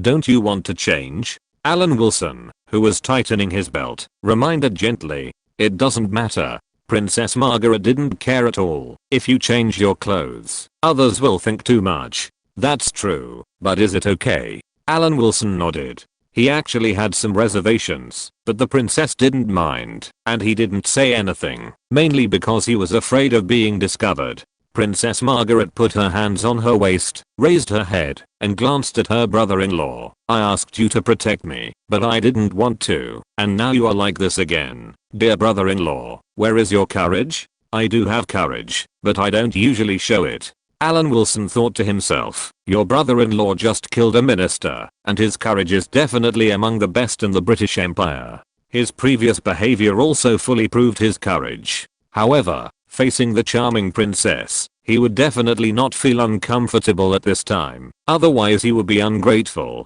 Because the situation in Congo has deteriorated, and the center of Africa has shown an unstable trend. After consultation with London, Alan Wilson is about to leave Somaliland, an unforgettable place, and refocus on the stability of African minds. "It is because of your support for the royal family that you are treated like this." Princess Margaret sat down with her legs tightly together, but her face looked a little unnatural because of the movement. "The Queen is very pleased that the Overseas Asset Management Committee supports the development of the royal industry. Your Majesty, you must not know that Her Royal Highness has sacrificed too much." Alan Wilson whistled frivolously. Chapter 1046 Congo Crisis. A lot of things have happened recently. Britain and the United States. France and the Soviet Union. Britain and the United States. Britain and France, one after another. Dazzling. The whole northwest of Shanxi is in a mess. Even Alan Wilson, who has always been orderly, feels overwhelmed and doesn't know where to start. This is a very rare thing for him. He has always believed that under the cover of time, he can do everything he wants. If he can't do it, it must be that there is not enough time. Pamela Mountbatten knew about this complaint, and she could only comfort her husband that he had done well enough. Many things cannot be changed by personal efforts. The course of history. Anyway, you are the most patriotic and action-oriented person I have ever seen. Even if there is only one person in the world who praises me, as long as this person is you, then all my efforts will not be in vain. Alan Wilson's frown stretched out, and the momentary dejection was just a small episode. The death of Duncan, the Secretary of State for Commonwealth Affairs, had long been thrown out of his mind. In the final analysis, he was just a minister. Maybe his identity is somewhat special, but it is not indispensable to Britain. If there is any major impact, it seems that there is one less so-called patriot who may sell out Britain to the United States in the future. According to Chinese tradition, there can be no two suns in the sky, and a country cannot have two people in charge. Duncan can talk and love his country, but he may not love Britain at that time, so Alan Wilson will naturally have no psychological burden to punish the traitor. Come back home, dear. The situation in Congo has deteriorated. I may be busy for a while. After riding the rocket, Alan Wilson hugged his wife's body and asked, I must go there to see if I can benefit Britain from it. I don't want you to go. There was an assassination just now. Pamela Mountbatten sighed faintly. She knew that she had no ability to stop her husband from doing what he wanted to do. She could only whisper, be careful. Of course. Alan Wilson kissed his wife's forehead. Whoever is against me, I will take the initiative to act first. For example, the Minister of the Commonwealth Affairs, who was just happy, waited and saw after Duncan's death. Through future developments, it was concluded that it was Duncan himself who was interested in overseas assets, or the current government thought so. If it was Duncan's personal idea, then the problem has been solved. If it was the idea of the current government, it would need to be delayed for a while, but the Conservative Party had just come to power and had a long time to govern, so delaying time might not work. Then it might be necessary to plan for the long term. At least with the blessing of the huge colonies, Whitehall could fight the cabinet. Politicians are strong in their home countries, but they are always one in the colonies, and civil servants are also one, a whole. Alan Wilson was relieved when he saw his wife and sister-in-law boarding the flight back home. At this special time, he still didn't want his relatives to be too close, staying away from the vortexes for safety reasons. Alan Wilson enjoyed the treatment that Duncan did not enjoy. There were British Air Force fighters in the colonies escorting him along the way, which was also exchanged for Duncan's death. Or it can be said that Duncan's death made Alan Wilson justifiably raise the dangers of working overseas in exchange for this treatment. This is not groundless worry. Alan Wilson can remember that it was because of the mediation of the Congo issue that the United Nations also lost a current Secretary General Dag Hammarskjöld, and the plane crashed in northern Rhodesia. Later investigations showed that according to this investigation report, external attacks or threats may be the cause of the crash of Hammarskjöld's plane. The report believes that one situation is that the plane crashed due to direct attack. The other situation is that the pilot was distracted for a short time because the plane was threatened, which led to the crash. Evidence shows that the witness saw more than one plane in the sky, and the other plane may be a jet plane. The plane that Hammarskjöld was on fire before it crashed. Some witnesses said that they saw Hammarskjöld's plane being shot at. Another witness pointed out that a plane pursued relentlessly the plane that Hammarskjöld was on. It is not known whether Hammarskjöld's death was related to Britain in history, because Northern Rhodesia was a British colony. If he was really killed by an attack, the first suspect is of course Britain. But the United States cannot be ruled out. If the sky falls, there is someone taller to hold it up. At the moment, the United States is definitely the taller one. Hedy Lamarr, who was on the same plane, was surprised. "I didn't expect that you were paid more than the minister." Marshal Mountbatten, the full-time commander of the British Armed Forces, is Pamela's father. "This is a family matter." Alan Wilson put his hand on Hedy Lamarr's shoulder and whispered, "What if our son becomes the Austrian Prime Minister in the future? There will be fighter escorts when he visits abroad." The route to northern Rhodesia this time was not dangerous. After Ethiopia, it was the British East Africa.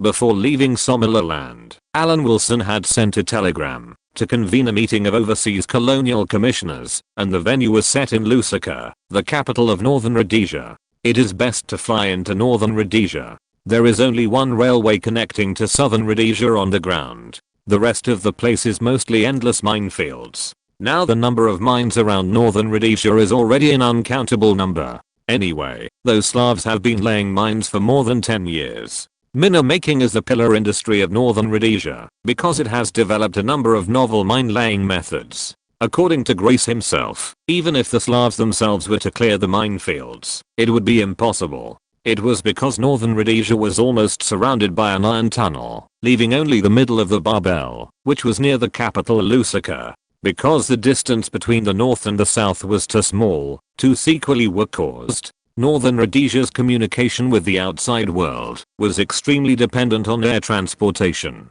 Northern Rhodesian Airlines was the largest airline in Africa, but not all of them were passenger planes. They could also be modified transport planes. Lusaka Airport was second to none in the whole of Africa. In addition, Lusaka, as the middle of the barbel, was close to what Grace and others thought was the salient, so no minefields were set up. At Lusaka International Airport, Grace was eagerly looking forward to Alan Wilson's arrival. Fortunately, Alan Wilson knew that Grace was a man and liked women, otherwise this enthusiasm would be unbearable. Northern Rhodesia changes every year. After meeting Grace, Alan Wilson praised her very intimately. "It is simply the most dazzling pearl of the British Empire. I believe that this pearl will shine even brighter in the future." Grace responded with the same pun. "Of course, whether it can shine brighter is in the hands of Sir Wilson. That's not the case. We work together. We need everyone to work together on everything." Alan Wilson saw through it, but did not say it. He suddenly asked, "I wonder what Northern Rhodesia's production capacity is?" 5 million mines. We can take them out at any time.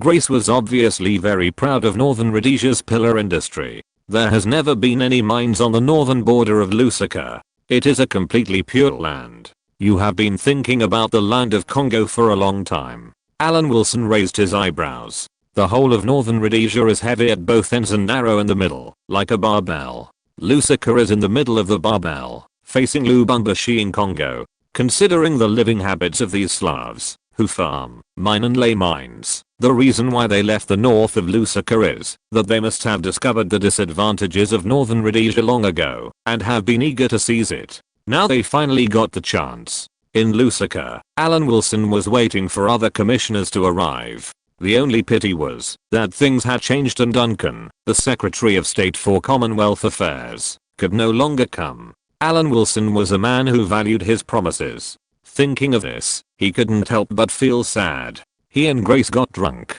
Haha. Sir Wilson, as long as you ask, I will kill even the Prime Minister.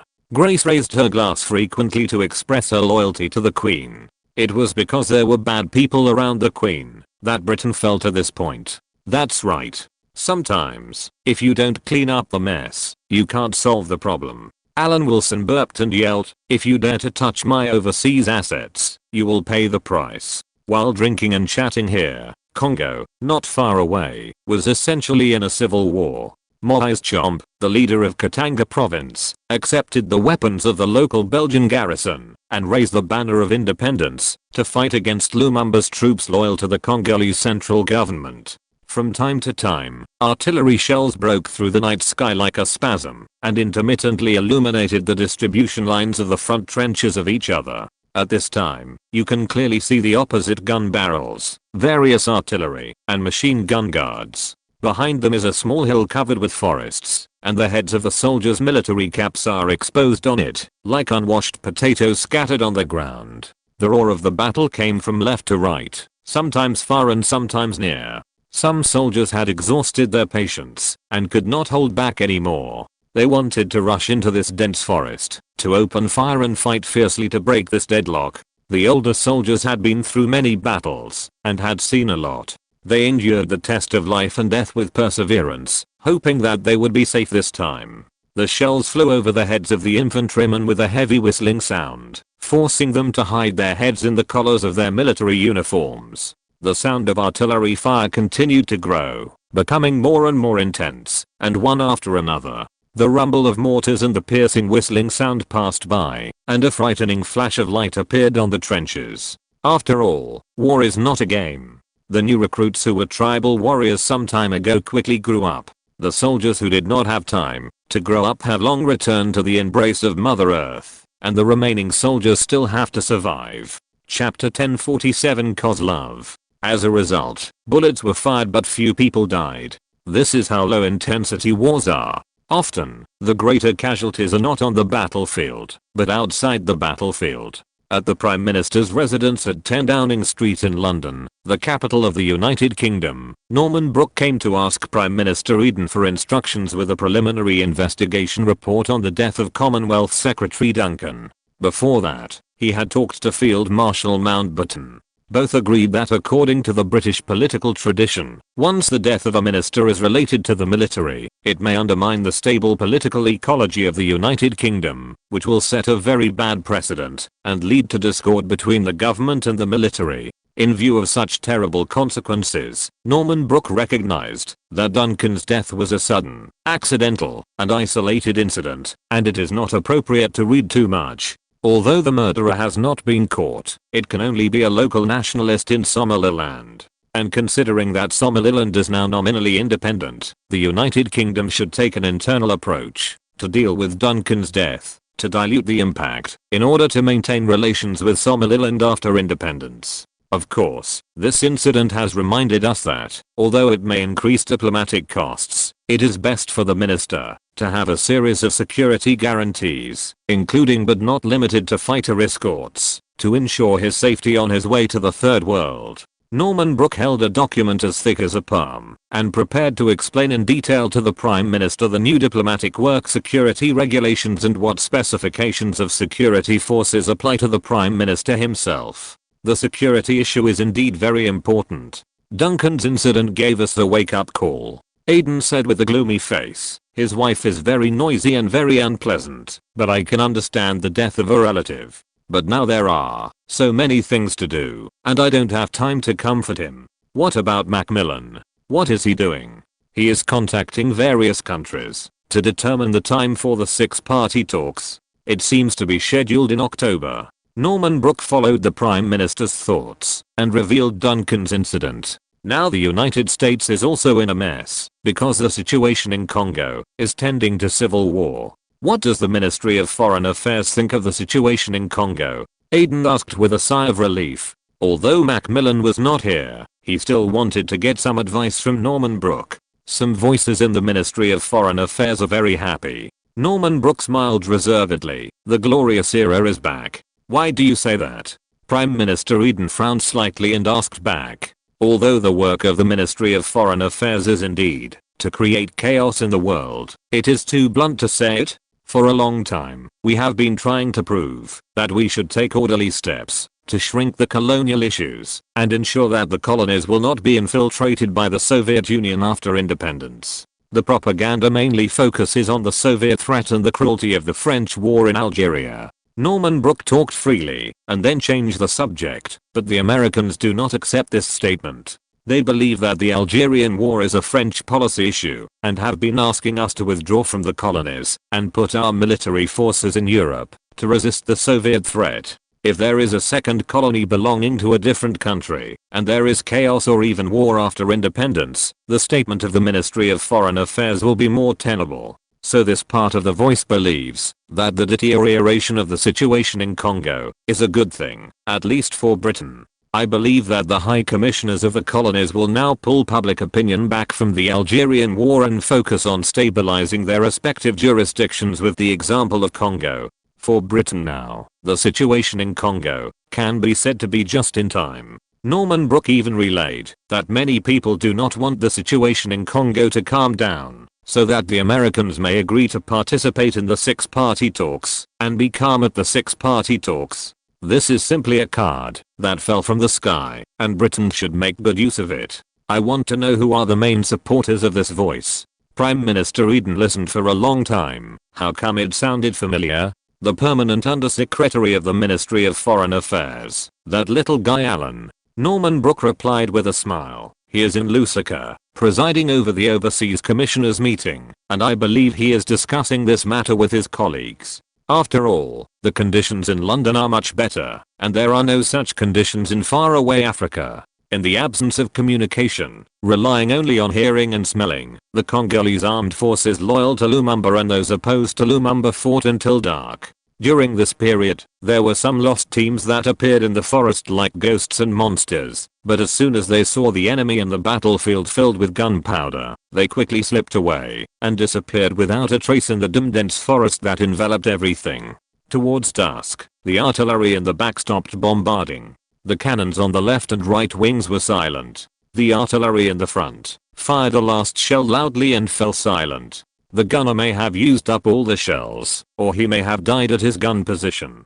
Below, as if in the valley below, two mortars refused to stop and kept firing. In the evening, the two mortars were still standing in their positions like two tree stumps in a felling field. Machine guns roared intermittently, and various firearms used by infantrymen clashed in a mixed sound, causing flashes of fire and bullets to fly. Bang, a series of crisp sounds, different from the fighting inside Congo. This sound was so beautiful. Alan Wilson set an example for his colleagues, drank the red wine, raised his glass and gestured. It's not important to invite the gentleman here, but just with a simple wish, I hope everyone will keep up the good work. Because of the listing of Nigerian Petroleum Company, the Overseas Asset Management Committee suffered a huge loss in name. As a result, the total assets managed this year are the same as last year, and there is no nominal growth. This requires colleagues to work harder. This is not as efficient as some private companies, such as the Mountbatten Group.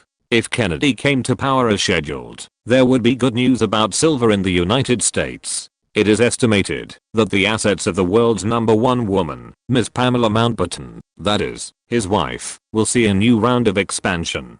Unfortunately, after some consideration, Alan Wilson could not tell his colleagues about the silver matter, at least the advance layout. Although there are silver mines in some colonies, the silver mines in Africa do not have cost advantages. In addition to the Americas, which are rich in silver, only Australia, where ore mines are on the surface, has this cost advantage. It is not certain that you will get much wool if you work hard to mine silver. What if you lose money?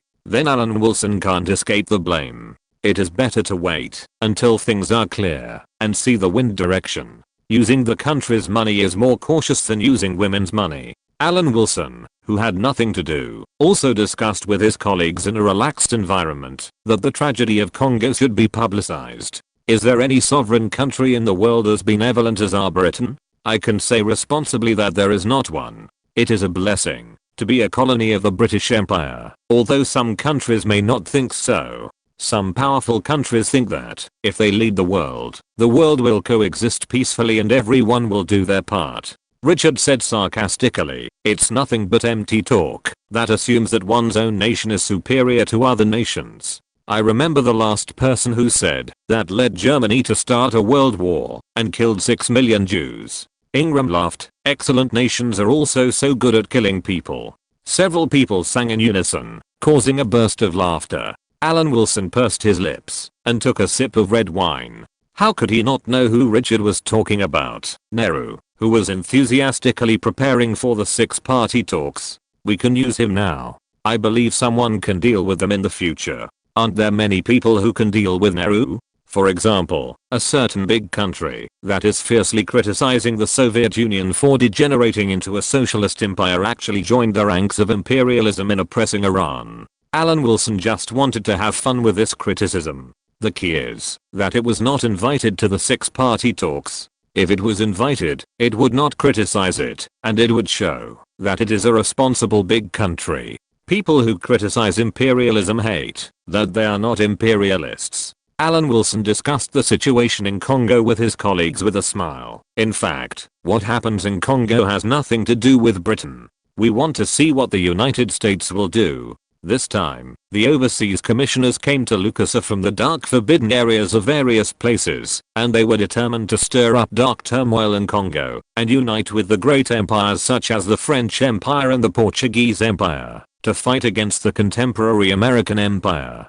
At the United Nations headquarters in New York, 12 days after Congo nominally gained independence, Britain and the United States finally expanded the series of diplomatic wars caused by the Iranian oil crisis to the United Nations. British representative to the United Nations Andrew Cohen and French representative George Abel jointly voted against the United States' promotion of the United Nations peacekeeping force to intervene in Congo. The common position of Britain and France surprised the United States. Anatoly Dobrynin, who was known for opposing colonialism and the Deputy Secretary General of the United Nations who represented the Soviet Union's attitude, was very gentle this time.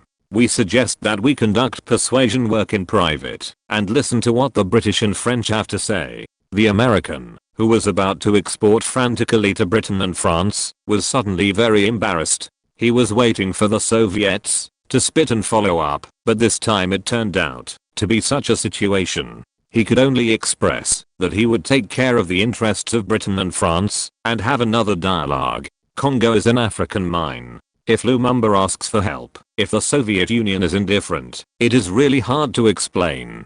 Brezhnev followed Kozlov, the second in command of the Soviet Union, and slowly explained his opinion. Participating in the six-party talks has already caused us to be criticized by foreign comrades. If we do not make certain efforts to show leadership, it may cause doubts. At this time when Britain, France and the United States are not very harmonious, it is indeed a good time. Chapter 1048 Discussion in the Kremlin. Brezhnev showed great respect to this second secretary, who was 2 years younger than him. In his eyes, Kozlov was a man with a bad temper, and he was the only one in the current Soviet political arena who dared to confront Khrushchev himself. Kozlov had a very good relationship with the military and was trusted by the Ministry of Defense and the military industry. In diplomacy, Kozlov was a representative of the hardliners and even thought that Khrushchev's easing was too mild. He firmly believed that imperialism was determined to destroy us and the Soviet Union should fight back at the appropriate time instead of pretending to be friendly. So in the Congo incident, if there was someone in the Soviet Union who persuaded Khrushchev to give it a try, Kozlov would be the only candidate. Kozlov, who had not answered, suddenly stopped and asked, Ilyich, the imperialist encirclement of the Soviet Union is like a thorn in the throat. If we take the initiative on the Congo issue, can we ease the pressure? I think it's okay, Comrade Kozlov. Brezhnev immediately expressed his agreement. Congo is the well-deserved center of Africa. If we take action, when the enemy is not united, we can test whether the imperialists are united with each other. Maybe they will blame each other afterwards. We don't understand them yet. Kozlov paused here. Some comrades abroad have complained about our moderate attitude.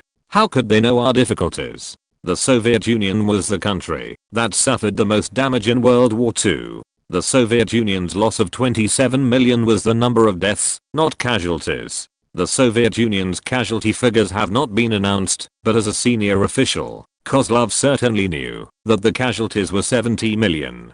The population born after the war will need several years to enter society, so even though Kozlov has always advocated a tough stance against foreign aggression and has no intention of confronting imperialism, there are always people in his camp who encourage the Soviet Union to fight a decisive battle with imperialism. Brezhnev certainly knew who he was talking about and nodded. The comrades in the East are indeed too radical, but in a place far away from Europe, it's worth a try. Seeing that Brezhnev agreed with his opinion, Kozlov frowned and said, "We can't always be passive and not fight back." While talking, the two entered the Kremlin. Also coming here were KGB Chairman Shelepin, Central Secretary Furtsever, and leaders of important departments of Gromyko and Suslov. Lumumba had already entered the sight of the Soviet high-level officials at the beginning of the year. At that time, Lumumba was just a leader of a party and went to Brussels, the capital of Belgium, to attend a roundtable meeting to discuss independence. If even such a person is not noticed, it is undoubtedly the KGB's dereliction of duty, and there is no need for the Foreign Intelligence Bureau to continue to exist. As the new KGB chairman, Shelepin naturally cannot accept this accusation. The bigwigs sat down, and Shelepin took out an important intelligence about the situation in Congo. There is evidence that Lumumba is on the must-kill list. Britain and the United States want to kill this third world leader who pursues independence through assassination. Is the news true? Furtsever nodded slightly. No one in the entire Soviet Union knew the news better than her. Asking at this time was just to emphasize the seriousness of the matter. Absolutely true. The source of the intelligence is unquestionable. It is the KGB's biggest gain overseas. Shelepin said this with great complacency. He only knew about the existence of the Cambridge Five after he took office. There was actually such a group of high-level people from the enemy country serving the Soviet Union. He was also shocked by the KGB's layout during World War II, and some arrogance was involuntarily revealed. Furtsever just asked casually and didn't take Shelepin's boasting seriously. She had a more reliable source of intelligence and was on a rocket with the other party. However, the man reminded himself that it was best to act harmless in the Central Presidium and use a female identity to cover himself, so he didn't say anything about it. The United Kingdom and the United States are definitely capable of doing this. Think about the leader of the Gold Coast independence movement, who lost contact over North Africa, and whose body has not been found until now. Suslov looked at Gromyko and asked, "What's his name?" Kwame Nkrumah, the leader of the Pan-Africanist movement, a nationalist who strongly pursued independence. As the Minister of Foreign Affairs, Gromyko had not forgotten this figure from a few years ago, and he also agreed with Suslov's words. This kind of thing has happened once, and there is no guarantee that it will not happen again. We cannot overestimate the morality of imperialism, which they simply do not have. Alan Wilson, who was far away in Lusaka, would never have thought that he would have a role in the capital of the enemy camp. He almost forgot about the Pan-Africanist who was ignorant of the world and insisted on taking the Gold Coast away from Britain. But precisely because he had killed Kwame Nkrumah, who was seeking independence for the sake of Britain, he was mentioned again today, although none of the Soviet bigwigs present knew that he did it, except for the cultural czar. Only shameless imperialists would promote neocolonialism through the terrorist means of assassination. Furtsever was indignant. She had experienced the shamelessness of imperialism and suffered losses because of it. The criticism and denunciation of the imperialists' despicable and shameless behavior almost immediately occupied the central argument of this discussion. First of all, it can be proved that Lumumba's death threat was definitely not groundless. There was intelligence from the KGB lurking inside the enemy to confirm it, and there were also lessons from the past to prove that Lumumba's situation was already quite dangerous. This has become a consensus reached by everyone present. The death of a third world leader is actually not a big deal, but this leader is a person valued by the first secretary. The Soviet Union's African strategy was set by Khrushchev himself, and the independence of Congo was also the result of the Soviet Union's constant influence. Now it seems that Congo's independence is just the beginning. The struggle over Congo has reached the point where the imperialists have shown their true colors. Khrushchev, who personally set the African strategy, is a little embarrassed. If Lumumba is killed, will he, the first secretary who set the African strategy, still have face? Is there something wrong with the African strategy? Where is the authority of the top leader? Khrushchev frowned and asked, how is Lumumba doing now? He went to the United Nations and called on the United Nations to intervene in the separatist forces. Gromyko replied immediately, will the imperialists take action on the way? If they do that, what happened with Kwame Nkrumah? It's bound to arouse suspicion twice. He may be safe for the time being. The situation in Congo is so complicated that it is not a problem for a backward country to bribe some ambitious people. Furtseeva repeated what Alan Wilson said to her to the others. Once you do that, you will clear the suspicion. If Lumumba is fine during this overseas visit, then the probability is the second one, that imperialism wants to kill with a borrowed knife. Gromyko immediately said, if Lumumba goes to the United Nations, let Dobrynin find a way to meet with him. Comrade Gromyko has a solution? Brezhnev asked at this time. It's just an idea. We will explain our position after Dobrynin and Lumumba meet. Gromyko thought as he spoke, then we propose that the United Nations send a peacekeeping force, but this proposal by the Americans is completely different from our Soviet proposal. Once the United States has doubts about this, Britain and France will also stand on the side of the United States. We must be mentally prepared for this, and there is a high probability that it will be rejected. Lumumba will definitely be disappointed. Shelepin's eyes lit up and said, we can use this to show that the Soviet Union and Lumumba stand together. It's far more than that. The next step will require the power of the KGB. African countries are generally backward. Even the warlords in Katanga province who are fighting against the Congolese government forces have a scale of only 20,000 to 30,000 people. Brezhnev continued with this idea. If we want to keep Lumumba safe, we don't actually need too much power.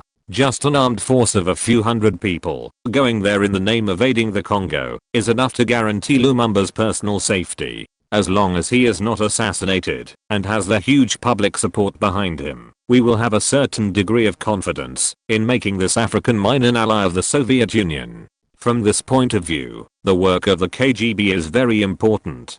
Furtseeva sighed directly to Shelepin. Shurik, will there be any difficulties? No. Shelepin answered decisively, and then asked Khrushchev, First Secretary, do you want to take action? There is no need to hesitate at all. Kozlov looked determined. Since we have seen through the enemy's conspiracy, we must do our best to crush them and safeguard the national interests of the Soviet Union. Khrushchev's African strategy focuses on Algeria, controlled by France and Egypt, the sphere of influence of Britain. But things went against expectations, and there has been no progress. If even Congo is stolen again, it would be a bit unreasonable. In fact, Khrushchev's African strategy has no results, and was evaluated as a pile of garbage by Brezhnev, who came to power later. Then Brezhnev began to focus on military support and vigorously promoted global offensives. Because the African strategy he had formulated was in danger of total bankruptcy, Khrushchev made up his mind to smash the imperialist conspiracy and let them know that the Soviet Union is not easy to mess with.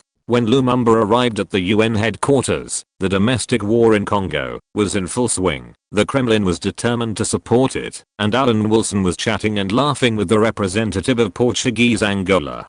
Lumumba expressed his hope at the UN General Assembly that the UN would maintain the sovereignty of Congo. Then Dobrynin and the Soviet Union's allies expressed their support in unison. The Soviet Union, which had previously taken sides between the United States, Britain and France, showed a completely different attitude this time.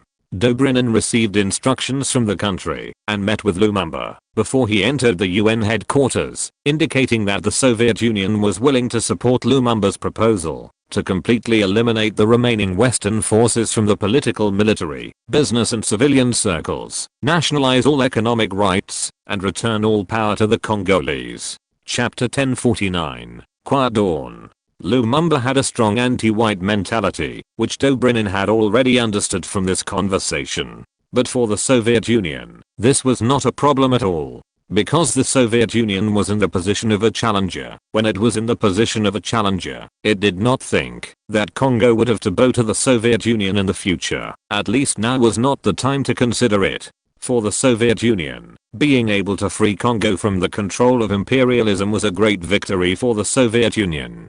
As for what the relationship between Congo and the Soviet Union would be like in the future, that was a matter for the future. After meeting with Lumumba, Dobrynin changed his position and directly picked up the issue of the deployment of peacekeeping forces proposed by the United States when the United States, Britain and France were tripping each other, and at the same time, stated the sovereignty of Congo. At this time, the United States showed a flexible position, just as Moscow estimated. When the United States made the same suggestion, it was a problem, and when the Soviet Union made the same suggestion, it would become another problem.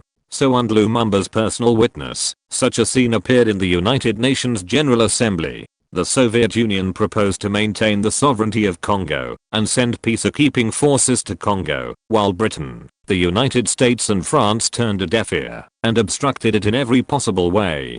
Before the United States proposed to station peacekeeping troops, Lumumba had not yet arrived at the United Nations, so he was not aware of it. But this time he saw it with his own eyes, and saw the ambition of the so-called free world to split Congo. When Lumumba was young, like many colonial residents who tried to integrate into the free world, he quickly drew a line with black skin and black countries and quickly achieved a better life. After all, no one wants to be discriminated against and oppressed. Later, Lumumba successfully obtained Belgian citizenship through family relationships, but that was all. Lumumba gradually discovered that no matter how hard he worked and how outstanding his performance was, his salary would always be much lower than that of white people, and his opportunities for promotion were far fewer than those of white people. Even compared to white people in the same position, he had fewer benefits, such as allowances, holidays, bonuses, etc. He was not eligible to attend the leaders' meetings.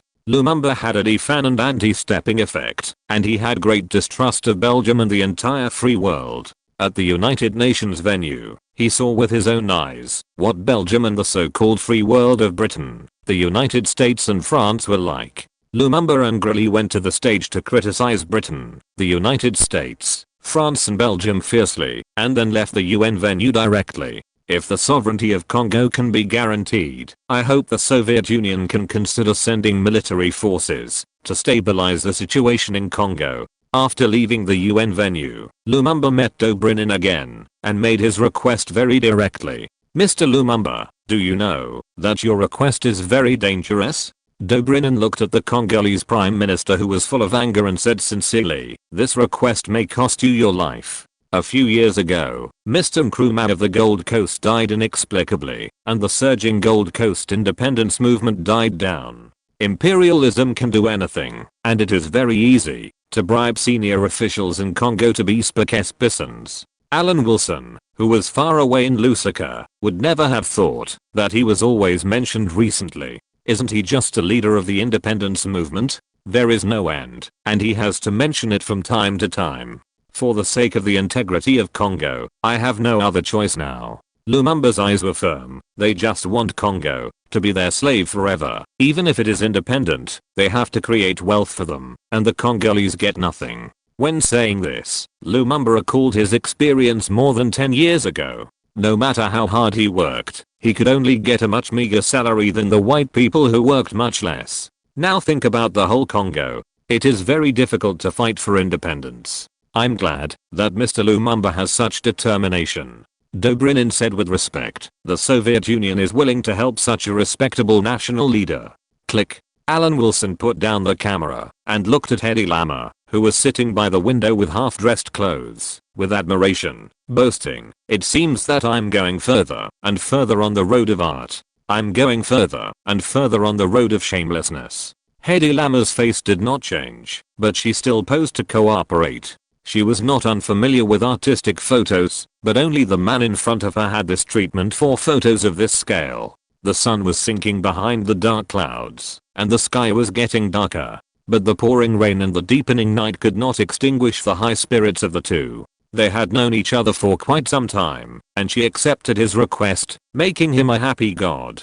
He still couldn't believe that he was so lucky. He couldn't see that anything he did was worthy of winning the love of this girl. She was so lovely, eloquent, and full of interest, just like a pearl, which made him dizzy. How could Alan Wilson ignore this first vase who could make a living by relying on her face? In just a short time, he had already had the idea of raising his head to pay tribute, and the idea of holding a baton and cutting through the thorns became stronger. Oh, how could Hedy Lamarr not see it? She sighed softly, but still waited for the man to take action.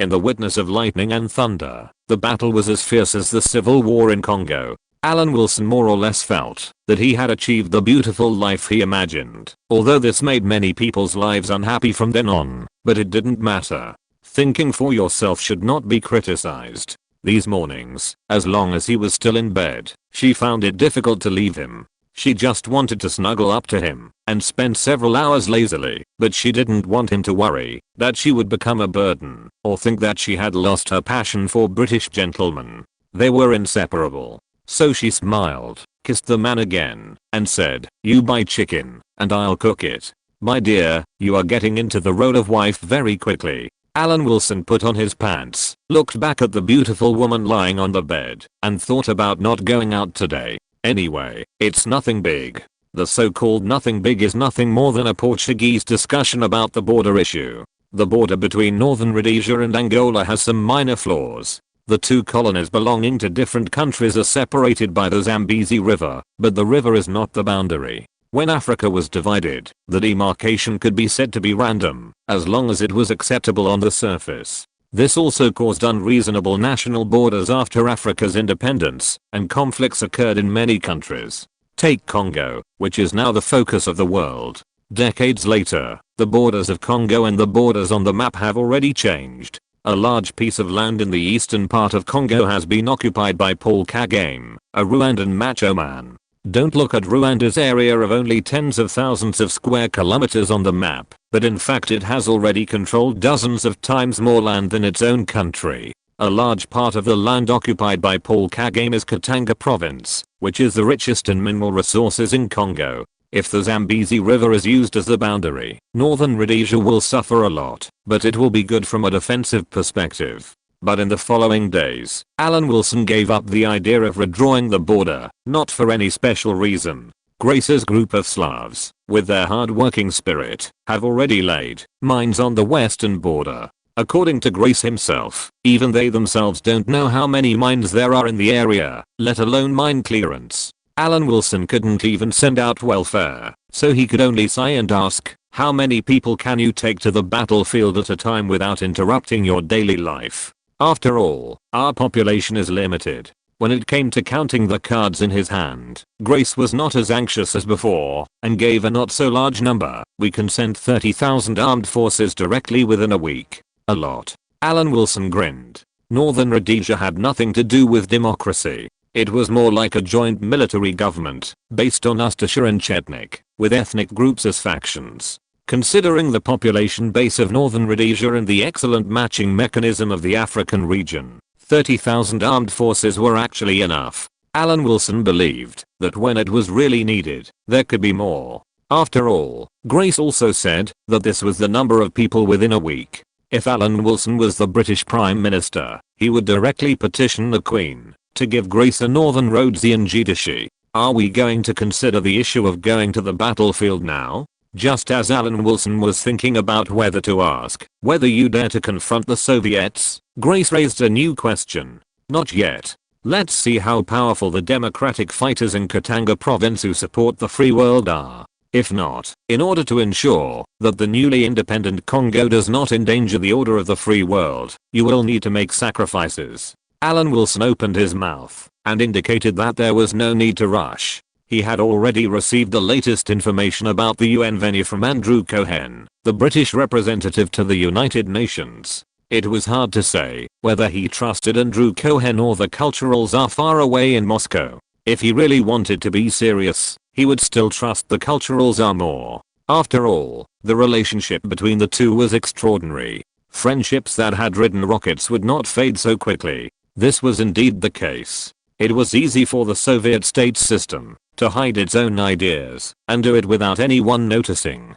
This was the transparency issue criticized by the free world. Although the transparency of the free world was also an illusion, it did not delay the criticism of the Soviet Union. While Lumumba was making insinuations at the United Nations, the Soviet Union had already prepared the personnel to rush to Congo. As Lumumba returned to Congo from the United Nations, these 8 experts also entered a state of war. Chapter 1050 Whose responsibility? Lumumba's round trip took 12 days, which allowed the Soviet Union to prepare everything it should. As the second most powerful country in the world, aiding a country is not a big burden. In order to save time and prevent changes, the Soviet Union concentrated the only 6 Tu-114 passenger planes in the country, which are the civilian version of the Tu-95 strategic bomber. The Tu-114 passenger plane once flew 10,000 kilometers without stopping when Khrushchev visited the United States. It is very suitable to complete this mission. These passenger planes are already full of passengers, and the distributed supplies are waiting in Kiev. Moscow is the capital of the Soviet Union, which is not conducive to confidentiality. Kiev is equally important and easier to conceal. On July 24th, the day Lumumba returned to Congo, he announced in Kinshasa, if the United Nations is unwilling to play a positive role in maintaining the sovereignty and independence of Congo, then I will ask Moscow for help. Completely save the motherland from colonialism. At the same time, 6 Tu-114 passenger planes at the Kyiv airport took off, carrying the personnel and supplies that the Soviet Union provided to Congo this time, and flew straight to Kinshasa. The Tu-114 is the largest and longest range passenger plane in the world, although it is not a jet airliner. The Tu-114, loaded with personnel and supplies, was carrying out this home invasion at a speed of 800 km per hour. Khrushchev's African strategy has been fruitless for many years, and it will be a matter of time before he can achieve a breakthrough. 10 hours after Lumumba announced his request for Soviet aid, while Britain, the United States and France were still assessing the impact, these behemoths had already appeared over Kinshasa. By the time the embassies of various countries in Kinshasa learned the news, the Tu-114 had already landed. More than 400 Soviets and the supplies they carried came out of the plane with a sickle and hammer flag pattern on its tail. The Soviet Union's power appeared in the center of Africa. The whole process was so fast that it was like a dream, just like the blitzkrieg in the World War had come again. Before anyone could come to their senses, the Soviets had already appeared in the capital of Congo, announcing that they were offering economic and military assistance to Congo at the invitation of Congolese Prime Minister Lumumba, with the goal of protecting the sovereignty of Congo. When the news came, the world's public opinion was in an uproar, accusing the Soviet Union of expansionism. At the United Nations, the two major groups accused each other. On the surface, the two major groups shouted at each other, while secretly Britain, the United States and France blamed each other. Britain and France believed that it was the result of the United States forcing Belgium to make Congo independent, while the United States believed that Britain and France ignored the overall situation and interfered, leading to this result. Eastern Europe, which was not noticed, was not as calm as it seemed. Khrushchev had a conversation with Tito of Yugoslavia. He said that Yugoslavia could contribute to this matter. There are now 600,000 Slavs living in northern Rhodesia. These Slavs are all hardcore anti-Tito element, and have always been a threat to the sovereignty and security of Yugoslavia. Congo and northern Rhodesia are adjacent. Moscow persuaded Tito with this argument that it should intervene in the Congo issue together with the Soviet Union, so as to actively curb the threat of anti-Tito element living in northern Rhodesia. Ustasha and Chetnik escaped at the end of World War II and eventually fled to Africa. For many years, they have been in contact with anti-Tito element in the country and have been infiltrating Yugoslavia and encouraging people to flee Yugoslavia. In the eyes of the Yugoslav Communist Party and Tito himself, it has always been a big worry. Tito agreed to Moscow's request with almost no hesitation, but Yugoslavia and the Soviet Union are not comparable after all. It takes some time to prepare, and then there is an opportunity to assist Congo together with the Soviet Union. In any case, the Soviet Union's deep assault caught the United States, which thought everything was under control, off guard. Then the United States immediately protested against the Soviet Union's actions, believing that this was a threat to world peace and a provocation to the free world. But this criticism and protest cannot change the fact that Soviet forces have appeared in Congo. The United States, feeling the seriousness of the situation, immediately put an end to the meaningless quarrel between Britain and France. When the Soviet Union really took action, Britain and France could also be internal conflicts among the people. Of course, the United States wanted to destroy the colonial system and make it disappear, but the result would inevitably be absorbed by the United States, not by the Soviet Union.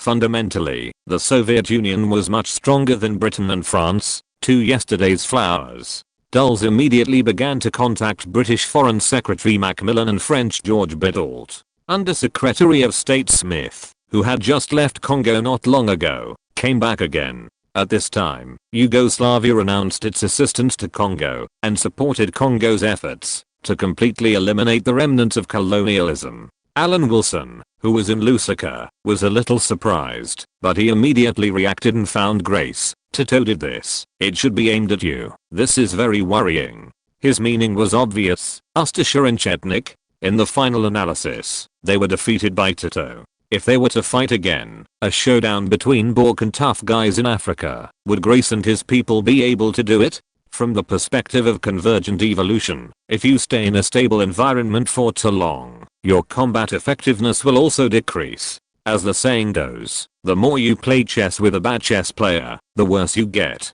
Grace and his people can deal with Africans, but what about Tito's people? Anyway, Alan Wilson is very pessimistic. Even if we are not Tito's opponents, we can't be defeated by the Africans trained by some instructors sent by Tito.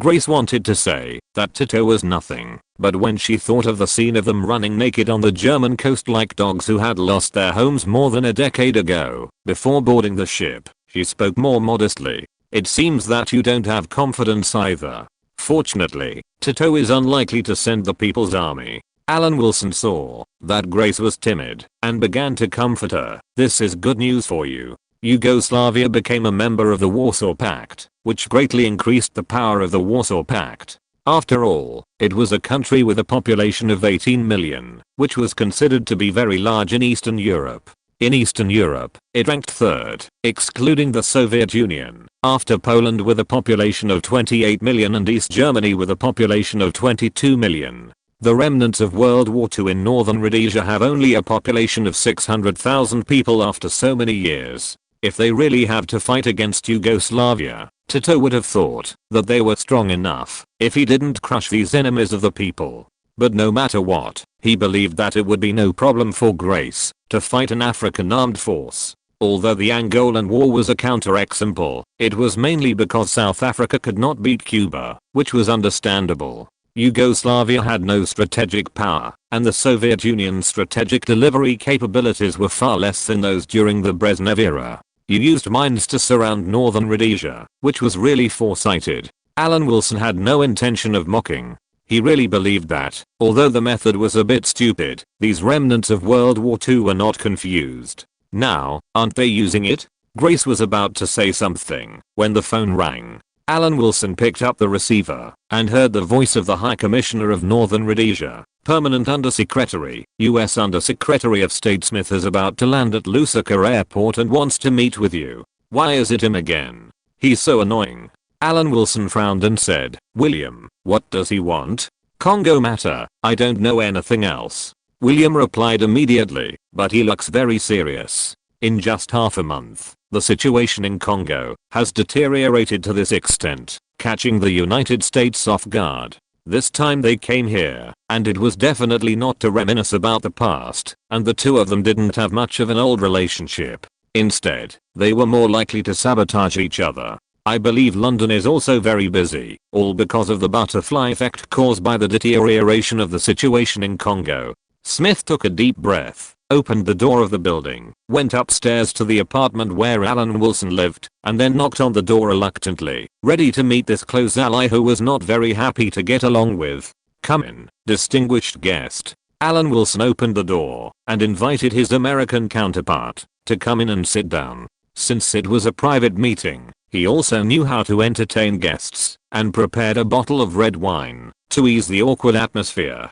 Fate is so wonderful. Since the Iranian oil crisis, the two seem to meet often, but they don't have much time to enjoy themselves. I hope this time is an exception. The hesitation of Britain and France has caused the embarrassing situation in Congo now, Smith said with a stern look on his face. Once Congo falls into the hands of the Soviet Union, it will not be good for anyone. Why don't you say that the United States put pressure on Belgium to cause Congo's independence? If it had let go of the suppression, maybe the matter would have been resolved by now. Alan Wilson chuckled and said calmly, "I don't see how the United States is good at dealing with enemies, but it uses its ability on its allies." As long as Smith dared to say more on this issue, Alan Wilson was ready to help Smith and recall the entire process of the Korean War. This was not a wonderful memory. Once Congo was lost, didn't Britain and France have any responsibility at all? Smith said word by word. He didn't think the United States had any responsibility. The responsibility must be on Britain and France. If they had cooperated with the United States, there would not be the situation today. The loss of Congo is the responsibility of Britain? Alan Wilson lit a cigar and asked in reply, puffing out white smoke, then whose responsibility is the loss of Cuba? Cuba is another matter. Now we are talking about Congo. Now the Soviets are coming. What should we do? Smith avoided the question of Cuba's responsibility. Cuba's affairs were of course the fault of his immediate superiors, but he dared not say it. Supporting the Congolese civil war. What else can we do? Alan Wilson curled his lips and said, what else can we do? Just don't let it be like the Korean War, with no results. End of this chapter. Thank you very much for reaching the end. Don't forget to like. Looking for more exclusive content and immediate access? Subscribe to our Patreon. Remember, every like, subscription, or donation encourages us to continue. Thanks to everyone. See you in the next video.